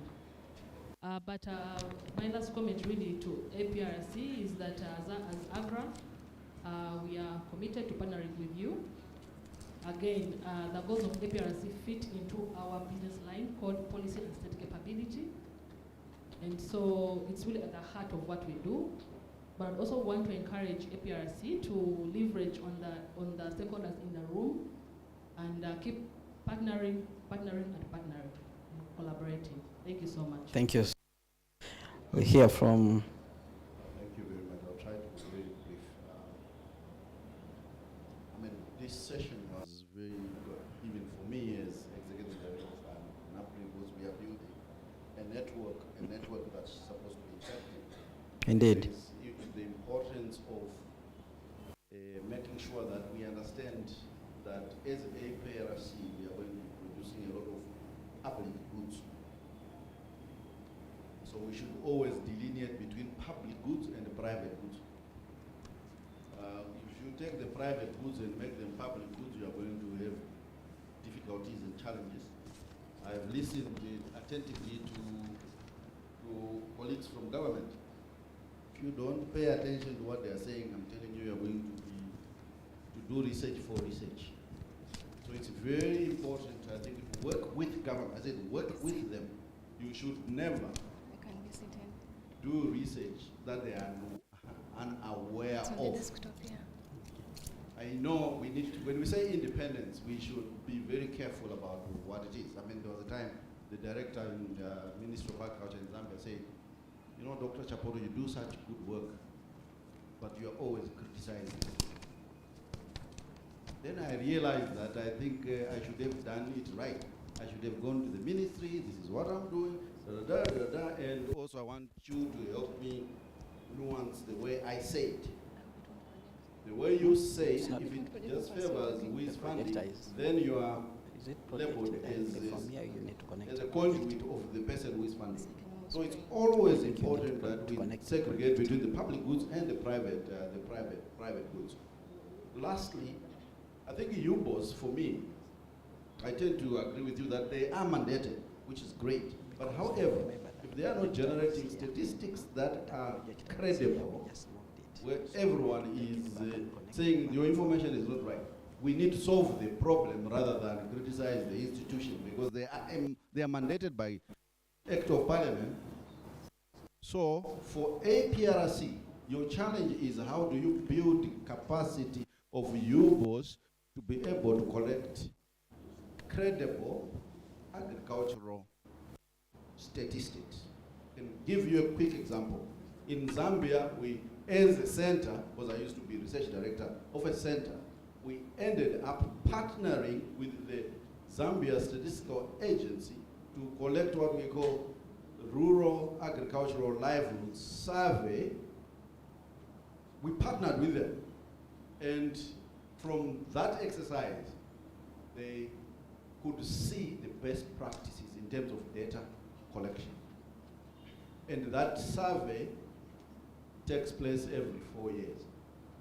And it's very comprehensive in terms of collecting data for the agricultural sector. So I see lots of opportunities for partnership. I mean, we have the World Bank here, they do the livelihood, the living conditions. So I think for me, I see opportunities to help UBOS in terms of training the data collectors, in terms of even the questionnaires themselves, etc. So let's harness the constraint we have and take it as an opportunity. Thank you very much. Thank you. We'll have a comment from Fanga. Yeah, really, I've got nothing to say. Found this very interesting. I particularly liked the intervention of the last questioner, the only lady that was unable to talk. But a lot of very valuable things that she said, one of which I was surprised as well. Why wasn't there more research done on what was going on in the tea sector? I've still seen nothing done. The sugar sector's been studied to death. So it's this kind of choice as to what you're going to research, which is critically important. And finally, just to assure Medard and the audience that there's a huge amount of work going on in the registration of coffee farmers. Almost 500,000 farmers, coffee farmers, and their plots have already been registered. with GIS points. So in terms of this country's getting up with the EU DR regulations, we're doing extremely well. The problem is, which has been pointed out by many people, the lack of communication on exactly what's being done at the moment. But there is a huge amount of work being done by the Ministry of Agriculture together with the private sector on registering farmers. So don't worry, it is under control, but any support that APRC can give would be very welcome. Thank you. Thank you. There was a particular issue that came in about animal health, so I'll give the relevant person to respond. Thank you very much. Good afternoon, ladies and gentlemen. I'm going to respond on the issue which was raised about exports of beef and the issue of foot and mouth disease. But before I do that, I would like to request that the logo depicts fish and animals. If we are really doing agricultural research for food, fish, animals. There are policies and laws that guide exports of beef to the international community. Indeed, we already export beef and other meats to the international community. The Animal Diseases Act is one of the acts. The Public Health Act is the other. And also when we are exporting, we utilize the World Organization for Animal Health guidelines and policies. And of course, they work together with the World Trade Organization. Those are the ones that are there.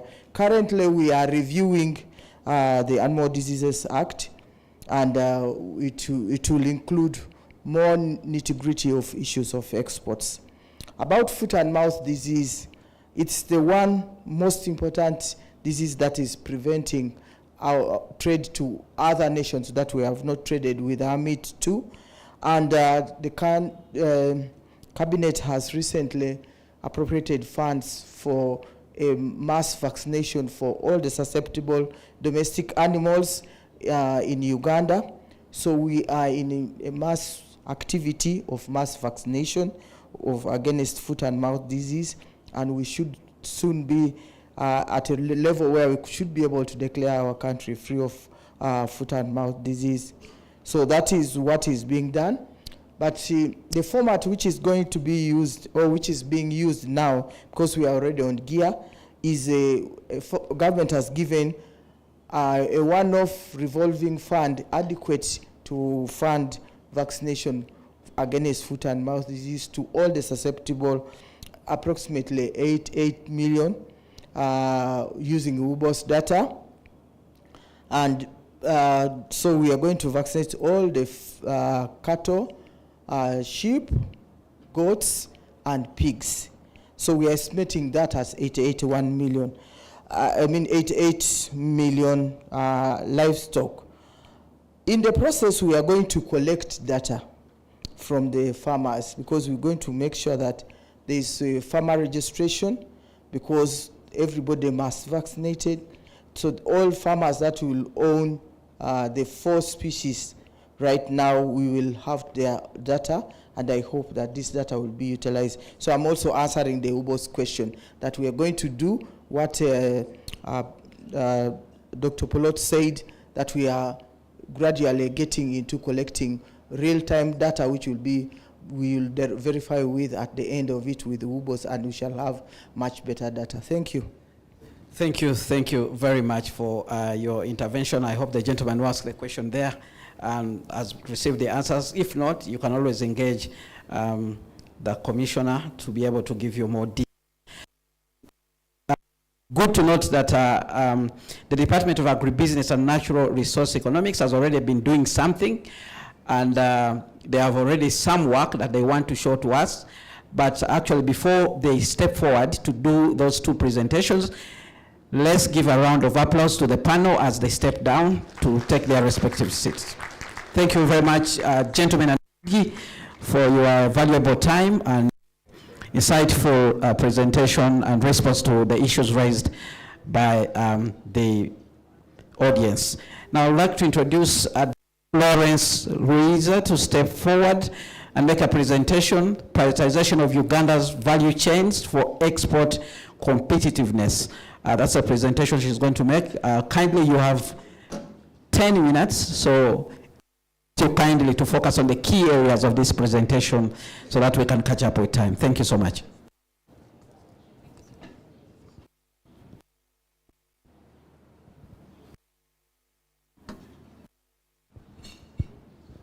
Yes, good afternoon to you all.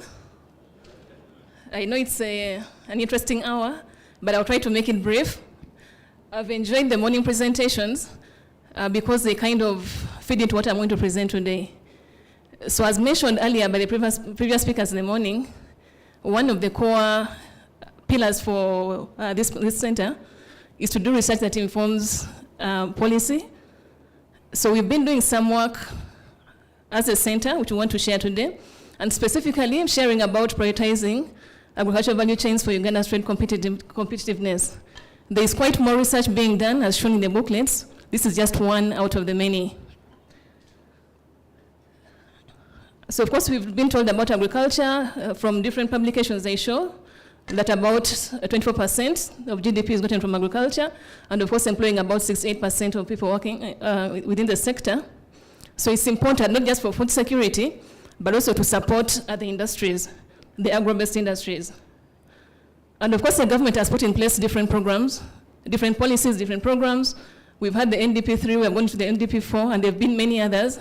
And each one of them has a component of increasing agricultural productivity. So in that regard, there have been many programs implemented promoting agricultural productivity. But we are simply saying that as much as there have been some increments, even the data shows that there's a slight improvement in the productivity levels, we need to go beyond productivity and even focus more to the marketing, and not just marketing within Uganda, but also marketing across the borders. And not just exporting quantities, but exporting quantities in a competitive manner. So just to make it clear what we mean by trade competitiveness, it is simply, in this case, Uganda's ability to be able to produce, to market, and even export its goods, but also services, efficiently and even profitably. But again, also while maintaining and even expanding its market share. It's a long definition, but just to emphasize the point that we don't just look at exporting quantities, but exporting them profitably, and even then expanding the market share over time. So again, when we focus more on competitiveness, we are seeing it has many advantages, and there are multiplier effects when you invest into agricultural competitiveness. One is regarding what I've talked about earlier, which is expanding the economic growth of the country, because 24% of our GDP comes from agriculture. And even then for job creation, what is being exported is produced by people who are mostly in the rural areas. So to them, it's a source of employment. When you boost that sector, then you also be able to produce more and even employ more. At the same time also, it's driving agro-industrialization. As we are saying, we are supplying for the market, but even also for the industries.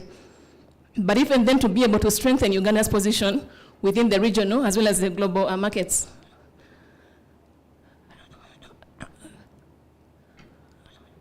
So again, we are saying as much as we are focusing, when we know how good, why it is good to remain competitive, there are still challenges. For example, we are seeing that still the output from agriculture, if you're going to export a quantity, you need to have enough to be able to meet the global demand.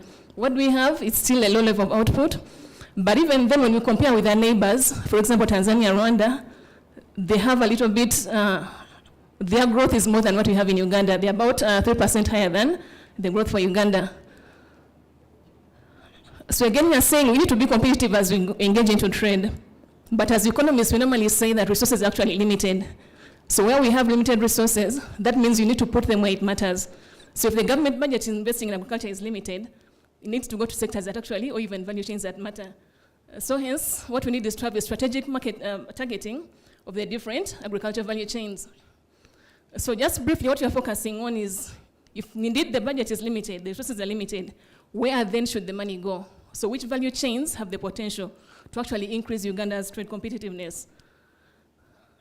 There have been debates about the data, the quality of the data. Well, we've used that data from different sources. For this specific research, we've used different trade reports from Ministry of Trade, Ministry of Agriculture. We've used different market analysis reports. We've used data from FAOSTAT, from the recent livestock census. We've used the UNHCS data from UBOS. We've used forward data, different government reports. We've been basically collecting all the data, but also getting more data through stakeholder consultations. Now, whether data is good, that is not us to determine. Well, we look at the data and also look at the data quality, and then we assess. There are some obvious, of course, there's no perfect data, but there are some obvious ones that you can see. Where we have such cases, we need to look for a potential source to be able to corroborate the data that we get. That's why we look at the different variety of sources and then see how consistent data is. So what approach did we use? There's an approach called the prioritization, the policy and investment prioritization through value chain analysis. It's being promoted by IFPRI as well as BIFAD. So we adopted the same procedure, the same methodology, and we've been partnering also with IFPRI in doing this. So it is simply a market-led approach that helps us to prioritize investments, especially for the government. And how we do it is simply a stepwise process. As I'm going to explain it a bit more. So as part of what we did, one was to review the different policy documents. We looked at the NDP, the MAIF reports. We looked at different trade policy reports from the East African Community, from the African Union, all basically focusing on the trade policies. And then specifically for Uganda, well, what we wanted to see in those trade policies, what are they talking about agriculture trade? And then for the agriculture documents for Uganda, we're trying to see which value chains are being mentioned by the government as priority for investment. So out of the whole research, what we got were about 34 value chains that are being mentioned in different policy documents. So then we focused on those 34. So there were actually 42 value chains in the beginning, but because for some, there's no data has been a challenge, so we dropped them from 42 to about 34 value chains. And then from that, we went through an analysis of what we call the pre-ranking, using different measures to see out of the 34, how do we sieve out the ones to be able to concentrate on? So there's we got export and import data, exchange rate data, and other different economic data that we used to develop some indicators. So I won't go through all these, but these are a lot of formulas behind what you're seeing there.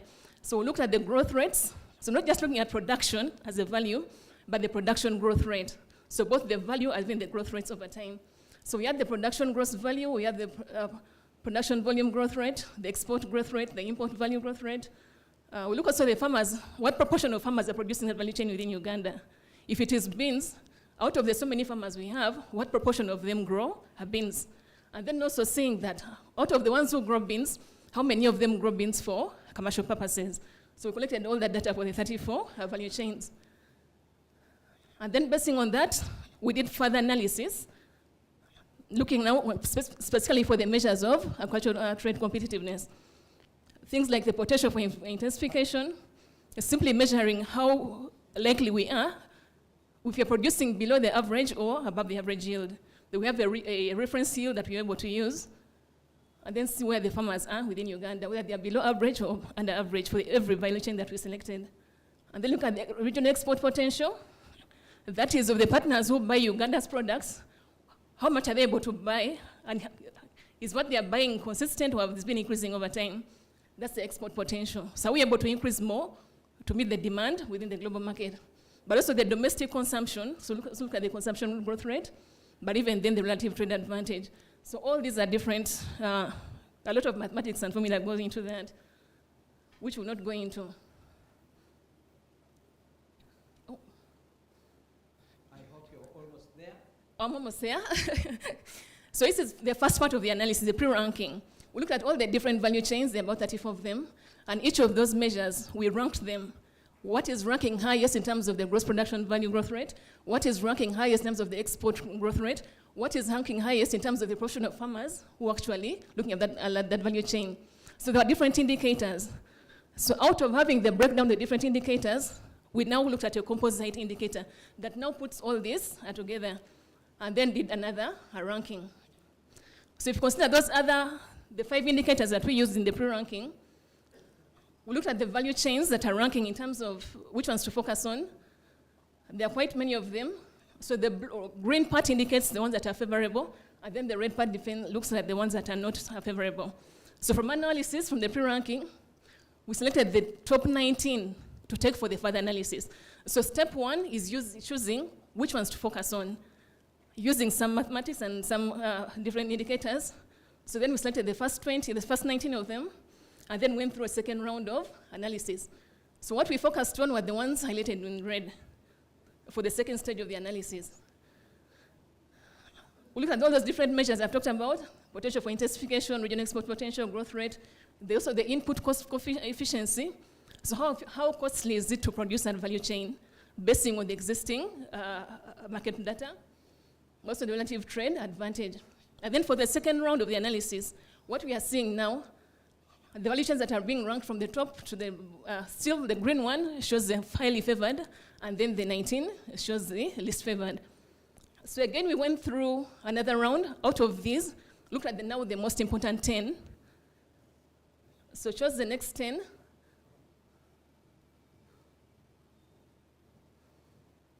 So we looked at different indicators, and then this was our ranking using the composite indicator.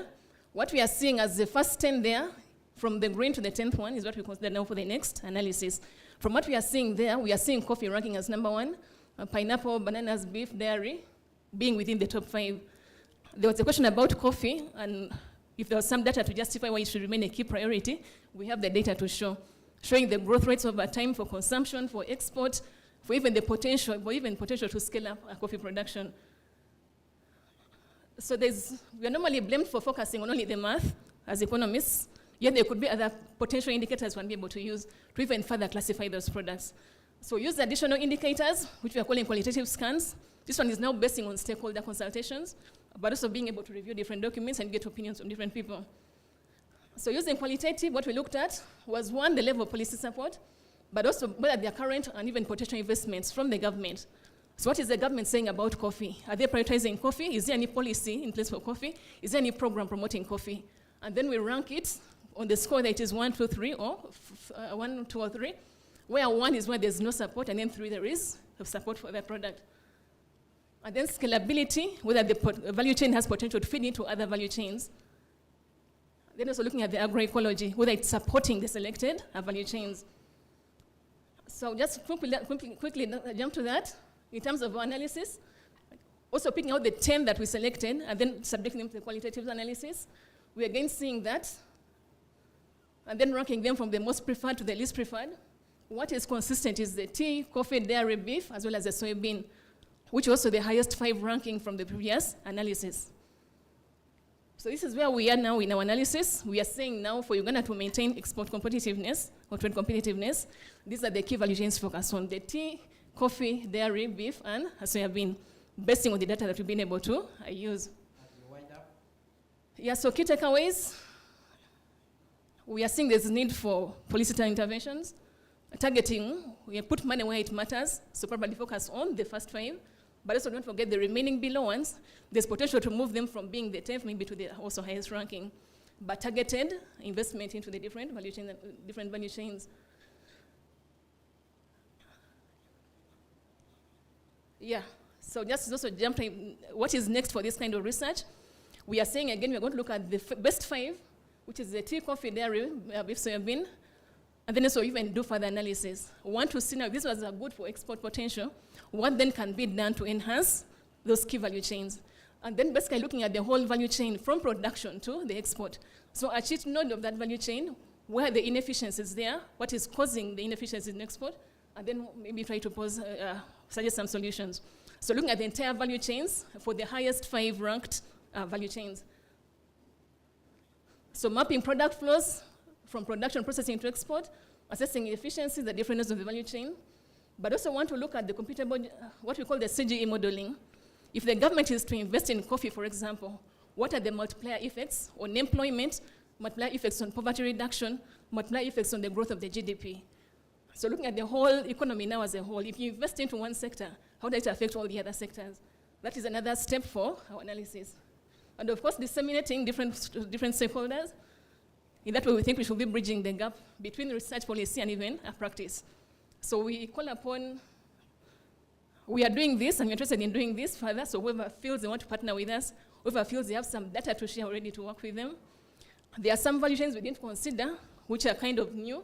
Things like macadamia, hearts of avocado, because we don't have the import and export data for such new value products, for such new value chains. But in case there's any actor who has the data and is willing to work with us, we are welcome, and we welcome any kind of collaborative research. Thank you so much. Thank you very much, Dr. Florence Louisa, for that presentation. And very quickly, our next presentation is from Dr. John Elacour, who is going to be speaking about livestock infrastructure developments and utilization in Uganda. Thank you very much. If you can step forward very quickly, and we'll listen to that very presentation. You also have a maximum of 10 minutes. Kindly focus on the key areas so that... We want to mention that this research is being funded by the government of Uganda through the RIF, the Rural Innovations Fund. Research using government money for the government, so hence they need to take it up. We pray that the government takes up these findings in order to inform the decisions that they are making. Yes, let's now hear from Dr. John Elacour. Good afternoon, everyone. My name is John Elacour, and thank you again for coming and to attend the launch of this center. I'll be presenting something that was informed and necessitated by the request from the Ministry of Agriculture to finance the Uganda Climate Smart Agriculture Project. And it was following up one of the projects was implemented by MAIF, supported by again World Bank. And the issue was based on the discussions that came from the design process of the Uganda Climate Smart Project. And we said, okay, how do we really focus on the use and management of different livestock investment, because government was asking for more infrastructure, and we thought this. The bank got some money from the trust fund that was financed by the British, the FCDO, and we asked them to undertake this assessment, and the slides are many. I hope sharing them, so I'll just go to the specific issues. So this is the project. I'm sure Dr. is familiar with this one. The Pastoral Resilience Project is about the infrastructure and markets. And the project ended in 2021 to design the Uganda Climate Smart Project at the same time, and we needed to get some bit of details on this. I'm going to jump most of this, but these are the investments. And these are the number of investments that we achieved, and the project delivered. The outputs, we can see the outputs. Breeding, vaccinations. So we early warning system. For this present, I will pick some specific infrastructure so that we shed light into what we learned. So this is the output of the breeding program in the pastoral areas. And one thing that you'd see from the pastoral is something nice to look at. But we'll get to that. So I'll begin from the livestock.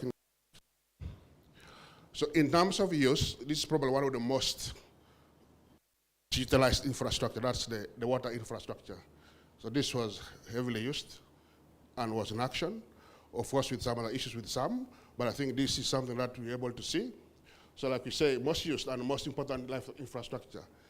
And this is the area where, so in the assessment, we have different methodology that we did. The focus was first, the actors, management, and then we're also looking at willingness to pay, the economic feasibility. We did a bit of cost-benefit analysis, but also we introduced different management models so that management up to manage this infrastructure. Again, goal to the work program on how to manage this infrastructure. So what we found that yes, people are willing to pay even for this water, and I guess even across the country you'll find people are willing to pay. And if you go to areas like Nakasongola, by paying money for the boozers to take water. So this is the thing. But the question then, of course, is, are we not charging for water? So those are some things we can ask and do a discussion. Again, the water use associations were common mechanisms for management, community volunteers, of course with the limitations and other issues that you'll see later, but they probably more fit for purpose, and they solve a lot of problems. The financial analysis shows setting fees based on the user willingness to pay is feasible, and I think something that we need to discuss and see how to take it forward to improve the sustainability of this infrastructure. Of course, the other key thing that was important, when you get facilities that were, the communities were engaged and involved in either from the initial process from the onset, they are the most efficiently used. So that's what we get from this. Again, still on that, what we find definitely is a filter problem. When most people take advantage of others, they leave others to manage everything. And they don't want to be part of the process of management. And these are key things. Guidelines. I think Ministry of Water, Ministry of Agriculture said they have water use guidelines, but I think they're not very clear, they're not disseminated, they don't know. It is there in paper somewhere, and it's not there down with the people. And then, of course, enforcement of those rules that guide the community associations. This is where the problem is. People are not, some of them are written because they're not in the communities. So there is definitely a need for us to engage and make sure that we're able to deliver this. To deliver these guidelines, to deliver these rules, to educate our community these rules, and make sure they're able to enforce it. So these are some of the issues that we get. This is still life for water, and I think I've discussed it. The policy aspects are there. So our policies need a bit of work as well. Some are old, some are not adaptive to the existing environment and changing climate conditions and changing use of this water infrastructure. If you look at the census report from UBOS, we have now more people getting water in boreholes, not in. So boreholes have become critical, and yet the quality of the water in the boreholes and the quantity of water that animals are able to get in the boreholes is still limited. So these are some of the issues that we need. So we need to be able to work on the policies and the regulations, and I think there is a quite number of this in our work program. But the key in terms of regulation is again the virus in the work. And then one thing that we found in the districts, especially around water, is ownership. Who's managing, who's responsible? The structure of the local government is not very clear who's managing. You have a water officer, but the water officer in the local government sees water, is in charge of boreholes and other things, but not dams or other infrastructure. The livestock production officer is focused on livestock. Agricultural engineer, after constructing, disappears. Who is managing the dam? Who is responsible for the use of the dam? And I think we need to have a discussion on how to make that work. I think those are some of the key things. Or should we bring private sector? I don't know. Animal infrastructure, this is probably the least used infrastructure that we found from our study. And we have very beautiful infrastructure. Often we found everywhere we visit, they are not being utilized. Sometimes we find even the technical people asking, how do we use these facilities? The holding grounds are there. The question is, should we invest in them? Are they needed? The answer is yes, and that's what we found. We need them. So the community needs the infrastructure, but the practicality of not to use them is the problem. They demand articulation. And I think this is probably something that we need to have a discussion on. How do we utilize this infrastructure? Again, the local government management was the most dominant aspect. Maybe there's an issue there. I don't know. Willingness to pay, people not forthcoming. And partly because the willingness to pay people discuss this together with the farmers, not really with, because some of the infrastructure is actually used by either the traders or by the vets themselves who are in the sub-counties who are doing this service. I think this is again another discussion. And we ask Mike to be able to think about how we utilize things. So these are the issues, the barriers in terms of what makes it technical expertise, perceived cost, because we don't see the other value. There's usually, for public use, is an estimation of the value of the infrastructure, the cost of the antibiotic system, the cost of treating an animal in a blind way without knowing what actually it's suffering from. And if you talk to the first, they tell you, see, they go to they provide a cocktail, they prescribe a cocktail of drugs, and the cost goes up for farmers. I think these are the discussion that we need to have. I know my colleagues are about to just give me some minutes of time, a few minutes. Again, of course, people talk about facilitation, but again, this is because the revenue is not coming. So again, as government, that's what we engage and see how this can work. The big issue again in animal health is legislation. And Dr. Devon Ross have been engaging a little bit with that. Is that the problem that I have, most of the acts are old, have weak incentives, and for some reason, as a veterinary professional, we fail to cross the line when it comes to policy promotion. And I think maybe APRC and other colleagues need to help the livestock team be able to cross cabinet, to go to parliament and make these policies work, because I see some of them still stuck somewhere. And I'm sure when they respond, some of these, they have revised them, they are put into the process, and they stop somewhere.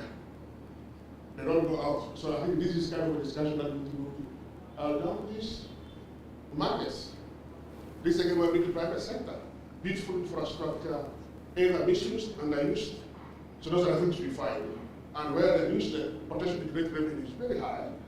And then we learn on how we make the smaller facilities work. And there are things that we discuss, and they're basically informing our next operations. So again, from the World Bank side on how to make this infrastructure work. So we had a discussion with different technical expertise, but this is what we see. But they're probably the most demanded. But we need, I think, support with private sector PPE work program here so that we're able to generate revenue. Other example, just so that I don't go through this, there's a market. There are markets, Bukedia, Soroti, Bukedia, Katakwi, Karamoja. Every day they get about 50 million Uganda shillings. So there are 53 Friday market days. They get 50 million every day, but the revenue that they are collecting and giving to government is 20 million for a year. Ask the mathematics where it goes. Where does the revenue go? And that's the efficiency that we're talking about. So this is something that we can do better. And I think there's a case for the private sector to manage this infrastructure. All right, as you wind up, Dr. Lacour. Yes. Yes, I'm about to end this. This is the last one, and I think revenue leakages, extreme local council. We will leave that to you, and we'll see. I hope you share the slides with you. Again, enforcement, legislation, incentives to actually enforce. This is the issues that we get, and this is what the breeding program, a lot of interesting issues coming up from there. I leave that to you, but I think this has also helped us to demystify. One of the focus that we're focusing on in the next operation is to address some of the issues here, bringing AI, bringing finishing bulls, and developing decentralizing community-based AI systems based on the learning that we got from this particular work program. And I think there's a benefit that we see from that. Again, because of time, I'm going to look at additional some of the recommendations that we had. I'm hoping that they will share just some of the publications that we got from that work program. And I will end there, and thank you very much. Thank you so much, Dr. Lacour, for within that short time that we gave you. We're now going to get 3 questions for each of the presentation, and then we'll have the responses and then embark to the closing ceremony for this particular event. Again, let's hear from the gentleman here. Thank you very much. My name is Alex Lacour, Ministry of Agriculture. My major concern is on presentation 1. If you look at the 5 priorities, and I look at West Nile, Acholi, and Lango, the 5 do not fit anywhere. Some of them may even be had for the first time. Would it have been a better option to regionalize this recommendation for the priority enterprises so that all regions had a share? Thank you so much. There's a gentleman here. Thank you very much. It is just something similar. I was just trying to challenge Dr. Lawrence with a beautiful presentation on why we would have those priorities for various regions on the list she had put across. How do we better, are you delving deeper into seeing which priorities there are for the various regions we have? But then to maybe get to the other point. Sorry, I didn't introduce myself. I'm Jacob Kaingo, Mountains of the Moon University, soil scientist. One thing that has come out quite prominently is the issue of data. How do we best leverage the structures that we're having for us to have this data reaching us to inform policy data? It's beautiful that we're having a mix. The scientists, the administrators in MDS, and also the private sector. Can we have something trickling down, maybe the farmers? Dr. Kadi hinted on about it. What is the role of maybe citizen science in trying to help us build this database?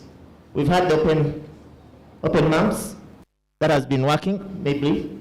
And does anybody have this kind of work about the roads, networks, and issues like that? But then for open science, can you also do that as scientists? We are really working in silos, and we are really having this culture of data that we're just keeping on our laptops. Can we be more open and collaborative and share this data that many of us are needing? As APRC comes in, is there an institutional repository possibly for sharing this data that is being collected across? I think that we shall have a better base of collecting data at maybe even a minimal cost that will enable us to have this evidence-based policy development. Thank you very much. Thank you so much. Two more. There are so many hands going up. Gender balance. Thank you so much, presenters. My name is Alex Tatwajire of Danri. I want to thank Florence for innovating around the data. It was very interesting seeing how you managed to really reduce the numbers of value chains, but you didn't tell us.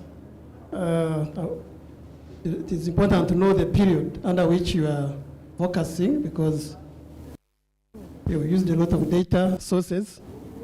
Although I've seen you plan to apply other more methods.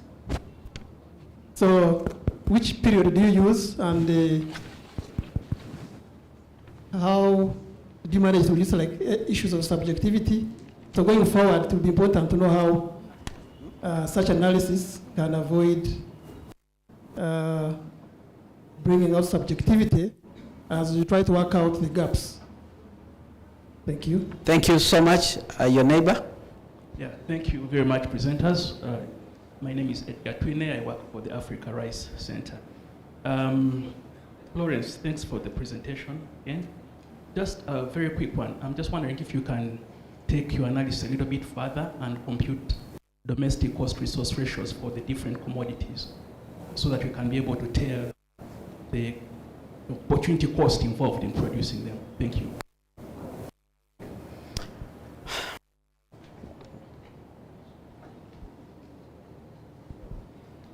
Thank you. I thought as ladies we are being cheated. Please go ahead. So my question goes to Luisa, Dr. Luisa.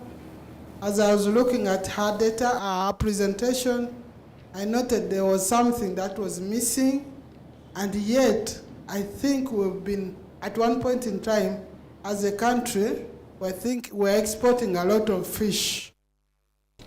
And I didn't see fish appearing anywhere.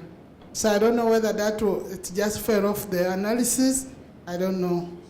And also another thing which I should bring up is what was brought up by Dr. I think he has left. The data used to come from the bottom. It was bottom up. The farmers were the ones who would give the data to the Muluka chief. The Muluka chief will give it up to the ministry. And I think that was a more appropriate way of getting the right data from the bottom.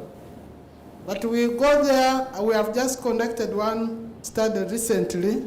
They farm on animals, livestock. The farmers are not willing to tell us how many animals they have in their kraal. Okay, so there is a bit of cage. They don't know why you are collecting. Even if you introduce the study to them, they still are hesitant to tell you the numbers. When it came to gender, it was worse. They didn't want to tell us the role of the women in the livestock keeping in that area. So I rest my case there. Thank you so much. One last comment, and that will make it 6.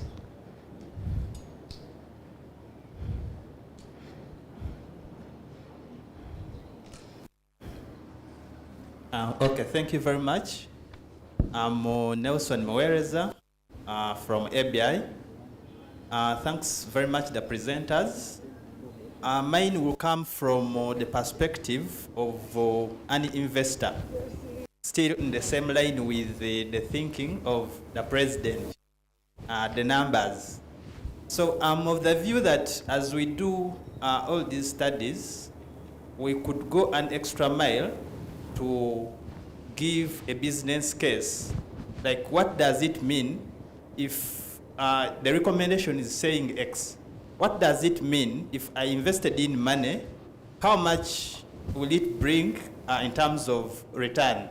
Every dollar we invest in that recommendation, how much will it bring on board? Because like from where I work, in most cases when you present a proposal to management or to board, then they will ask you what is the value of our money, yeah?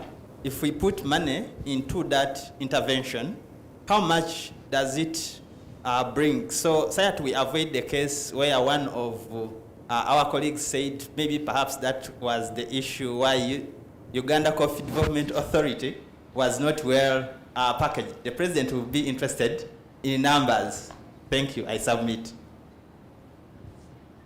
Thank you so much. And now we go back to the podium for questions from Dr. Luisa. Thank you so much for any questions. Thank you. Okay. If the public wills, my concern is on to highlight something on Dr. Lawrence's presentation. And it's about the approach. In my view, if we are to address the aspects especially of the infrastructure, the health infrastructure and the market infrastructure, and we refer to the beef industry that we put down here on Bomba Road, two things come out. That so as long as we are continuing to learn to study this thing in an aggregated way, we are going to miss the implication of the findings. What I'm trying to mean, you wish the methodology delineated the commercial livestock farming from the traditional, or we would call household farming, so that we concentrate on infrastructure adequacy in these ranches that has the component of the commercial, the return on investment. That would make us move, because if we continue to bring it together, I don't see ourselves really making a step ahead. I thank you. So I can go ahead. Yeah, thank you so much for the different questions. I'll try to go through them briefly. One was about the selected value chains that we are proposing maybe do not work for certain regions. Whereas that may be true, it may be hard to really get from the data, because when you're looking at the export or import data, they look at the export for Uganda as a whole. If you're looking at how much Kenya is buying from Uganda in terms of maybe maize or beans, it doesn't really show how much of it came from West Nile, how much came from Uganda, how much from Western Uganda. It's just aggregate for the country. So the export information, the exchange rate information is at a country level. It would be hard to disaggregate it at a lower level. However, we also have some. Okay, thank you so much. What I was trying to say is that the data we are using in terms of mostly export and import data, looking at how much different trading partners are buying from Uganda, which of these different value chains, it's really aggregate level data for the whole country. It doesn't really break down to show how much came from which region. So that may be hard to get, but in case such data exists, I mean, we'll be also willing to use it. But so far what we have now available is simply country level data. In terms of the need for APRC to have a center where we can maybe aggregate the data, maybe a data repository, that is part of the plan. One of the main components of the sector will be a specialized data analysis unit to do such analysis, collect different kind of information, make it available to the public, but also hope to do some analysis that can be used for different actors. In terms of the time period used for the analysis, we looked at the 5 years, but also 10 years export as well as import data. we look at the monthly data, but maybe for the last 5 years. So we counted from 2024 last year, then count 5 years backwards. But the monthly import and export data for each of the different value chains. In terms of, to consider the, I didn't note it well, but it's something to do with the cost ratios from Dr. Edgar. Yeah, we try to capture that when we looked at the issue, the indicator for the input cost efficiency. If someone is producing beans, for example, how much do they invest in it, how much do they get out of it? If you're going to promote beans as a value chain, what is the cost of its production? But you can only go beyond that and also look at maybe other cost measures. But try to capture the cost of production also in the analysis. Value chains like fish, yeah, it is one of those that we didn't consider, simply being that it's hard to get fish data. We have livestock data, but doesn't include fish. We have a census report simply recently produced by the government. It has no component of fish. So really getting fish data has been a challenge, but we know fish is one of the priorities also of the government. But again, I say if there's such data available, we will be willing to use it. In terms of the sources for the data, yeah, we use different data. For example, the data, the export and import values, as well as the quantities. A trade map is a good source for that. But trade maps puts together data right from the national level data, from the UBOS, from the FAO data, from other different repositories into one. So you're able to correspond, through that you're even able to check what does the FAO statistics show, what does the trade map show, what does the UNHS data say, or the UBOS say. So it brings together data, it feeds in from the national level data to those different, to that trade map which I'm proposing to use. So it's data coming in from the national level data sets and then feeding into the other data sets. In terms of the benefit cost ratio, yes, thank you for that recommendation. We had planned to do that. When you look at the different value chains more in detail, where the inefficiencies for each at the different levels, then basing on that, which one of those even is the most fun to invest in? If you invest in coffee, what does it then mean for the government to invest into coffee? What does it take? So we also hope to do like a benefit cost analysis to see is there a net benefit in investing in coffee overall? But we also do that in two ways. One was through the CGE analysis, but also again going further to do an economic analysis of what it means to invest into such a value chain. So it is still part of the program, part of the research plan, but that will be at the end when specifying on the specific value chains. If you invest in dairy, what are the implications? Invest in the beef, what are the implications? So that will be the last part for the analysis. Yeah, thank you. Thank you very much. Let's hear from Dr. Elkour very quickly. Thank you very much. I think I just have 3 questions here. One was on data. I think the data question has been discussed this morning.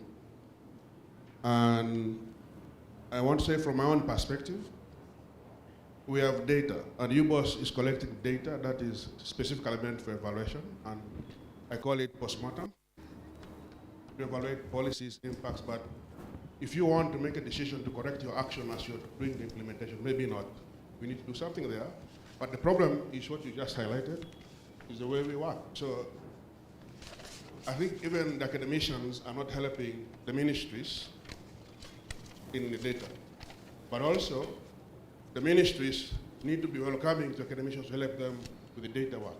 And I think there is a lot we can do there, and I think there is a lot more work, even to make sense out of that data set. And I think that's something that we need to work on. And I know most of the ministries now who are asking, come and help us with our M&E systems, our data systems. But I guess somebody said, I think the moderator said, put money to it. And I guess that's the discussion that's going to either divide us or take us there. The second thing was on returns to investment. I think if you look at our analysis, it's not even enough to stop at how much will come, because what are the assumptions behind it? And this is the kind of work that the team tried to do in our analysis. So if you are looking at this investment, so a return, but what are the assumptions? Because you're assuming that it will work, but it may not work. So there's different scenarios that you have to construct so that you're able to get return on investment. And I think if you look at some of the papers that the team has published, you'll be able to see that. The most interesting one that I wanted to address is the issue of the infrastructure in terms of ranches. Yeah. And this is the problem. Of course, we have discussed that problem first. The second thing, I don't know what we call a ranch in Uganda. see, this is a problem. How many ranches do we have? I don't know whether if you have. How many people have? How many ranches in Uganda have more than 2,000 cows or 4,000 cows? Huh? We have ranchers or we don't have? We have. Yes, but what is the data? So what's the availability? That's something that we need to visit and begin looking at. But the second thing is, the bigger issue is that the majority of the farmers that we have are small-scale farmers. And the question then is, we need to begin thinking around, how do we bring the ranchers or the small farmers to work with the ranchers? And I guess that's what you're bringing about. How do we, and this is probably what Dr. Demon and my friend Henry need to take into consideration. We have this infrastructure. Should we hand over to the ranchers? And this is the analysis that we need to focus on. How do we bring the people who are ranchers actually manage and utilize the infrastructure that we have put into play so that they're able to do exports, they're able to enhance our export of beef. And I think this is going to be something to discuss. I think that's one thing that has been missing even in our analysis. How do we bring the ranchers? Because we're focused on first cooperatives, and then second, organizing individual farmers. And of course, if there is any sector that's difficult to organize farmers, it's the livestock sector. It's very difficult to organize livestock farmers. And for the reasons known, it's a very lucrative thing and it's very profitable, but it is something that we're focusing on. Maybe we begin from the ranchers and see if that can work. And those are the different things that we look at. But again, maybe that's also is something that we take up, and I think it will be a good addition to what we do, beginning from this discussion. Thank you. All right, thank you so much, Dr. Elakur, for responding to praise, and Dr. Flores also for doing the same. And we're now moving towards the end of this particular function, and it gives me a pleasure to invite back on the podium Dr. Rosemary Isoto, who is the head of the Department of Agribusiness and Natural Resources Economics, to speak to us, and also invite our guest who will close this particular meeting. Very much, moderator.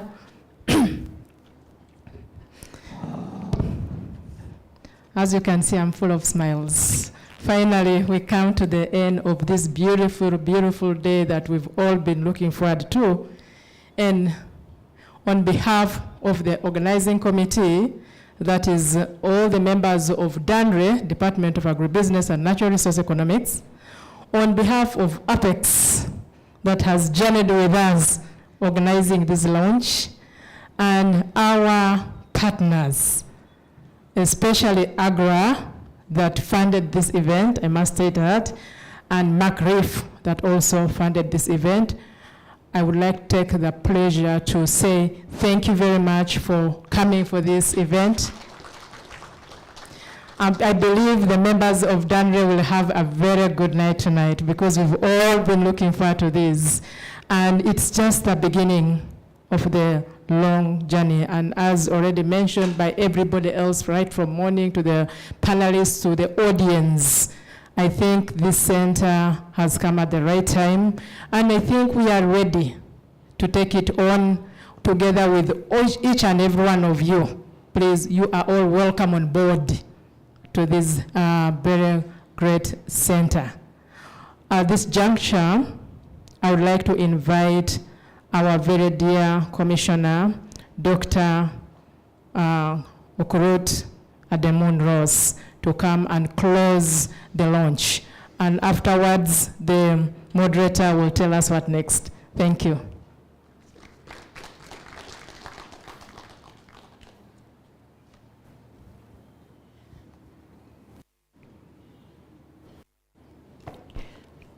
Good afternoon, ladies and gentlemen. Thank you very much for holding on to this very, very important dialogue that we have had. My name again is Dr. Anna Rosa Demun Okurut. I'm the Commissioner in charge of Animal Health in the Ministry of Agriculture, Animal Industry and Fisheries. That is for those who might have come in, because I introduced myself earlier.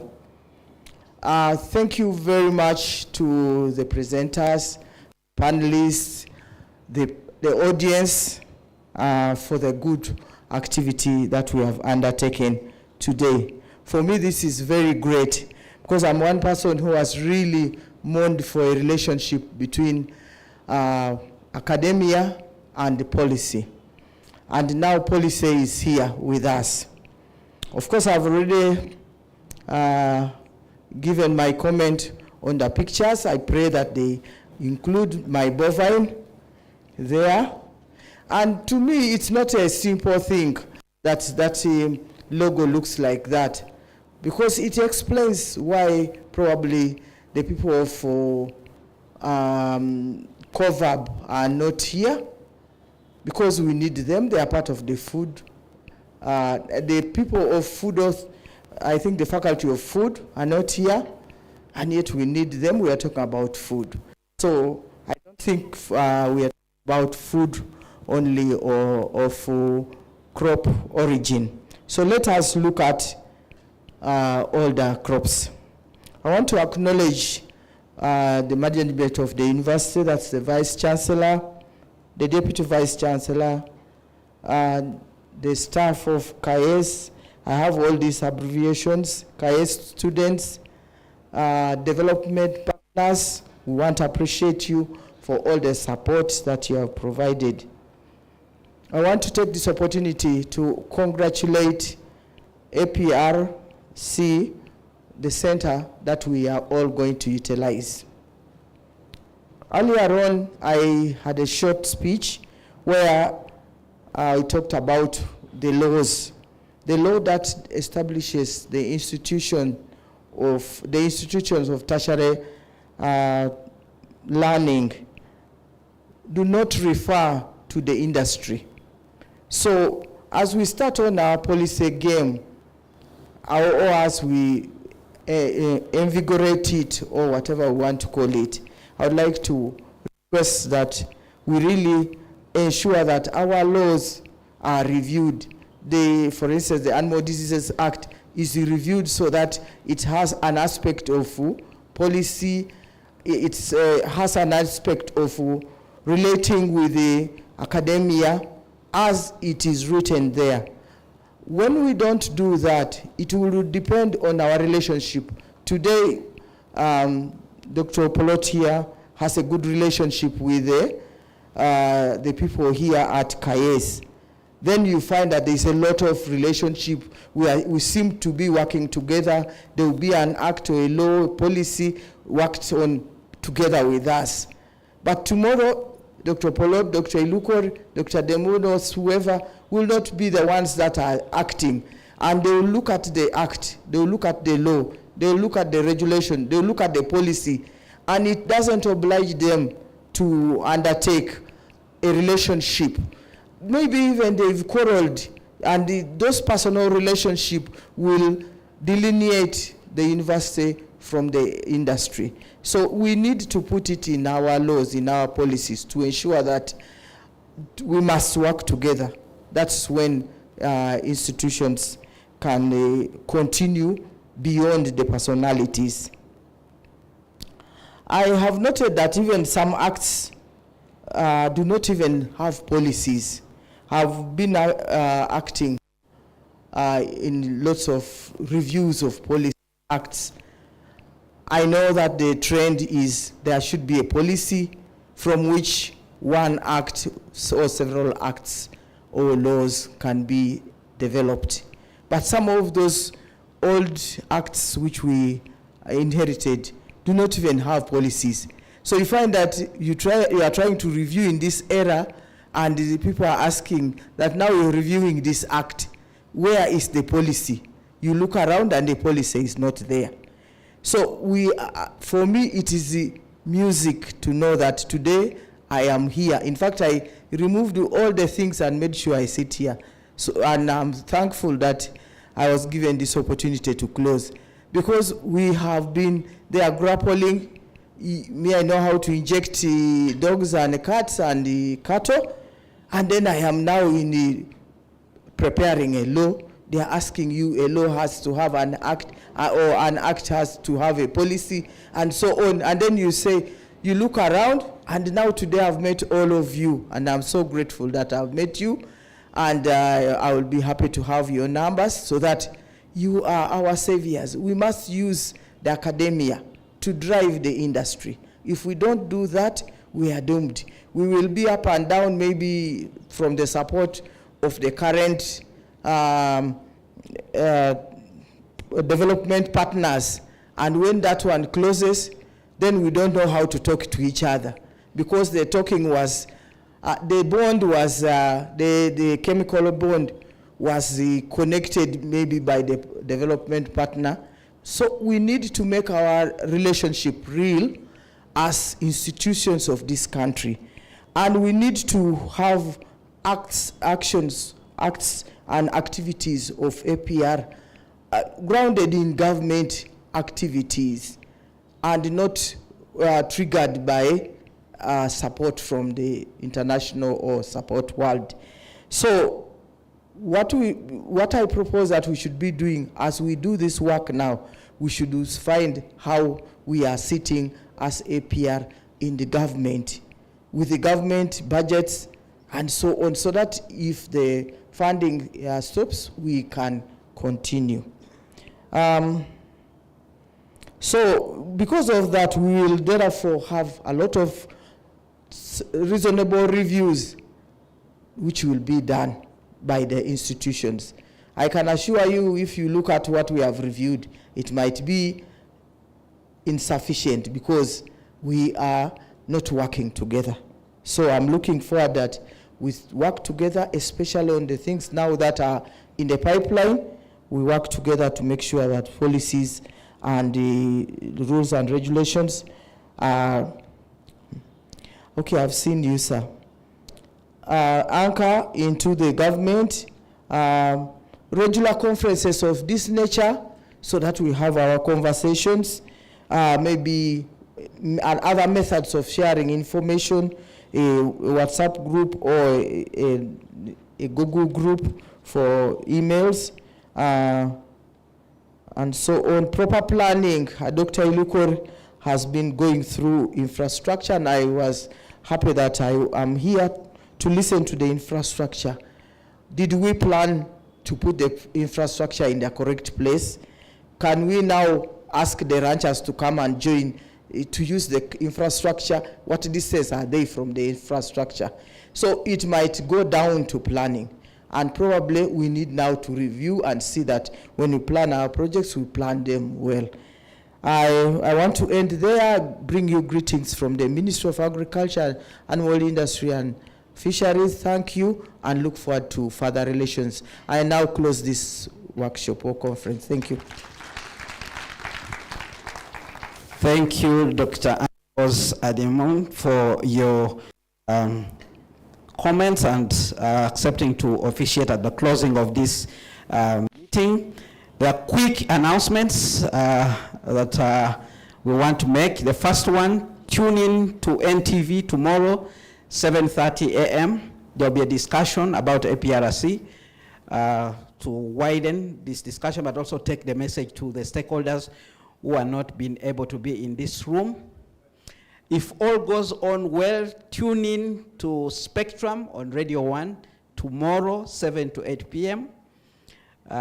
If that doesn't go on, you will have to tune in next week. I'm going to create space for that particular discussion. But also we have another announcement to make that next month, between the 17th and 18th, there will be a stakeholders workshop to domesticate the African Union Action Plan on fertilizer and soil health. More detail will be provided. And the good news is that APRC, MAIF, AGRA, and ANAPRI, who are key stakeholders in this particular meeting, are the organizers. So we look forward to taking part in that particular discussion. Domestication is very important for us because from there we'll be demanding for action to make sure that we have a good policy in place for fertilizer and soil health. If you might have heard from the soil experts, they will tell you that one of the crises we are facing is that our soil is rapidly losing nutrients, and therefore it explains poor production that is taking place in some parts of this country.